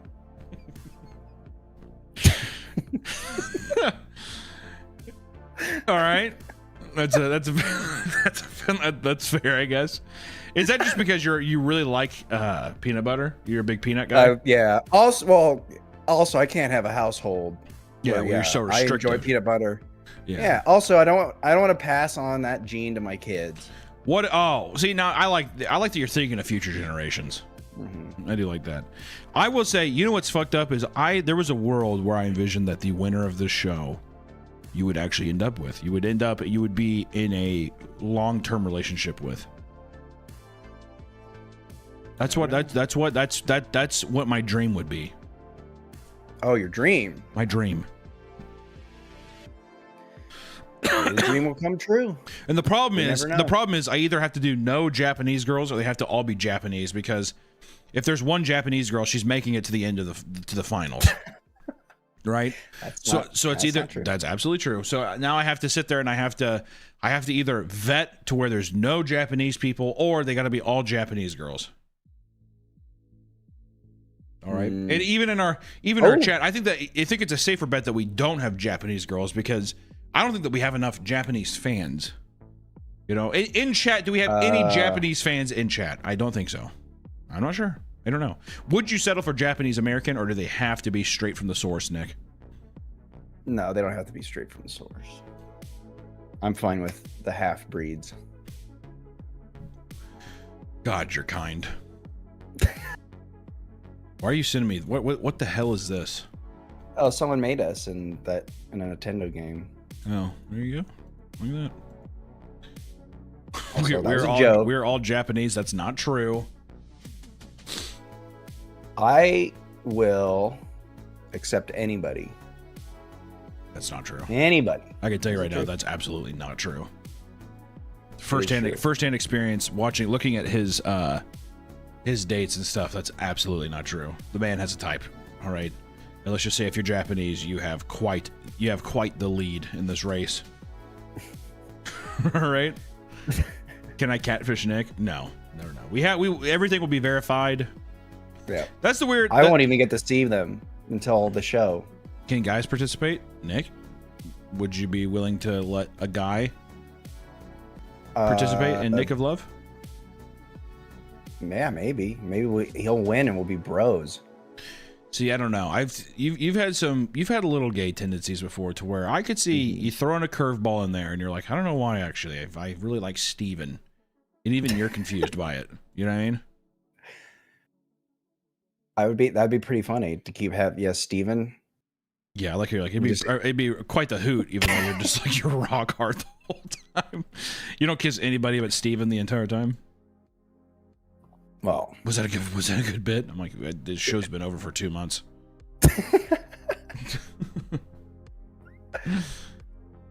Well, Steven's a good guy. Good guy, handsome, good man. Handsome. Oh, absolutely. And he'll be my best man at my wedding. Yeah, at our wedding. Steve will be his own best man at his own wedding with me. All right. What's the email? I don't think did we ever make an email for that? Did we make a new one? Isn't it like Nick needs a girlfriend or something? Yeah, the email is Nick's new girlfriend. Type it in chat and put it in there, and we'll pin it. If we did this, it'd be something probably for next year, sometime probably in the fall of next year or something. It'd be there's got to be so much prep. It's crazy. Hold on. Chat won't load. Chat, come on. There we go.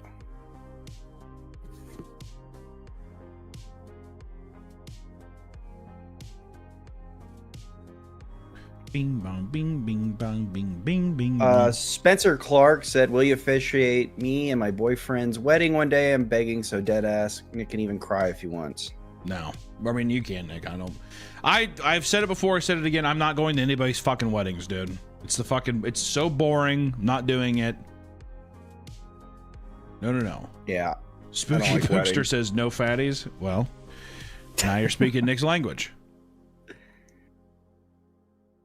Okay. Why are we live? Because it's Friday. It's our weekly Friday stream. We haven't missed a Friday stream in 2 years. Yeah. We always stream on Friday, guys. Come on. It's true.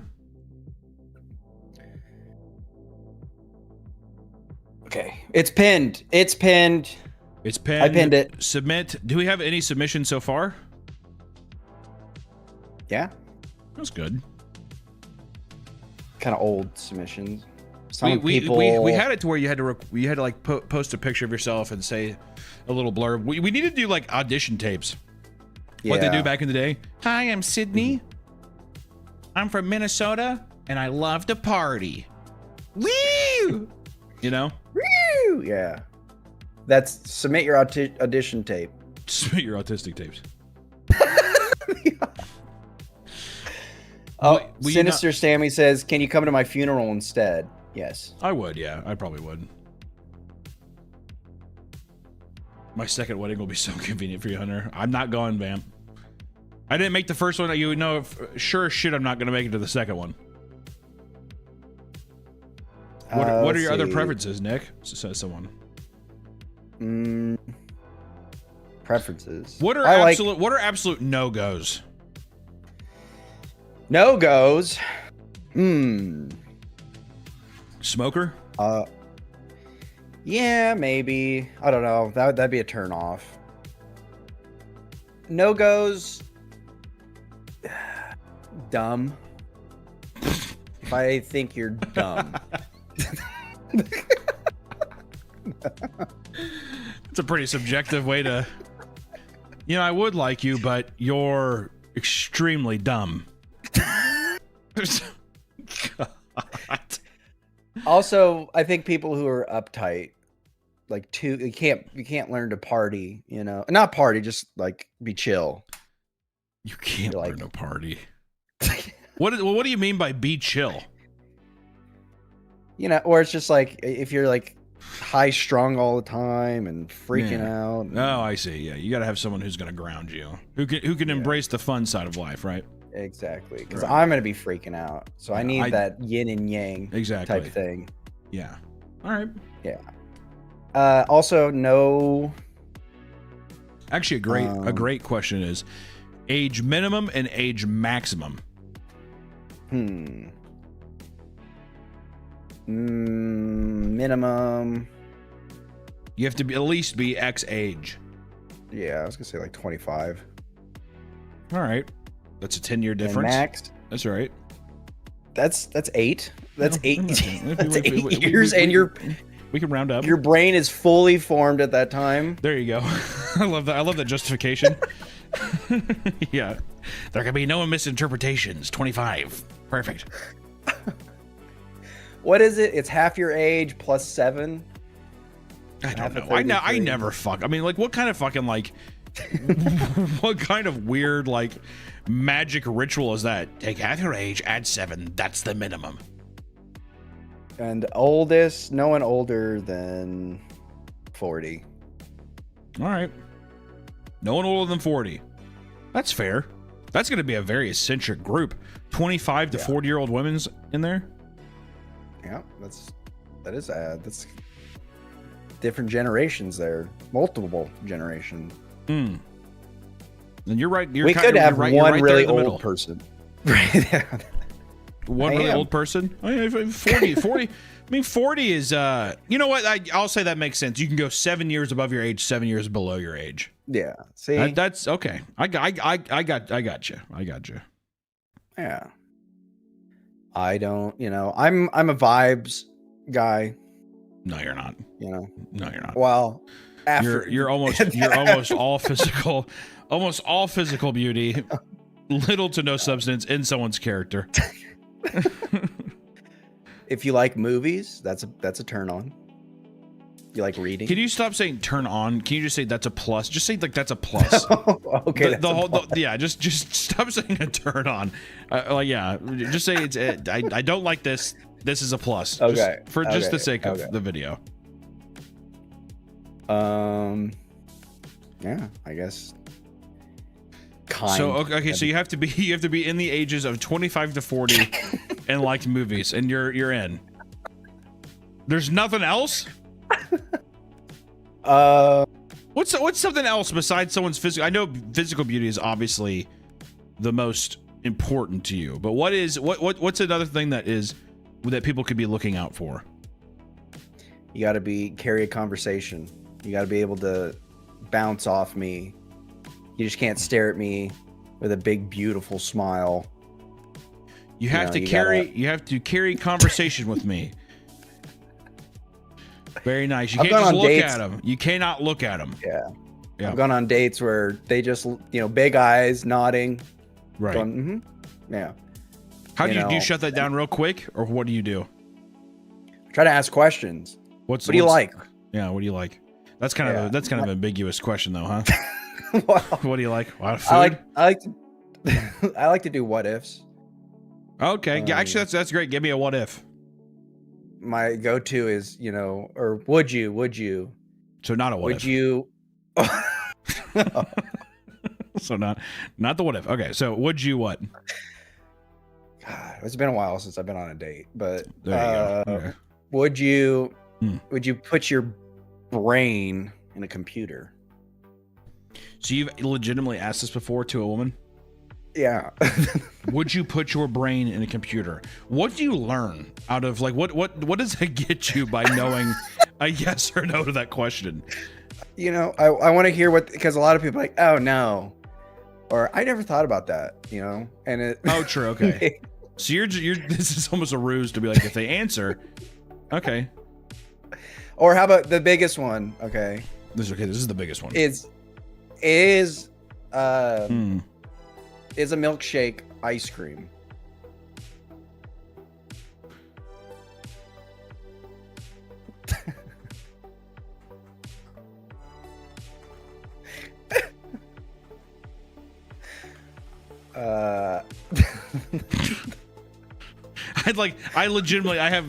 I feel so sympathetic to your dates because I have no way to actually respond to that. Is a milkshake ice cream? Sure. Hold on. Sure. No, okay, look, hold on. This question, my friend at a debate where they were like, or they said something like, oh man, I could go for some ice cream. I haven't had ice cream in a long time. And I said, you just had a milkshake yesterday. And they said, milkshake is not ice cream. And that triggered me because it is ice cream. It's just in a liquid form.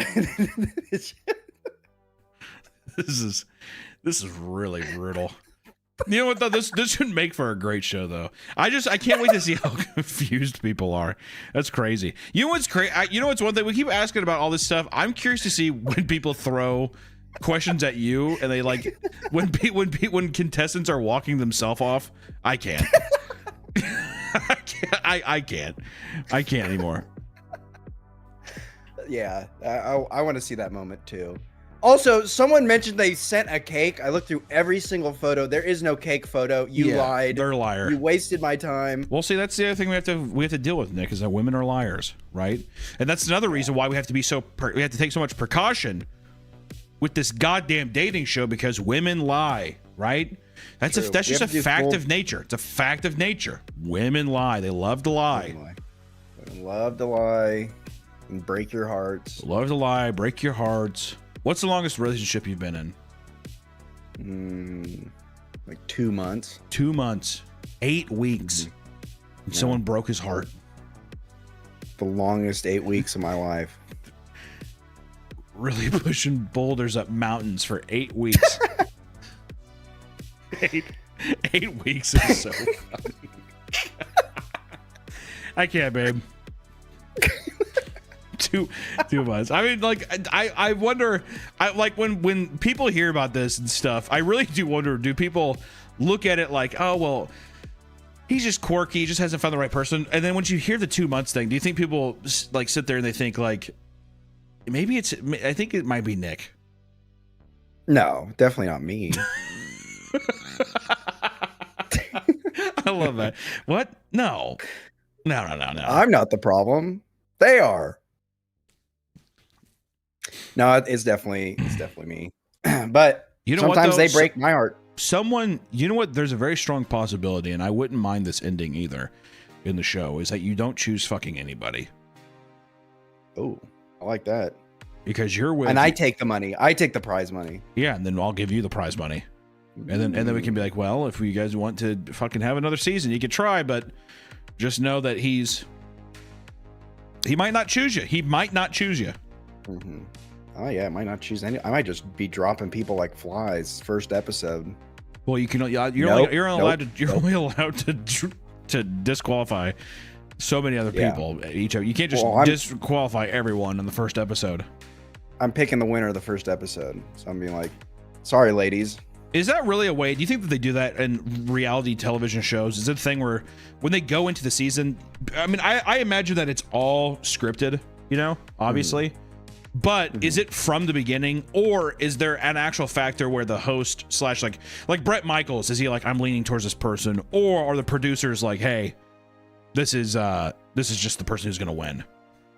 They definitely, I think from one of the shows, the producers and even Bret, they kind of like from the beginning have this like, we want this person to win. I thought that they season Bret pushed back. The one girl that really did not want to be there. The girl that in season 2 that he really liked, that she like left. She left him. I think he like wanted her to win. I remember that's what we read. Yeah. I wonder how much of it is though, is that if they don't tell the contestants that, because I think the longer you're on, the more you get paid. So I think that's why they're also trying so hard as well. That's the angle you have to take too. That's what we'll take here, is like people, I'll be like, the longer you're on here, the more you get paid. You got to make it to the end. And I'll go up to you. I'll be like, which one are you thinking? And I'll try to work magic and see if it'll work. Sometimes the prophecies don't align. No, it's kind of like a Mr. Beast game, you know. There you go. That's a good way to look at it. Yeah, Mr. Beast, but he fucks you. It's Beast games, but at the end he does. All right, get in the bed. Oh, we got to do that for the show too, where the producers are like outside the bed and I come out with the bloody sheet. God, why? Why? What do you mean? That's what they do in like, in what? In some cultures. Once you get married. What culture? I think it's some. What culture? I'm going to Google this. What culture comes out with a bloody sheet? I don't want to missay, because if I'm wrong, I'm going to be The practice of examining wedding sheets for blood to prove a bride's virginity is a historic and cultural custom found in various traditional and rural societies across the globe. It's typically intended as a public verification of the bride's chastity. Sir, you're saying that you're bringing the sheet out to prove that she was a virgin? Is that what you're saying? What is this show? Yeah. What the hell is this show? You mentioned having sex, and I just said. I joked and said that Mr. Beast at the end of Beast Games, Beast yes, you have sex with Mr. Beast, and then you're like, yeah, I'll bring out the sheet. I'll bring out the bloody sheet. God. Also, you sound like your age group was 25 to 40, and you're like, I'll bring out the sheet. A 40-year-old woman? Okay. All right.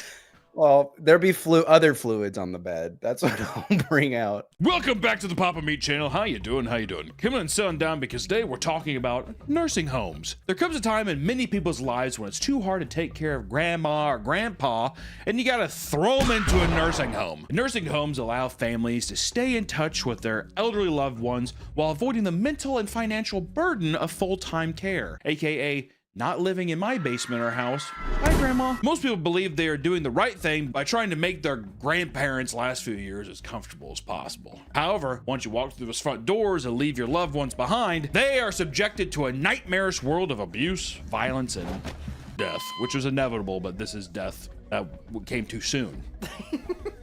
Or maybe not soon enough, I don't know. So buckle up as we take a look at the neglect and abuse inside nursing homes. If you go online, you can find numerous reports and articles about how the conditions within nursing homes are akin to those inside asylums from the 1800s and 1900s. It's true. If you've ever been to one, I visited my grandparent, and one, not going to get into it. She was a bit of a dicey duck herself, but let me tell you, literally people on the floor screaming, you know, I mean, it was like a giant preschool for like people's brains that are like mentally deteriorating. It was fucking frightening. It literally did look like an asylum. Robes and like people eating food, like looking out a window, Greg, screaming for their children. Is Greg coming? And like the person walking by that works there is just like, no, and I said stop. That kind of thing. It was fucked up. It was the 90s back then, but people are not crazy for saying this. That's all I'm gonna say. There are stories that can back up the claims. In the US, nursing homes are rated 1 to 5 stars, and all 1-star facilities have the worst stories, obviously, right? Like a care facility in Will County, Illinois,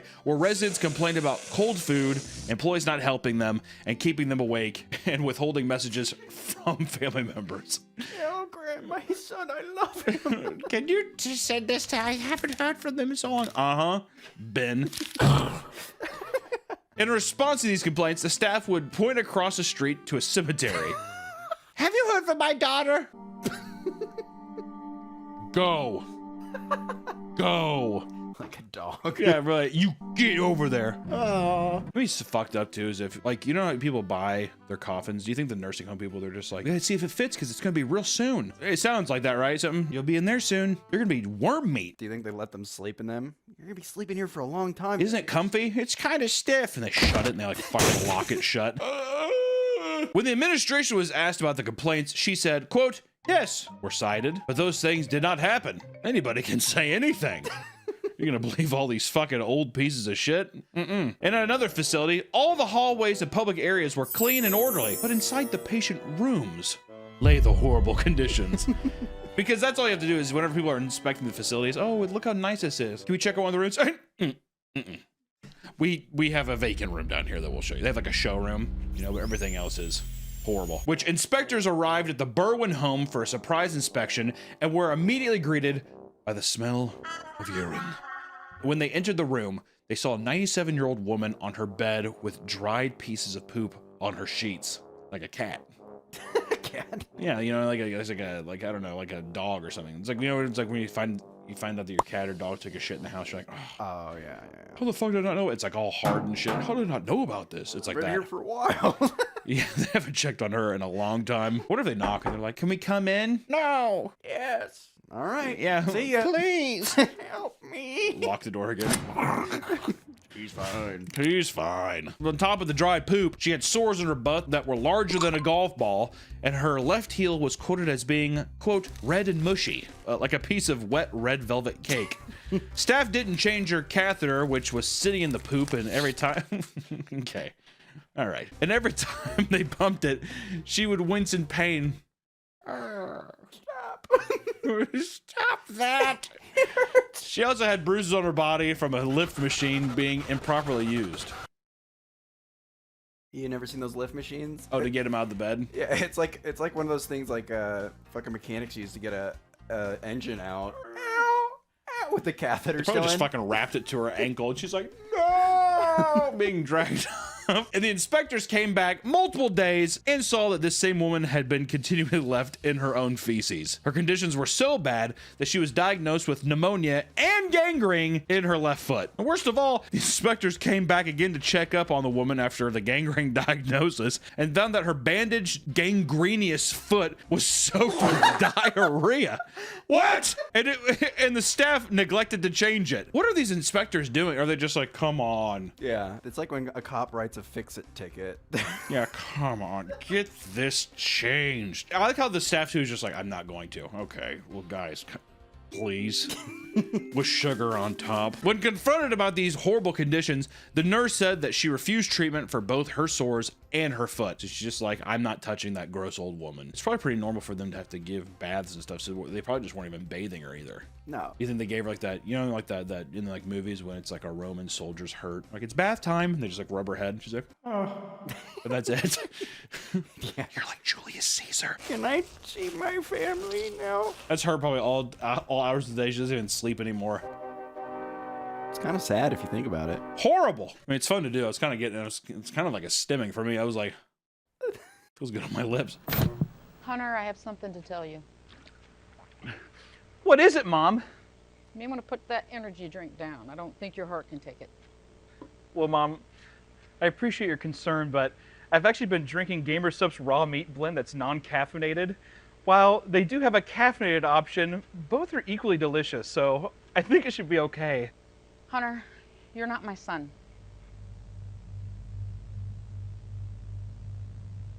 What? There's no way you could be my son.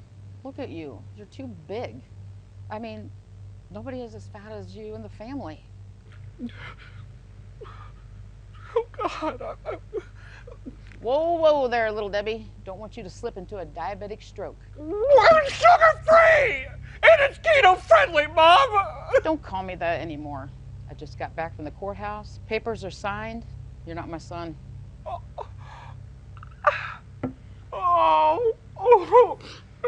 God! And quit crying like that. It just makes you look so fat. Oh, God!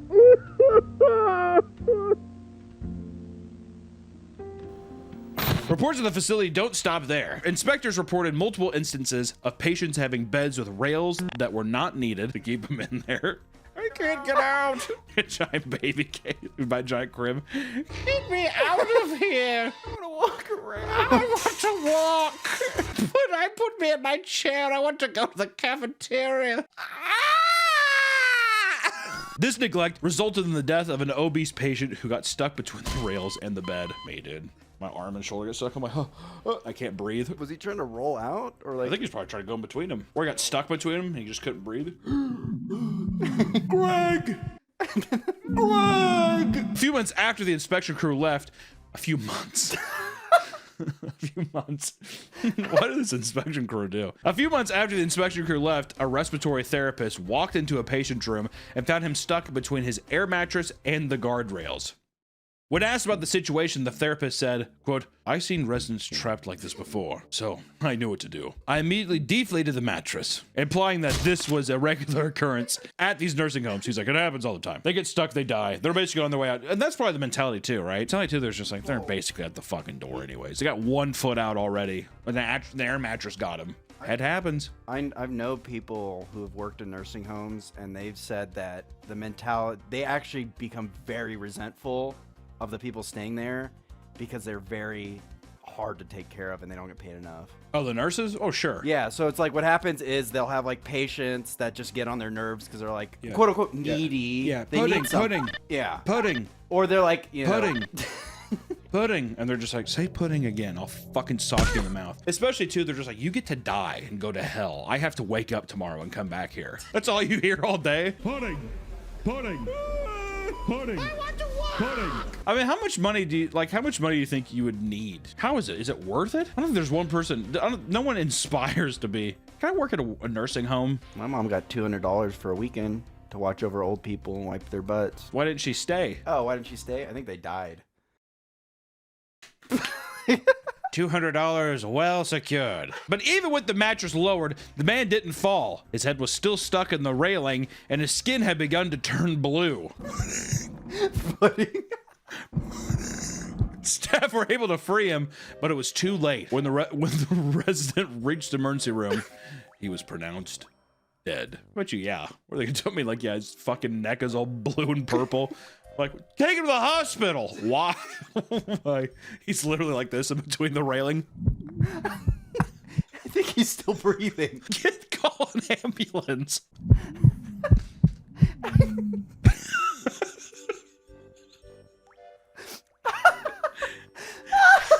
His heels are mashed potatoes and he's got sores all over his body. He's not blinking and his eyes are black. Hurry, resuscitate this man.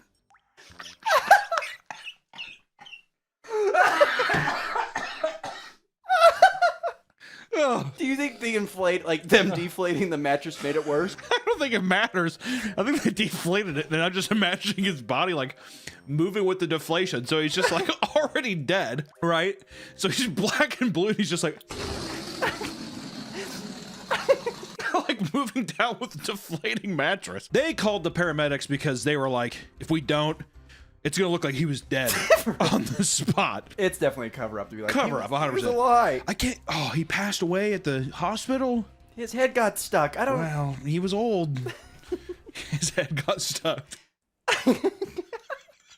Many of these stories are never heard by the general public. One, because I don't think people care, but also it's allowing their malpractice to continue unchecked. However, with the advent of social media, the public gets a better glimpse at what goes on inside. In November 2015, a video was posted to Instagram of a nurse at a Los Angeles nursing home bending over residents' faces. Okay.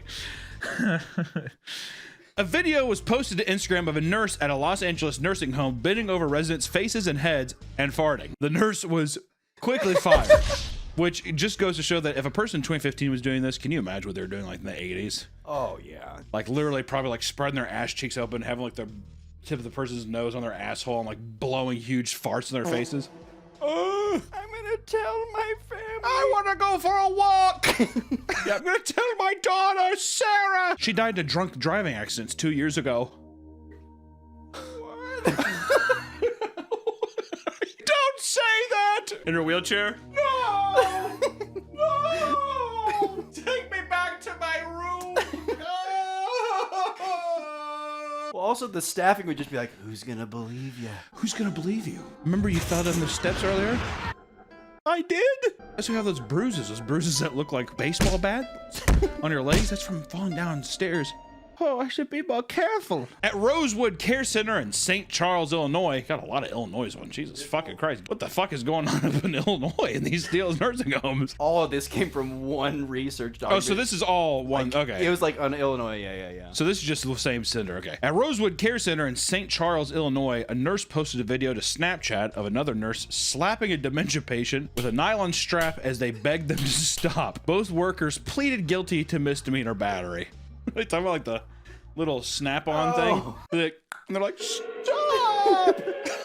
Enough of that! Two nurses recorded videos of residents vomiting, resident getting help with their blocked bowel, aka they're unclogging the shit out of their fucking stomach. And those nurses were charged with misdemeanor, disorderly conduct, and invasion of privacy, but both pleaded no contest to those charges. And a facility in St. Petersburg, Florida reported a medical assistant for recording two residents having sex and posting it to Snapchat. The worker immediately confessed to their crime and was arrested and charged with multiple counts of voyeurism. So he just cracked the door open and they do this every night. Their sex too, it's just them both in their chairs, like knees, and they're just like looking at each other like this. Where am I? What am I doing? What is this? this? Soup, hot soup. In Clarksville, Iowa, an employee posted a picture of a resident's butt and posted another picture of a resident's poop in his hand saying, "This is what I do at my job." It's unclear whether the worker was fired, as the administration refused to comment on the situation to the media. He's like, "That's just good, clean fun." Gave him the Jim Halpert. Yeah.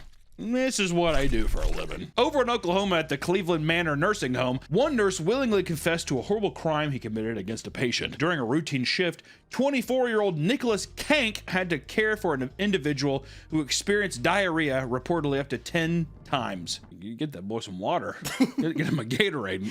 Need his electrolytes up. After having to clean up poop for the 10th time, he grew infuriated and wadded up 8-inch ball of toilet paper and shoved it into the resident's ass. See, that's where the resentment starts coming. The 8th time! The 8th time! Yeah, exactly, the 10th time. I don't think anybody's really innocent here, all right? I'm saying that it's a two-way road. I've been in one before, Nick. I hear how they talk to him, too. "Don't touch me. Don't touch me. You're fucking ugly. You're fat." No, I've heard that shit before. "You're so fat. I don't want you to touch me. You'll make me fat." That kind of stuff. So he was sitting there. He's just like, "I'm going to do it again. And again. Yeah, taunting him. And again. You might as well bring a cot in here because you're going to have to sleep here with me all night." Which, granted, I don't think that would ever send me into... I'd probably just quit. I don't think I'd ever wad up a ball of thing and be like, "Bend over, I'm putting this up your ass." No! It didn't take long for the man to complain about the massive toilet paper in his ass to another nurse and basically had it removed. Not long after it was removed, the nursing home director called the police and Nicholas confessed to his actions, resulting in his arrest. He sat in jail with a $40,000 bond, but his sentencing was never publicly stated. AKA, they paid for that motherfucker to get out of there. Come back. Come back. Yeah, come back. The guy sitting there, he's like, "Oh, thank God Nicholas is gone." The door slowly creaks open. He's like wrapping a thing of toilet paper around his hand like that. Oh. Nursing homes are especially at risk during natural disasters because many residents can't move on their own. This became a serious problem when one Louisiana nursing home had to endure a hurricane. Hurricane Ida, a Category 4, hit Louisiana on August 16th, 2021, and was the second deadliest since Katrina in 2005. Bob Dean owns 7 nursing homes in New Orleans, with more than 800 residents under his care. To prepare for the approaching storm, he moved all of them to a warehouse in Independence, a town just north of New Orleans. This warehouse was not equipped for this many people, especially with how many that had specific needs they need met. Many tenants were rushed out to their rooms and went days without proper medication. Generators at the warehouse failed, leaving people without air conditioning as temperatures rose to dangerous levels inside. The building's ceilings leaked, and the bathrooms failed due to this storm and the excessive use by people trapped inside. Mattresses that were laid out on the floor were soaked by the thin layer of floodwater, and many residents had to lay in their own poop as there was no one there to clean them. So they basically just put a bunch of old people in a warehouse? It seems like they took everybody from these nursing homes, went to an empty lot, opened up the door, and just rolled all their like wheelchairs and beds in and just shut the door. Locked it up. You'll be safe in here, guys. Dean also neglected to put enough food and water inside the warehouse, leaving many residents to starve and go days without any proper nutrition, which it just seems like literally he left a dog bowl with kibble and water there, and there was no nurses there. He's just like, "Just stay here. I'll be back in a couple weeks or a month when this whole thing blows over." I bet he was sitting there watching TV and he's like, "Oh shit." Yeah, gets up. Yeah. Fuck. Oh, I forgot they're still up there. The cherry on top of this whole situation was that he was obstructing police officers and medical officials from entering the warehouse to inspect conditions. He's like, Yeah, they're fine. They're fine in there. Just stop. Stop. And after the storm ended, 5 people had passed away, and Dean was in serious trouble. He flew in from Georgia and turned himself in to the authorities. In total, he faced 15 charges, 8 cruelty to the infirmed, 5 counts of medical fraud, and 2 counts of obstruction of justice. Dean faced over 20 years in prison, where the judge chose to give him 3 years of probation because he had a clean criminal record, and he was old by the time he was sentenced. He's like, fucking whatever. Just don't leave your house. He's just like, "Hey, you got it, judge." Like, all these like families are like, what the fuck? The only real repercussions he had to face were paying over $20 million in multiple lawsuits on behalf of the victims. Well, there you go. At least he had to pay something. 5 people did die. People had to lay in their poop. They were kept in basically an oven for for weeks or whatever, and he wouldn't let people go inside there, but at least he paid a little something, right? In the medical field, nurses and doctors are the people you trust the most because they're the ones who take care of you. Yet, many abuse that trust. One nurse in Pennsylvania went on a 3-year power trip that made her potentially one of the most prolific serial killers in U.S. history. I'm of course talking about Heather Presty. She was a veterinary technician for nearly 15 years and spent most of her time putting down animals. I wonder how this is going to translate. Foreshadowing.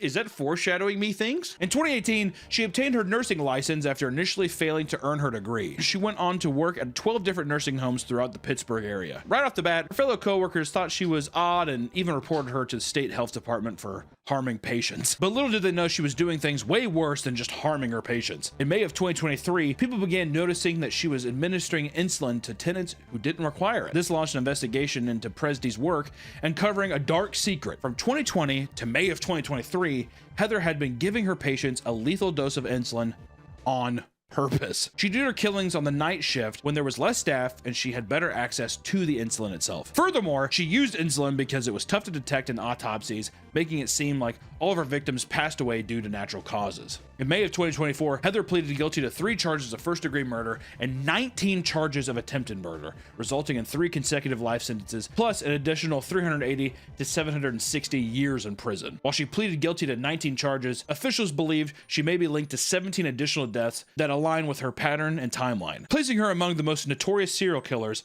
in American history. God, dude. Unfucking believable. I mean, it has to be a power trip, like we said, but still. Well, if she was a vet tech, she killed animals, she might have felt bad for the animals. And I'm wondering if she purposely killed a couple. Oh, so you're saying that she was just like, they're suffering. So yeah, that she sees like an adult guy sitting there with like a shit-filled diaper. She's like, there's just no way to live. I'll help you. Or it could be, I like to kill.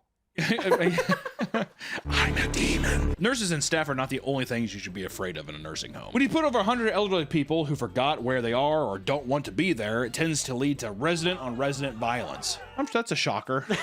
Putting a bunch of like brain-dead giant toddlers in a room. I'm sure that's going to be fine. Some nursing homes give the option for community members to have a roommate if they're more independent. This is usually an excellent option for those seeking company, but for others, it can be a nightmare. Elizabeth Barr was a healthy 100-year-old woman who enjoyed reading books and spending time with her family. A healthy 100-year-old woman?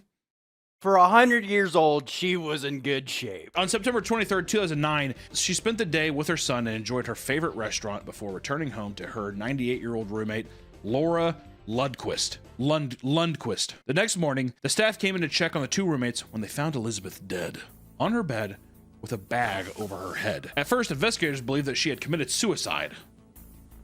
All right, well, that was a fun time. Let's lay here and die. Like, what? Then they thought she just accidentally crawled into the bag. Like a child. I'm a 100-year-old woman. I don't know what I'm doing. But after doing a little more digging, they found that there was tension between her and her roommate. And according to the patient's records, Laura had been diagnosed with delusions, dementia, anxiety, and paranoia. While they were roommates, she became increasingly jealous of Mrs. Burroughs because she received more flowers and more visitors. Which I will say, if you're a fucking 90-year-old like psycho, you're just like, why does she get all the attention? The 98-year-old said that the other girl was making her life like a living hell. I feel less than human. I'm like her goddamn lapdog. But the final straw was when a nurse moved a table from Laura and gave it to Mrs. Barrow. Following morning, they found Mrs. Barrow dead and the table back on Laura's side. The roommate was quickly arrested, but after further evaluation, she was deemed incompetent to stand trial and was sent to a hospital where she died. Across the pond in the UK, a 92-year-old amputee had the police called to his room after trying to stab a staff member with a butter knife. Donald Burgess resides at Park Beck Residential Care Home in East Sussex and required assistance with most things because his leg amputation left him in a wheelchair. One day, he poked a staff member with a butter knife, and 2 police constables, Rachel Kamado and Stephen Smith, arrived in the room. I want to say we have a video for this. I'm going to hell. After multiple attempts to peacefully get him to drop the knife, Smith had emptied his entire can of pepper spray onto Donald's face. The man is like in a bathroom. I don't know where he's at, but he's like parked back there and he has one leg and he's holding this tiny knife and they empty an entire thing of spray in his face and he's like, ah! Oh! But still not letting go of the knife, Officer Smith walked up to Mr. Burgess and struck him with a baton. Donald! Constable Kamado then reached into her tool belt and tased Donald. Put it down! Taser, taser! causing his body to seize up and drop the knife. In the aftermath of this crisis, Donald was taken to the hospital where he was treated for his wounds, only to die 3 weeks later from COVID. I feel like that was a cop-out. That 100% was a cop-out. And that was 100% them just being like, it was probably COVID, right? Sure, we could just make it that. I just want to say, watching that old man get tased, if it was my grandpa, I'd be upset. But because I don't know him, and it's just a random video, whatever, I gotta say, I laughed pretty hard. And I'm going to hell for that. I don't think it's right. I don't feel really good about it, but I will say that watching a one-legged man get tased because he's holding a butter knife is awesome. Which, to be fair, it's a butter knife. It looked kind of sharp. You could say that they could go, it could stab into their arm. Who knows? Anybody could get hurt. Seriously hurt, right? Maybe they had to tase him. If after getting sprayed, I would have dropped the knife if I was him. If I would have gotten sprayed with a full can of mace, I probably would have been like, you know what? I'm good. Also, I wonder if they did that too, because they're like, what if he stabs himself? So we should pepper spray him and tase him and cause his old decrepit heart to stop. Both constables were taken to court for assault, but after jury hearing, both were found not guilty. Many who have viewed the body cam footage believe the officers should have been charged with excessive force. You be the judge. Show it one more time. Taser, taser! Really just show the part where he's like, ah! Just keep doing that. One more time. One more time. One more time. One more time. One more time. Nursing homes are intended to be safe environments where older adults can spend their days. Yet some residents are unsatisfied or tired of the living conditions, which can lead to patients escaping. When people are placed in a home, they usually remain there until they fucking die. Like this, usually, I would say the vast majority of people are just like, I guess I'm going to sit here till I die. However, not all residents are content with staying in the home for the rest of their lives. A couple in Tennessee was able to escape their nursing home due to the husband's military experience. Workers at a memory care unit were doing their rounds when they discovered that a married couple with Alzheimer's and dementia had gone missing. I feel like out of all the places you want to like do the rounds quicker or more frequently, it'd be that. Do you think they got like clarity for a minute? Where are we? I always think that people escape because they're just like, Bonnie, well, especially you hear like a cute couple like this, like, Bonnie, we have to get out of here. They're treating us horribly. He's like, okay, Harold. The facility went into lockdown as staff and police searched for the missing residents. Thankfully, someone spotted them walking 2 blocks away and they were safely returned to their rooms. After returning home, the staff asked how they had managed to escape since a keypad electronically locked all the doors. To their surprise, the old man said that he was able to use his military background with Morse code and crack the door open by listening to the sound the buttons made when he pushed. He's able to do that, but he can't drive a car. But I used my instincts to Morse code. It's like, why don't you fucking wipe your own ass and bathe yourself, dude? I can't. I'm a baby. Even though the residents were returned safely, the nursing home was fined $2,000 and forced to change all codes for the building's exits. Of course, because now he's got him. He can tell the staff.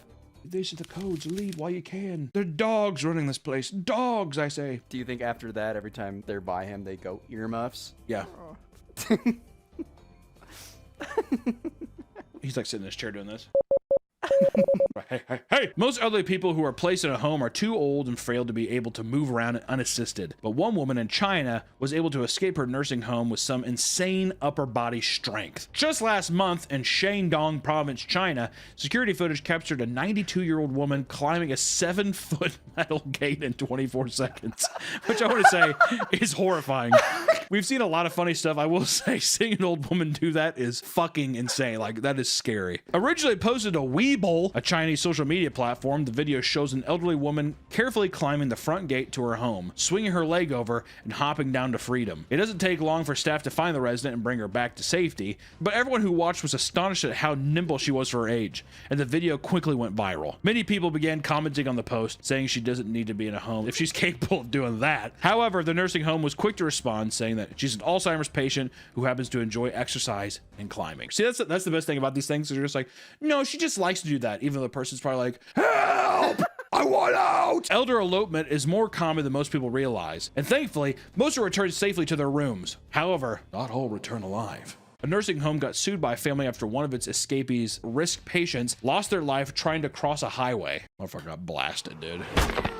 Records showed that an 87-year-old woman had just moved into the nursing home with her family because she was showing early signs of dementia and couldn't be trusted to live on her own. She had a history of escaping the care of loved ones, so the nursing staff put her in a lockdown ward to ensure that she wouldn't be able to leave. Yet, Somehow, this woman was able to disable the alarm on the outside sliding door and walk down a long driveway that led to a highway. As soon as staff realized that she was gone, police were called, but it didn't take long for her to be found. At 8:20 p.m., her body was found lying on the side of a road just 100 feet from the nursing home. She was quickly taken to the hospital but passed away shortly after. Despite being found on the side of the road, nobody has come forward admitting to hitting or seeing her before she was found, adding mystery to her disappearance. She didn't get very far. No, she didn't. You think someone swerved into her on purpose? No, I bet you she's just right by her. I bet it was just got hit, knocked in the deal, and they're like, no one saw it. Fuck it. I'm not going to jail for that old bitch. You know what I mean? I bet you that's what they were probably thinking. Listen, nursing homes can be a frightening and hazardous environment that is often overlooked by the general public. Inside those halls, it can look like a war zone filled with neglect, abuse, and famine. All because the nurses don't care or because the elderly have gotten so out of control. Next time you visit your grandma or grandpa in the nursing home, make sure to check if they're doing okay, because you never truly know what could be going on behind closed doors. Or don't go see them. They've had a long life. They don't need you anymore. Say goodbye to grandpa and grandma. They're going to hell. When you have kids, where do you want to end up? Shoot me in the back of the head and throw me in the ocean. What is that? Or put me in a trash compactor. I really don't care. Please don't put me in a home. Do you want your kids to take care of you and bathe you? No. If I'm literally, put me down. Put me fucking down. I don't want to be a burden to anyone. And I don't want to just sit there and be like, all right, here's your pills. Here, live like this for a couple of years and then die. I would rather just be like, can you just kill me now? They have that in Sweden, I think. Oh, you have that here too. Little tube. No one will know. No one will know. Inject me with the good stuff. Don't even inject me. Blow my fucking head off. Literally do whatever you want with me. I don't give a fuck. All right, bye.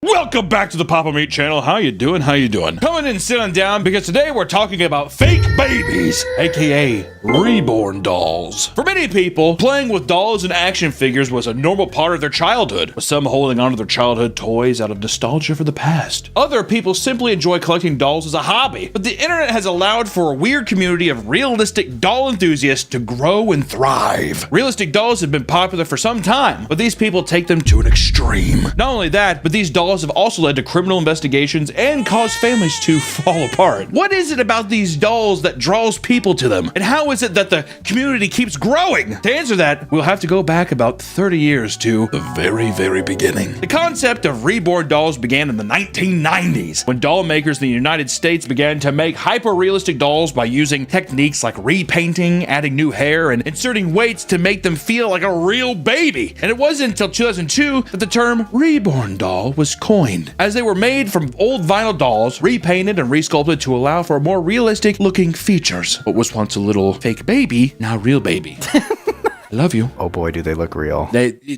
Haunting. They're haunting. It's uncanny is what it is. It's very weird seeing something that is supposed to be, you know, even babies just do like a little whatever like that. But seeing it just completely stiff, you're like, looks like a dead corpse kind of. That's where it kind of gets me a little bit. I'm like, Some of them kind of paint them a bit blue. Like they do paint them as if they were pulled from a river. There's like a little bit of bloat to them where you're like, The people who create these dolls are called reborners, and the act of creating a doll is referred to as reborning. And over the years, reborners perfected the art of making these dolls, which continue to capture people's attention. At the same time people were making dolls, the internet was evolving as well. 2002 was also when the first reborn doll was added to eBay, allowing this even broader market to grow. And this led to the use of new materials such as silicone and the production of specialized parts to meet a new level of demand, a new level of realism, to make it as real as possible. Baby. Reborn. Fusion Reborn, Dragon Ball Z. Do the dance, do the dance. Editor, have two dead babies do a Fusion Reborn dance, and then they come back as a bigger dead baby. The dolls made in the early 2000s are now sought-after collection pieces, with some going for upwards of $2,000. And as the 2000s have progressed, the community has only grown larger and more diverse. So let's dive in and take a look at the reborner community. With the growing market, reborners began creating online stores where they would make and sell their own reborn dolls. These virtual storefronts had fully built nurseries where they displayed their dolls for people to buy online, as if you were in a nursery, you know, like looking at babies. You know, the classic thing of looking through and there's a sea of babies in like plastic troughs or whatever, and they're like, that one's mine. Look at him over there, and he's just like, Eventually, in-person reborn stores began to slowly pop up, where you could walk in and choose a baby right off the street, and each reborn doll is displayed inside a crib, allowing you to browse the babies, pick them up, and purchase clothes for them. A popular online nursery, Dreamshire, allows an in-person nursery experience for $50 in addition to price of the baby. The room is set up like a hospital nursery with babies lined up in a row, and customers are expected to bathe the baby before taking it home. That feels a bit. Why? Clean it. What are you gonna do too if you're like, no, a guard's by the door? Pull a gun. You wanna leave here alive? Hole. In Pennsylvania, Dolls by Sandy offers a Build-A-Bear-like experience. As they have more than just complete dolls, they also provide all the necessary parts to construct one. They have everything from eyeballs to hair to arms to even ebooks that teach you how to assemble and paint your own reborn dolls properly, which is kind of sick. I'd make him like a diverse king. Black arm, white arm, Mexican leg. I thought you were gonna say like make him a cyborg. Yeah, exactly. He has a laser eye and one eye's just completely black, and he has one angel wing and one devil wing. He's got Cloud Sword. This baby sounds cool as fuck, doesn't he? You know what they do too? They'd be like, his name, Zach. At a store in Grain Valley, Missouri called Heavenly Touch Reborn Nursery, you can walk into a gallery of dolls on shelves and behind display cases, and this store promotes itself by hosting raffles where customers can win free dolls. It also features a giant baby crib parade float, complete with a person dressed as an oversized baby who tosses candy into the crowd, which I think is fun. Giant baby. I'm your nightmare. From outside the community, a lot of people are confused as to why so many people, mostly women, are interested in buying realistic silicone babies. According to people in the reborn doll community, they use these dolls in what is referred to as reborn doll therapy. This kind of therapy is sometimes prescribed to women who can't have children on their own. Still, it has a long list of claims, including being able to help with Alzheimer's patients, dementia, PTSD, anxiety, and depression. These dolls do have proven benefits for those who have recently lost babies and can be used as a tool to role play to help the parents in their grieving process. However, grieving parents are not the only people to engage in role playing with these dolls. Today's episode sponsored by Gamer Subs. We have our own flavor, raw meat. Don't drink raw meat right now. Do you like summer in a glass? Then drink raw meat. Gamer Subs, zero sugar, right? Nice caffeine. Or if you don't like caffeine, they have caffeine-free options. Raw meat. Go get raw meat! Use promo code PAPAMeat on checkout. I swear to God, you're gonna get it. You're gonna love it. Please go buy this. If everyone just got one, right, it would end world hunger. That's a fact. If everyone got one right now, if you're watching this fucking video and you go get it, world hunger's done. Ring-a-ding-ding-ding. Don't drink it. Raw meat. Raw meat. That's my flavor. Raw meat. Go drink it. Thank you so much, Gamer Subs, for sponsoring this video. Go fucking get this. I'm not even joking. Many people buy these dolls and treat them like real babies, dressing them up, taking them out in public, and even building nurseries for their dolls in their homes. Many reborners recognize that these dolls are not their real kids, but that still doesn't stop them from treating it like it's a real baby. They know it's not real, but they treat it like it's a real baby. I'll be honest though, that pissed me off if I was a kid. If I was one of like the real kids, whatever, and my mom's just like, oh, I'm feeding the baby, I'd be like, what the f? What? Hello? Do you gaslight your child? Be like, this is your baby brother. Yeah, if you're a psychopath, sleepy, you gotta. That would scare me, actually. You're gonna wake him. I'm like, he's not real, Mom. Your voice. He's going to wake up. That would freak me the fuck out, dude. Would you pick the baby up to shake it? If you did that, though, the person would be like, no! Push you out of the way. That would fuck me up, dude. That would freak me out, man. In an interview with one woman, she explained why she loved the doll so much, stating, quote, It feels like I have a real baby. I take them out to the park, and if I'm walking the dog, and maybe put it in the stroller, or put it in its sling, or hold it in a blanket, and people do think it's real. That seems malicious. What are you getting off by like trying to trick people? There's one thing with people collecting them, the same way that you would collect Beanie Babies or something else, which I think is normal. You can have like a realistic baby, the same way that like I get horror movie props or you get whatever, something that's realistic. If it has the weight of it, you're like, oh, it's just kind of cool. You're perfectly mimicking something. It's very impressive. But there's something weird to me about someone who's just like holding it in public and stuff, and they're like, oh, your baby's cute, and you're like, thank you, because you definitely know they're not like, oh, it's a doll. You want people to know you're doing this. Well, yeah, it's like somebody wants, oh, it's a cute baby. Thank you. It's the same way like pup play, where you go out and dress like as a dog. They'll have the attention. It's peacocking a little bit, isn't it? They want people to know, like, this is what I do. Yeah, look at me. Look at my baby. He's real. He's not. But you'll never know. But But it doesn't stop there. A growing number of reborners are no longer content with dolls just looking realistic. They want the dolls to act like real babies too. Some reborn shops have started producing breathing machines, animatronic skeletons, and heartbeat makers so your baby can look as realistic as possible. That's like a mad scientist being like, how far can I go? Well, at the same time, it's just like, I'm God. Does it? Is it not? Also, what do you get out of like walking in a room and like you're like walking the room and the baby's just like they're like this? You want the biddy? The baby want the biddy? You get the biddy if you say please. The breathing machines and heartbeat maker machines are flesh-colored cubes with ribs on the outside that are placed inside the baby's chest. And these kits come with a remote that can make the baby emote, including pooping, screaming, crying, and laughing. We've seen babies cry through the whole, because like little dolls that we've seen in the past, little girls get dolls, whatever. It's the breathing that gets me. Can you imagine seeing a room stacked with those? And they're all breathing, slowly moving. Welcome to the nursery. You know what I would do? I would have a room of all these baby dolls and have one real baby. You have 3 minutes to find him. In 3 minutes, the door will seal shut and a poisonous gas will be emitted. Good luck. I once again think about the kid walking in. This is mommy's nursery. Do you want to see it? Okay. She like opens the door and you're just like looking up at your mom. I stay at grandma's for a couple days.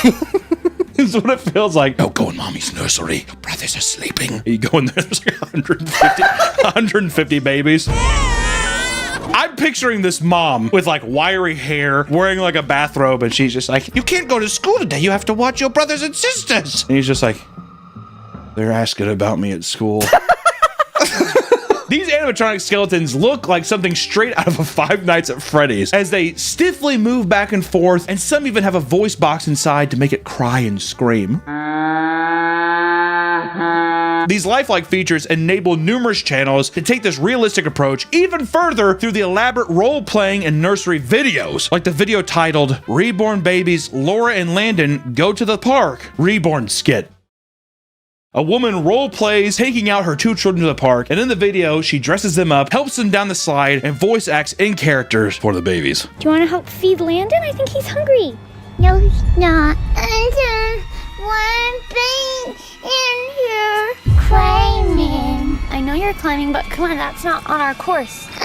No, This video has gained almost 90 million views, and many of the creators' other videos have reached like over 25 million views per video. And another popular roleplay video is showing off your morning routine with your baby. These typically involve waking the baby, dressing it, and feeding it. And on another channel, a woman shows off her new reborn doll nursery. She decorated it to look like a real baby's room with a crib, toys, and more. Her reborn dolls are placed in beds and a small tent in the corner, so it's like a little children's room. Let me ask you this: is there a difference in that right there of a person being like, yeah, this is my house, totally normal, and one room's like, this is my nursery room, and it's like a baby's room and there's a fake baby in there, right? It's all decked out. Is that any different than like the crazy bitch who has like a Coca-Cola merchandise collection? It's a whole room of Coca-Cola. I would almost prefer the reborn baby room. If I sat there and like one of my dreams, I don't know why, I've always wanted a bathroom that's the Thing themed. On the floor, it's like fake snow and stuff, like weird light, like, you know what I mean? Is that any different than if this person doing that? I think it's just the uncanniness of it. When I look at the Thing bathroom or Coca-Cola shelves, I know these are products, inanimate objects. It gets weirder the more you have. Let me ask you this then, here's the better one. It's 20 of each. 20 babies in cases where you're like, yeah, 20 babies, I've collected them, all kinds, whatever. All from various artists. I like this artist, blah, blah, blah, right? Would you rather go into that room or the guy who has like Thanos, Naruto statues, and there's like 20 of those? Is there a difference between that? Because at that point, there's no difference. I would say I'd prefer probably the Reborn, because they know it's like, I collect these because I like the artistry of it. Whereas the Thanos thing, I'd be like, okay, so you're like a nerd, like a comic book nerd. So you're a nerd? Yeah, I'm gonna stick to the realistic baby. But even keeping them in like a glass case feels weird to me. I'm like, get them out. It's because it's too real, you know? I don't know. Many collectors don't stop at just 1 or 2 dolls, and some reborners build large personal collections with dozens or even hundreds of dolls displayed in cribs, cabinets, and themed rooms. Now, see, if you're going into multiple rooms and it's like tons of cribs, that's creepy. It's scary. It'd be the same thing though. It's like because I've seen some YouTube videos of people being like, let me show off my anime statue collection or my comic book statue collection, and it's rooms of glass cases. To me, I'm like, that's insane. Like, yeah, it's a 1-bedroom apartment. It's just like glass cases everywhere, which, wait, more power to you. When you're collecting them, I'm just saying, you're surrounded by it totally. Like, it's in his bedroom, the bathroom, the kitchen. Yeah, exactly. Yeah, so these are bathroom pieces. You're like... These collectors spend thousands of dollars on their dolls and will name each one, give them a specific personality and dress style. A collector named Mary Shortle claims to have over 500 Reborn dolls in her collection. And the creepiest kinds of videos you can find are the Reborn unboxing videos. Typically, when you order something, it comes in packing peanuts or bubble wrap. But for some Reborn babies, it's a whole different world. Your basic dolls always come dressed in a onesie and have a lot of wrapping around their head, obstructing their face. And inside the box, there are usually toys, diapers, and sometimes bottles. But that kind of unboxing is for babies who are already born. Some Reborners are interested in newborn babies, and those are shipped inside a silicone womb. It's kind of metal, dude, at the same time. It's like the ultimate alien blind box. When opening the box, you are expecting to cut open the womb and remove the baby. It's like those toys where it's like, oh, let's find our fossil in the sand or whatever. How sick is that? Goodbye. What if it came with a whole reborn woman? Why aren't we there, dude? If it was like an Aztec sacrifice thing, thank you for your sacrifice. And you like take a knife, you're like, into the stomach.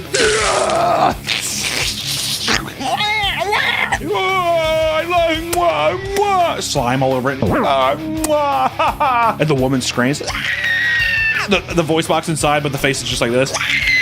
Can you imagine all the collectors too? Like if you had 500, there's 500 dead bodies. I feel bad for throwing away. I need to bury him in the backyard. Sometimes sellers go to another level and include fluid and bloody placentas inside the womb. There's a great deal of artistic talent among Reborners. That's true. And as a result, some organizations host competitions to determine who can create the most beautiful doll. Many times, these competitions are held at doll conventions, but there are also independent competitions as well. The Reborn Artistry Alliance is an elite group of Reborn doll artists that host an annual competition, and these competitions have multiple categories, which include small, large, fantasy, cuddle, and any style Reborn dolls. Within these broader categories, there are more specific ones such as best hair, most creative, best silicone, best photo, and rising star.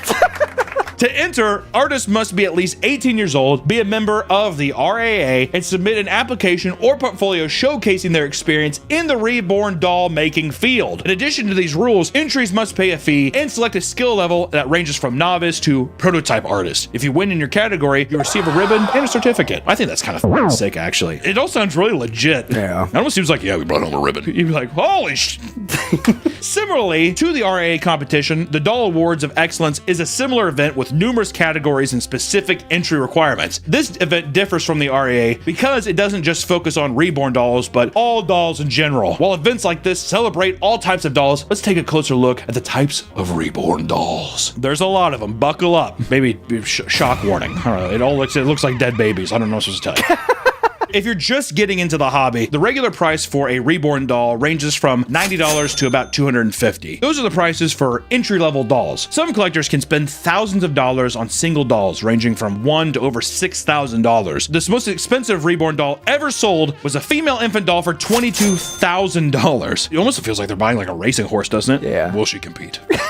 Yeah. She's a ribbon winner, I'll tell you that much. What's even more insane is that these are the prices for dolls that don't have any of the special heartbeat or breathing features. They're just straight up silicone dolls. And the online stores you buy them from are pretty insane too. Websites like reborns.com and beautifulbaby.com are two of the most popular stores where people buy from, as they offer thousands of babies to choose from. These websites serve as a large community hubs where users can share their latest creations, offer services like repairs and custom paintings, and respond to specific doll requests posted by others. The variety showcased on these platforms reflects the true diversity of the Reborn doll community. Reborn dolls come in a wide range of sizes and shapes with numerous options available. It's no wonder the community is so large. You can buy newborn babies if it's your thing, but if you wanted, you could go back even further and buy small fetuses with their placentas. For fans of James Cameron, they can buy Navi dolls on Amazon. You want a baby Navi? I want a Jake Sully. Yeah, is he the one that's crippled with his legs don't work? Yeah, give me him before the transition. If fantasy is more your style, they have a fawn doll, which is a combination of half goat, half man, or you can even have a Cyclops baby with one massive big ol' eye. A super popular kind of doll from this category is the Centaur baby, with tons of listings and different sellers selling dolls of baby centaurs from a newborn centaur to just a little baby centaur. I want a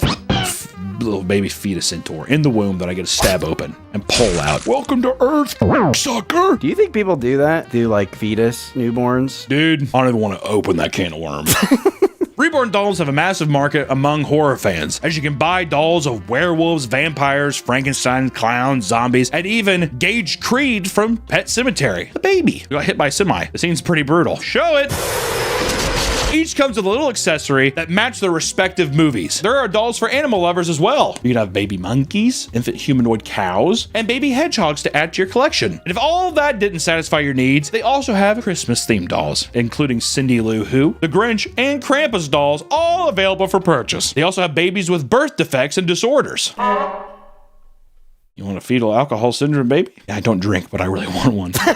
You can buy babies with cleft lips and others with Down syndrome and even a conjoined twin baby. But not everyone sees the appeal of these dolls. This community is subject to a lot of criticism and ridicule because people are either weirded out by it or they just think it's cringe, which like every other fucking community on Earth, dude. For starters, some people believe that it is unethical for people to make these dolls so hyper-realistic because of hypotheticals like a predator getting hold of these or doing illegal activities with them. These criticisms have some merit, as there have been cases of predators using dolls for the exact purpose, which only makes the community look much worse. Most people learn about the community through memes and videos on TikTok and Twitter, but people often feel lost and are sometimes uneasy about seeing them in public. One woman was confused and weirded out when she saw a 40-year-old woman bring a reborn doll to a dinner and have it sit next to her in a high chair. That person's probably going through some... I think that's one of the cases where it's not just a collector, is what I would assume. A Disney adult reborner made a video trying to defend her actions of bringing her reborn baby in a stroller to Disneyland because it's a part of her therapy. If you look at the comments, they are mostly unsupportive is a kind way of saying it. One family was almost torn apart after her husband was forced to choose between his wife's reborn business and his family's established business. Christina Keeler from Pennsylvania got into the reborn dolls as a form of therapy after losing a child during pregnancy. She loved her doll so much that she decided to open up her store and sell her creations. Her and her husband started a YouTube channel and began making content about their work of their reborn dolls. However, when their parents discovered their involvement with the reborn doll community, they were both disgusted and horrified. They gave their son an ultimatum: either stand with his wife and forfeit his place in the family business, or cut ties with the reborn world and secure his inheritance. He ultimately chose to support his wife and was subsequently fired from his family's business. What a king. Also, too, oh my god, Dad, please, could I sell ladders?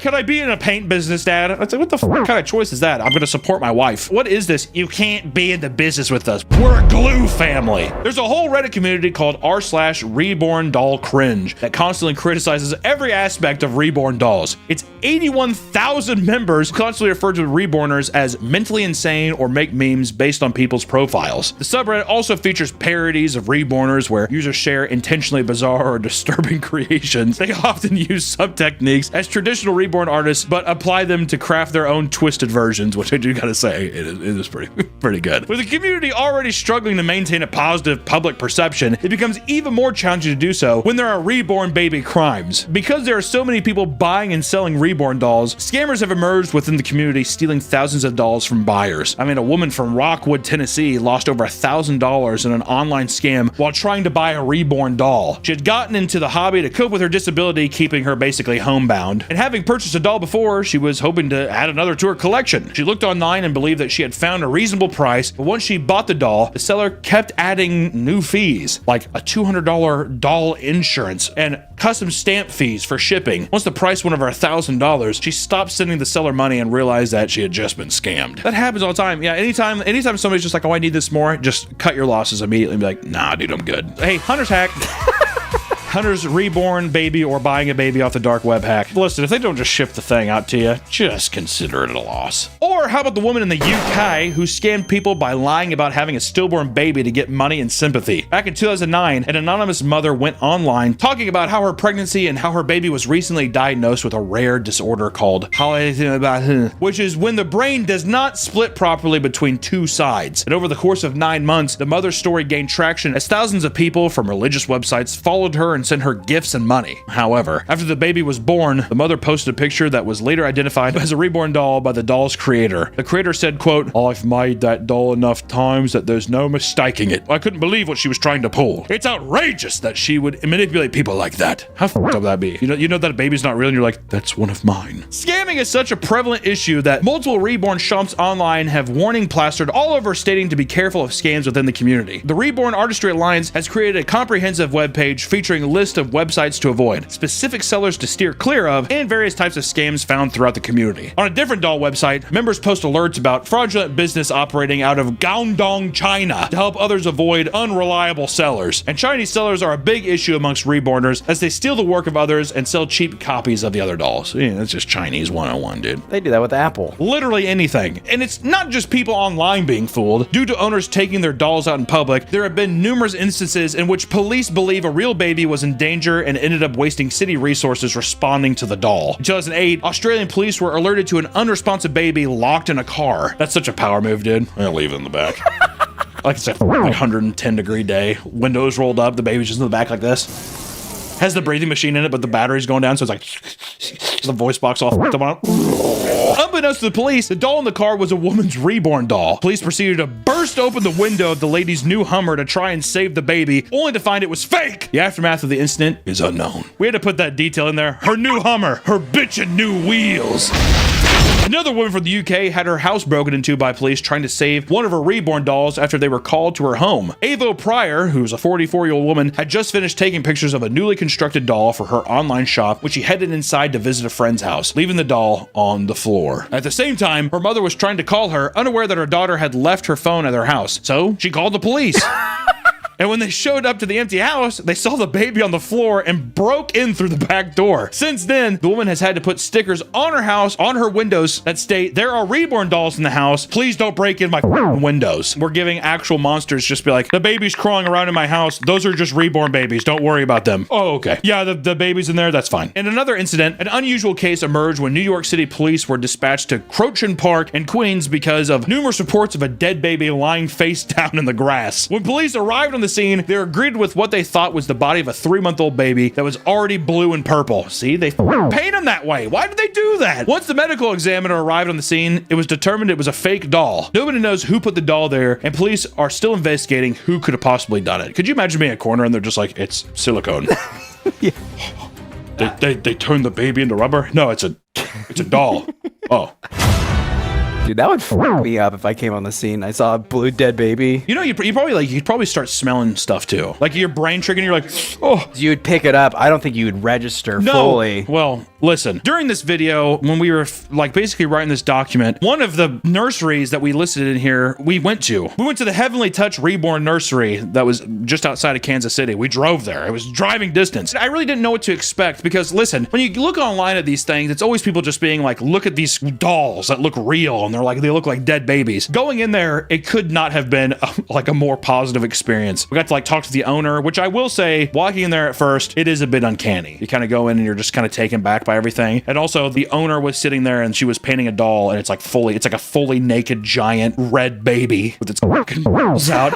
And I was kind of like, oh, whatever. But it was just cool seeing the process of like, oh yeah. We asked her about what kind of clientele do you have? And she was awesome. She was like, oh no, it's mostly collectors. Social media, it likes to dramatize and oh, it's for people who are going through X, Y, and Z, which is probably true. But I think a lot of people, it's just the same with collecting Beanie Babies and stuff. And to be fair, the more time we spent in there and just talked to her and just kind of got a feel for how long she's been in business and stuff, the more normal everything became. So much so that by the end we were like, oh, this is sick. And we bought 2 of our own dolls. So without further ado, I would like to tell you of some of the newer additions to the Papa Meat family here. Beautiful baby Modine. Hello, baby. Go ahead, have a blinking contest with them. You'll win. I've tried many times. Look at him. He's a little pinky. He got a little hand. God damn, Modine, you gotta get your hair fixed up. You got burpee? You got burp? Modine, you got a burp? He loves this. This is his favorite game. This is his favorite game. And last but not least, joining our beautiful family is my little son, Pepper. Sorry, let me take off his deal. Look at him, Pepper. This is his happy dance. Oh, Pepper, look at you go.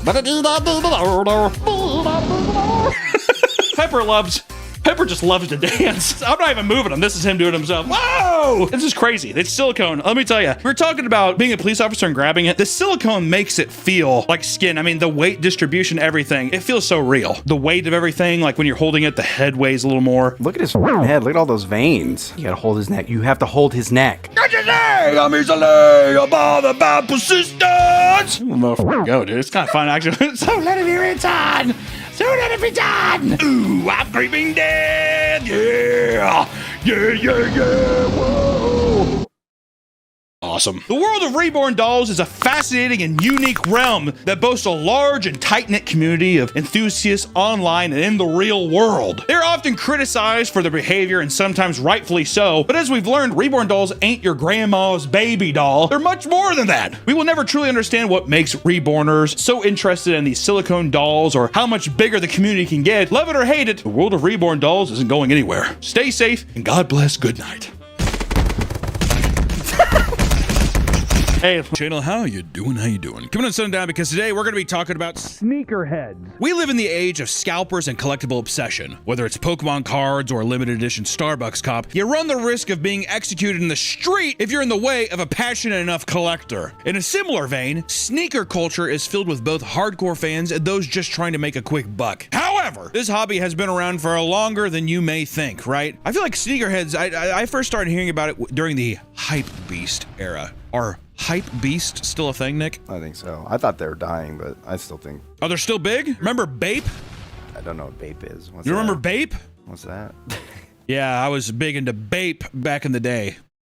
Those who truly love sneakers come in many shapes and sizes. Some simply love them as a fashion statement, but others make them their entire personality. They'll wait in line for 12 hours to grab a new drop before burying their face in them to get high off the new shoe smell, only to lock them away in a display case indefinitely for fear of scuffing them, which I want to say is no different than any other collector out there. I think that out of all the things you could collect, there's worse things to collect. Just like we've discussed with many other communities, the sneakerhead world is filled with drama, chaotic obsession, crimes, and even some strange sexual kinks. And while sneakers today are arguably the most common sought-after style of shoe, this was not always the case. The first sneaker-style shoe hit the market in 1830s. What? What? I legitimately thought they were going to say the Jordans. I thought the Jordans were the first sneakers. Shows what I know. My God. In the 1830s, goddamn. These rubber-soled shoes were unique at the time, but the invention of vulcanized rubber in 1839 quickly changed that. Now that more durable and flexible rubber was available for commercial use, a bunch of new sneaker manufacturers were able to enter the market. Fast forward to the 1860s, and sports like croquet and tennis were becoming more popular, resulting in higher demand for sneaker-style shoes, not just by athletes, but some casual players as well. Eventually, sneakers would become the standard for most sports, and by the 20th century, more and more people began wearing them casually. While sneakers had been used in other sports for decades, they eventually became associated with basketball specifically. Converse introduced the first ever high-top shoe dubbed the Non-Skid in 1917, which soon became a favorite among basketball players. With this shoe came the first ever athlete collaboration when player Chuck Taylor was hired by Converse as a salesman and improved the shoes to make them more stable on the court, which is why people say they're Chuck Taylors, right? Little Converse? I thought that was just the guy who made them. Didn't even know that was an athlite.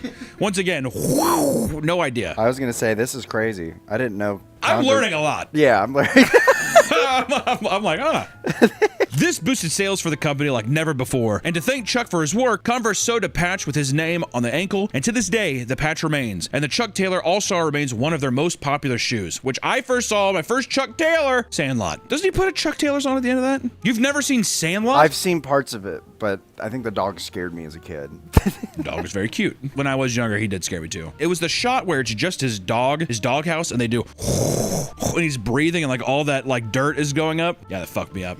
That's crazy you've never seen it. We're gonna watch Sandlot together. From this point on, other athletes began collaborating with brands to design their own shoes. But it wasn't until 1985 when NBA superstar Michael Jordan collaborated with Nike to release the Air Jordan 1 that sneakerhead culture truly took hold. Okay, so we were kind of right. I know people say that's the holy grail. If you have the original run of that, people say that's like... Well, what's interesting, and maybe it goes into this, but Michael Jordan made Air Jordans because he wanted a cheaper shoe for kids. But now they're the most expensive. What? Yeah. What? Really? Yeah, he wanted like cheap shoes that kids could buy. Editor, fucking fact check. I don't know if I believe that. All I know, the only thing I knew about the Air Jordans back in the day, the big thing was back then you couldn't have other colors on your shoes, or they had to be white or something. Anyways, they did the Chicago Bulls colors for him, which is why it's black and red, and they paid the fine every game. So you got fined every game. That was kind of the thing. Well, I don't give a fuck. We'll pay it for you, whatever. And that became a big thing. The time has come to turn the hours you spend gaming into real money. Because with free cash, you can pick from available game offers, play it, and get paid all on your phone.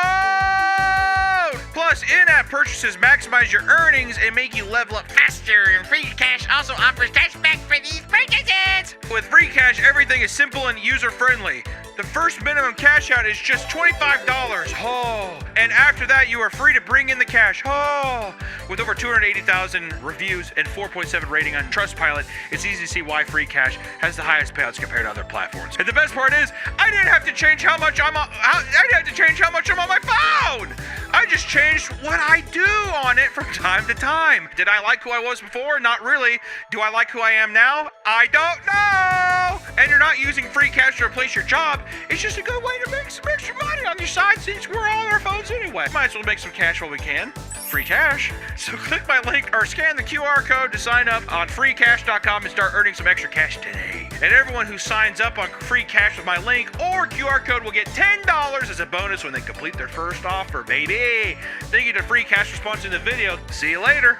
Fans would go wild for these shoes at every subsequent release, and soon the Nike Air Jordan cemented itself as one of the most well-known sneakers of all time. And that's still true to this day, with Nike continuing to release new Air Jordan shoes, and since then, other brands saw Nike's massive success and copied its format, leading to the already massive sneaker market exploding with various new collectibles and collaborations. And of course, it's like such a part of your identity and your like everyday look that of course people would become obsessed with being like, these are fucking sick. And this is like the first time ever where it's like your shoes actually mattered what they look like, right? I bet fucking buying some loafers or some little fucking buckled shoes back in like this 1500s. Yeah, don't step on these. Exactly. Size fucking 3 foot because everyone's whatever. He's just saying, look at that shit, bitch. You think people got in the same, you know, it was like stepped on my Jordans. Oh yeah. People thought you think that it was loafers. You stepped on my loafers. You stepped on my buckle. Whenever, you never know. I can't imagine. I wonder how common it was that people threw shit buckets out their window and it hit people. What? It hit people. Hit people all the time. That's why you fact check. The woman's supposed to be on the street side, I think, that just in case it splashes, it hits him. What do you mean the man's supposed to be, like, what are you talking about? So, like, if you're walking with a woman. Oh, you're saying that the man walks window side. Yeah. She's like, oh, good golly. She's like, oh, they hit you again today, didn't he? He's like, right. Just throws fucking more powder on his face. Adjusts his, like, shit-stained wig. Yes, good. Today, the sneaker industry is worth over $96 billion, dude, and it's projected to grow up to $100 billion by 2028 as the prices of rare sneakers continue to climb. I mean, I collect mask and horror movie props and stuff like that, but it really is a delicate thing where if it's not totally taken care of, it'll fucking disintegrate. So people who have these old relics, it's pretty sweet, actually. Taking an extensive interest in a nice pair of shoes is certainly not out of the ordinary. However, there are levels to sneaker addiction that reach very, very strange heights. Many have an unquenchable need to smell brand new shoes, and in fact, it's often part of the ritual for securing a big and exciting purchase. Within online sneaker communities, you can't escape people gushing over the chemical-filled smell. Some post pictures of themselves smelling them online with a serial killer-like gaze. That's the good shit. Do you think it'll ever be a thing where it's like the people who collect them wear them too, and it's like, oh, I wore. It's like someone who's like owns a winery where it's like, this is an aged thing. We used bits of oak, cherry, a little bit of citrus in there, whatever. So he's like, when I wore this, I didn't wear any socks, but I dipped my feet in honey. I'm like, oh, I can tell. It's like stinky cheese. Like you want a little bit of the sweat in there. Mm-hmm. I like the smell of my dad's stinky feet when I was a kid. Why? And why admit that? Why bring that out to light? Until you incriminate your dad all the time. I like the smell of my dad's stinky feet. People who work at stores like Nike or Foot Locker will admit that they huff the shoes they have in stock because it's just that intoxicating. I don't know what I would do if I walked into a Foot Locker, motherfucker, in like the referee outfit. Turn back looking at me. I'm going to pay less. We'll see you. You know what I mean? Fuck that. Another common experience for sneakerheads is the inability to throw away their shoes boxes. Many different kinds of collectors hold onto the boxes their products come in, but some sneakerheads can border on hoarder activity. One hardcore sneakerhead shows off his impressive collection of shoes, only to later reveal that he doesn't want to throw away the boxes for the fear of needing them in the future. As a result, there is now an entire room of the man's house where every inch of wall is covered by empty shoe boxes. Even fellow sneakerheads admit that while this might depict some sort of mental illness, it's still awesome and worth praising. I think so. If you have the space, why the fuck not? Also, a hoarder mentality means like you open it and just chucking it. I bet you it is fucking pristine. Let me ask you this, Nick. Would you rather walk into someone's one-bedroom apartment and see every square inch of the floor is filled up with display cases with statues from movies and anime, or floor-to-ceiling sneaker boxes? Anime. That's where we differ. Believe it or not, some people even buy shoe boxes from resellers without the shoes in them. Some even take advantage of this demand to make a quick buck, like a man who bought a wall of empty Yeezy boxes for $2 each to resell them online for anywhere between 20 to 35 bucks. But what about when it's finally time to start wearing a pair? You'll find that unless you're going out with a pair of beaters, the concept of going out in public with shoes on can be anxiety-inducing. This is because every obsessed sneakerhead shudders at the idea of scuffing, or even worse, creasing a new pair of shoes. How many people do you think have ended their own lives because they creased a very valuable pair of shoes? Oh, at least 10. I bet you there's some sneakerheads out there who know a homie who passed because his sneakers got creased. We have got to stop saying homie. We're riding a line that I don't want to ride. Also, we're just like, yeah, I bet there is a couple homies out there that do it.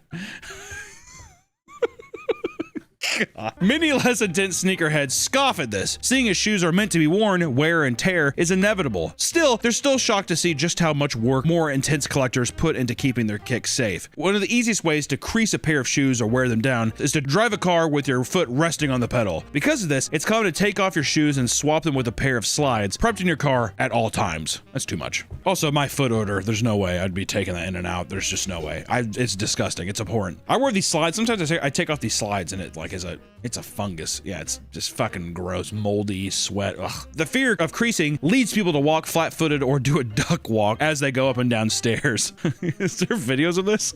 A little duck walk? A truly devoted sneakerhead will embarrass himself if it means keeping his shoes protected. It's not totally uncommon for people to be caught walking around with trash bags wrapped around their shoes, especially when it rains. I mean, come on, dude. We gotta protect them. It's like wearing a raincoat. Some will even spend money at crease protectors, which are inserts you place in the toe box of shoes to stop them from bending as much. Many will wear them despite being uncomfortable at best and in constant pain at worst. Other companies like Crease Beast make custom socks with pockets in them so you can place their foam inserts inside, and while reviews claim they're much more comfortable, people just think you look like an asshole wearing them. Why do you think that is? Is it just because you're just like, oh god, get over it, it's shoes, and they just don't have obviously the same appreciation? Exactly. Is that what it is? It's one of those things where it's like, that hobby's stupid.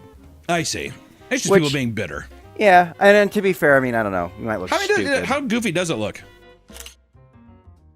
Sneakerheads take this stuff very seriously. When one group of kids filmed themselves at a Sky Zone purposely creasing all of the nice shoes left by customers, a ton of the comments were from people saying that if it were their shoes being creased, they would catch a charge, aka they would beat the shit out of it. Which also, you know what? Why the fuck? Why do that? Come on now. Creasing all the shoes? What dickheads? Come on now. How do you think that people should be allowed to just slap a child? Oh, yeah, if they acting up. If they...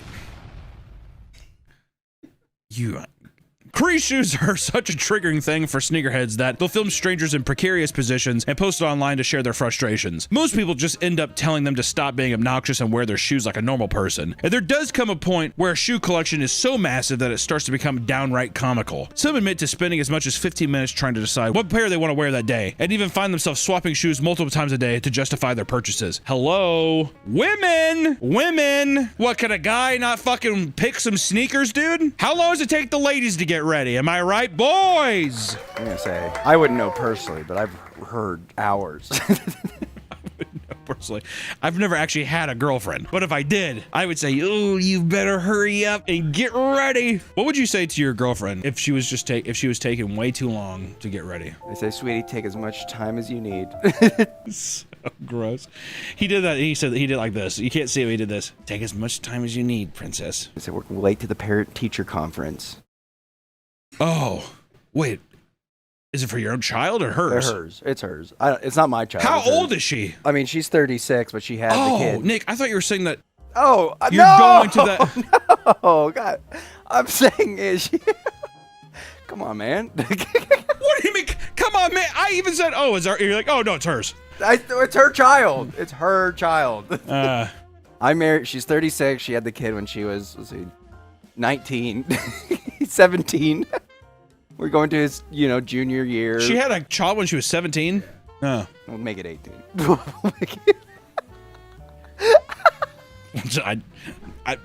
Shoes, sneakerheads. But this can escalate to beyond just a few extra minutes spent deciding which pair to wear. People who have too many sneakers to keep track of will literally create a digital wheel that they spin to determine what they wear, which is fucking awesome. I was gonna say, yeah.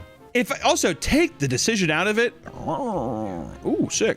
Go get it? Why not? Others design spreadsheets that log every pair they own, as well as the last date that they wore them, which is, I mean, that's goddamn American Psycho's level of fucking organization there. A small subsection of the sneakerhead community, believe it or not, loves shoes in a very different way. For them, it's a straight up ish. We always gotta go there, don't we?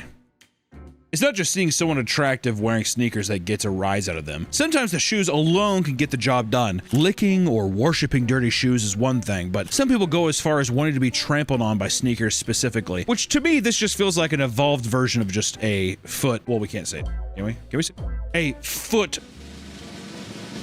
heart? Many of the most popular channels focus on dunking shoes in water or getting them wet. And this type of ew. Did you just fucking moan?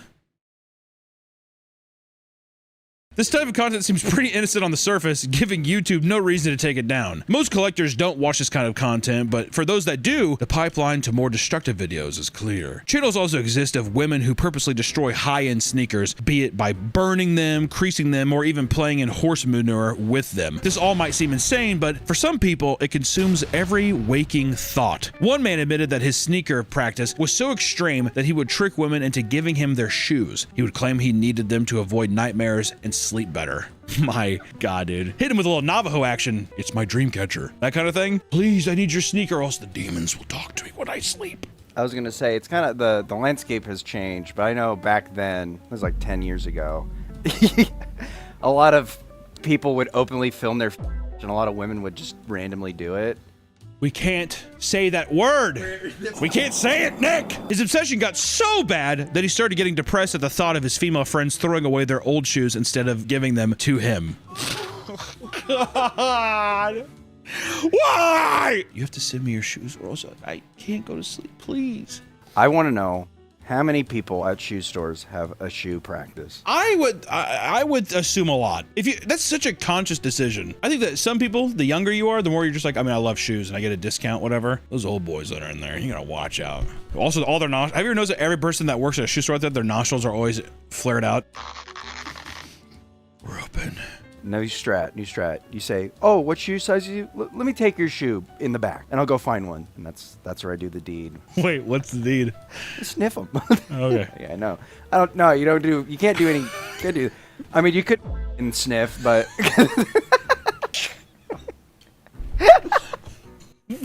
Dude, wanging and sniffing in the back of a Foot Locker or Nike is fuck. You know what's fucked up is that 100% happens daily. You know what? I bet this is what I would do too. I'd have a shoe. Ooh. I'd have. Ooh.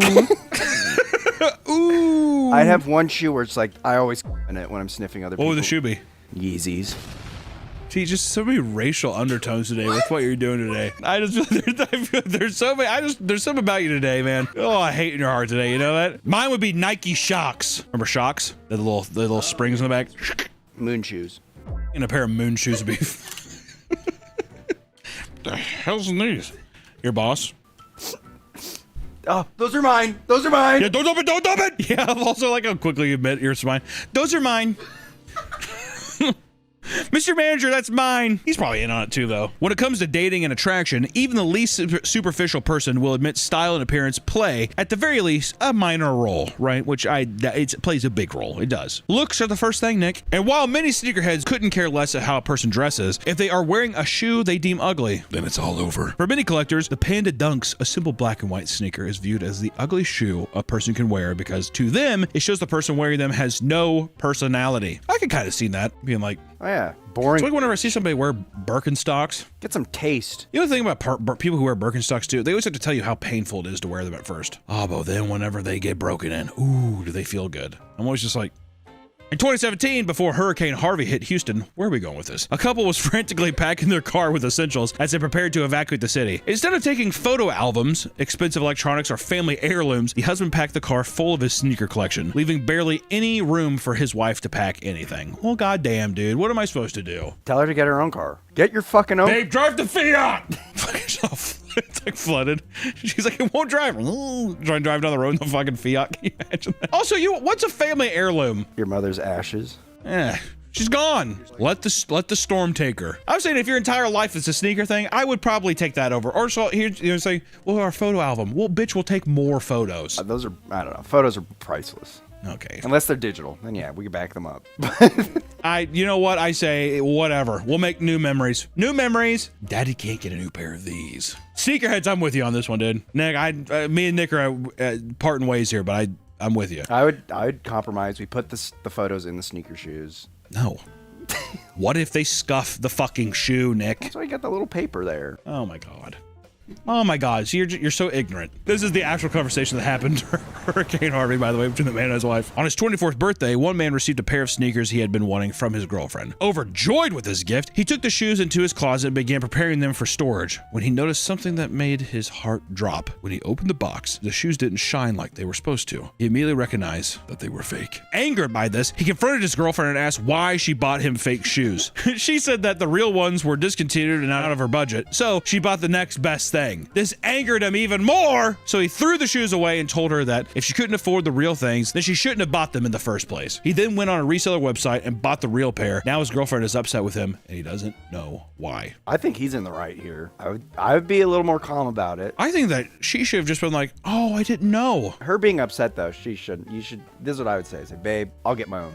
No worries. She has the right to be upset, Nick. Why? Why did you have to be upset? Because he's like, first off, you can't afford them. You shouldn't have bought them in the first place. It's just like taking a gift, a kind gesture of like, well, I know you wanted this one, and it was out of your wheelhouse. Obviously, she doesn't understand how serious it is. Look, before you even speak, give me a fucking. See, I see you biting at the lips to fucking talk right now. But I'm just saying, do you not think it's rude that you throw the gift away? You throw the gift away and you say, and you basically just like, if you're too poor to buy them, you shouldn't have bought them, and then you take her gift and you buy a better version of it. You don't see how that could maybe upset you? I would calmly talk to her, be like, look. Should have told me these were fake up front. All right, sneakerheads, you can have Nick. This is your fighter, your bastion. All the sneakerheads are gonna be like, I do not advocate for that. This kind of treatment would upset anyone, which is why many partners of sneakerheads end up creasing their partner's shoes as an act of revenge. Which, that's fucked up.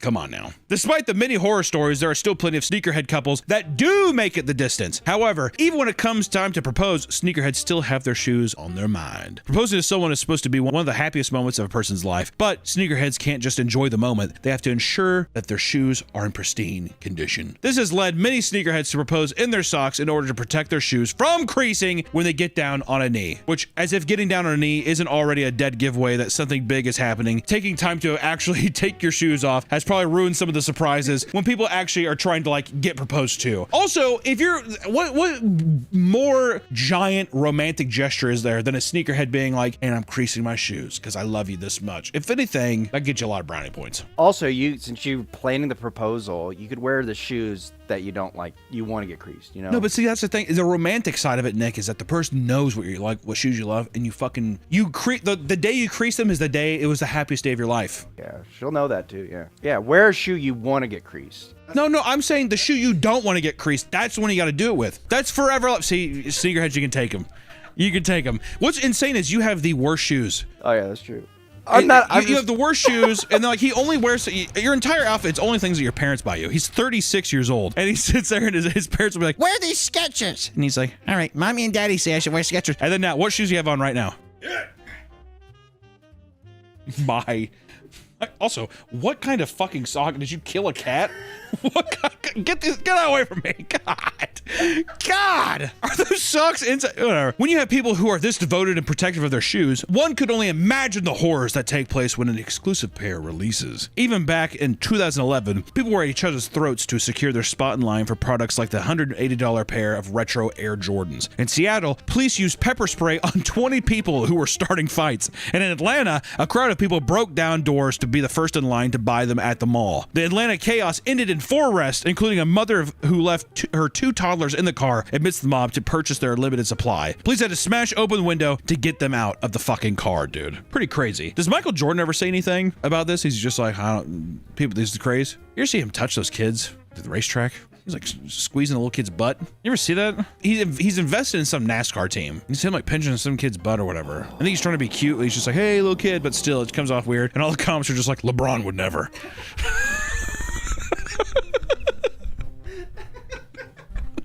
Just a year later in 2012, more chaos would ensue during a Foot Locker event at the Orlando Mall in Florida, and it was there that $220 limited edition Nike Air Foamposite 1 Galaxy would be up for grabs for a crowd of over 1,000 rabid sneakerheads. Despite being asked to group up across the street from the mall until the event started, one man randomly dashed towards the store, and this one act caused a sea of people to follow him. That'd be horrifying. Can you imagine seeing it? 1,000, that's a lot of fucking people, dude. Hit the door! You know, as I say, that's what it reminds me of is Black Friday fucking stampedes, man. The crowds were so massive that Foot Locker canceled the event, causing even more anger and unruliness. Things got so intense that police and riot gear had to be deployed alongside helicopters flashing spotlights overhead. And I'll be honest, the shoes,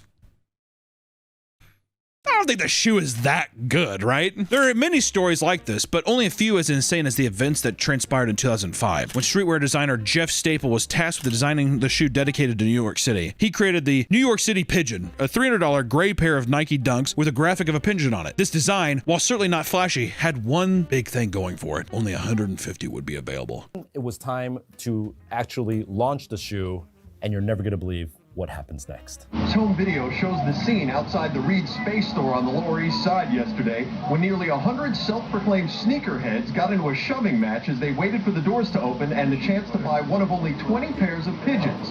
Cops tried to break up the line because it was getting too big. When threatening to arrest them failed, they started physically ripping customers from the line as they clutched onto the gate in protest. Police pushed Jeff to contain the line outside a store, so he gave a big security guard a stack of numbered tickets to hand out to people, and as soon as the security guard held his hand up to announce he was doing so, the entire crowd of 200 people swarmed him. The crazy thing is you started seeing people dropping weapons out of their jackets because they didn't want to be arrested with the weapon. We saw baseball bats, we saw knives, we even saw a machete, like a full Crocodile Dundee machete sword. Fucking machetes! They're legal to carry, I guess. They're a sword! That's insane. That is insane. If you're allowed to carry a machete, what? What? Scams are extremely prevalent in sneaker culture, with people trying to make as much money as possible by taking advantage of casuals who don't understand the value of what they have. Many of the largest online sneaker creators like Culture Kicks have been in hot water for lowballing people at conventions and then getting into heated arguments when they're called out for it. Which, if you don't remember that, remember Culture Kicks? He's like a content creator and he like lowballed people, but then it became a big meme, and then he basically, I don't know if he left the internet or so, I don't know. You can see the video here, but there was tons and tons of videos being like, this guy's lowballing people. But you see that with any kind of collector of like a social media person going to a convention or boothing or doing whatever. You have like a camera in someone's face, they're gonna like be pressured into actually giving you more than what you expected or whatever. Not like us at MagicCon. No. We didn't do that. We did. I did see some people being like, I feel like this is going to make... Some people were saying that this is going to be an annoying trend where people are like, oh, I have this cube, give me cards and I can do whatever. Which, to be fair, at MagicCon, we did not say it has to be anything of rarity. Just say whatever you got. I'll tell you what, though, that's fucking, like, any kind of, like, vintage wear conventions where it's like a thrift... Like, people that know what they have and it's like high fashion, vintage, pulling, whatever. That and sneaker conventions, they're fucking ruthless, man. They got, like, some big money shit and it's fucking... It can be pretty crazy. You may be wondering what sneaker culture is like today, right now, right? I mean, there's been a couple, but what about the great year of 2026? Well, people still collect shoes and they go out of their way for limited edition drops, and the opportunity to resell them for massive profit has certainly died down a bit over time. I think sneaker culture has took a bit of a hit financially. This is because companies like Nike have begun cracking down on resellers. Not only have they begun limiting the amount of shoes one person could buy, they've also begun canceling sales made with bots and software that snatch up stock before the average person can make it to the store. While collecting shoes is slightly less chaotic than it used to be, many simply can't afford shelling out so much money for a pair of shoes that won't last forever. When it comes to sneakerheads, a majority of them are likely just normal people who like to collect cool looking shoes, right? It's just their hobby, it's their thing. At the end of the day, every community has their extreme ends and their quirks. To those who are borderline hoarders, however, just keep in mind that your precious collection won't last forever. It might be your best interest to wear them before it's too late. Enjoy them while you got them, you know? And also, I will say, while the sneaker market's down, maybe this is the time to get in. It does feel like right now is the time where I feel like Nike shoes are at their least cool. I feel like New Balances are kind of king right now. I feel like I see a lot of Adidas and stuff. I feel like Nike needs to have a new comeback of something. Doesn't it feel weird? Also, I will say, some of those people make some fucking sweet shoes, dude. There's some shoes out there like that bootleggers make, whatever. Good stuff. People do, I saw this one that was like a Newport Nike shoe that was made like probably over 10 years or so ago. Put a picture up. Or there's like a video of a guy making it, but I think all that stuff's kind of illegal. But I do think that, like, we're going to find more and more artists making shoes and sneakers, and like seeing, like, I bet you that market is still thriving in terms of collectibles, or like one-off or whatever it is. Or even the guy that we talked about that made, like, he had 30 of them in his store, etc. I think that that's where sneaker culture will live and thrive. But until next time, guys, keep your sneakers safe, and hey, wear them. They're shoes. Have fun with them. We'll see you in the next one. Bye-bye. God, I fucking about blew up my goddamn head with that sneeze. Fuck. Good Lord.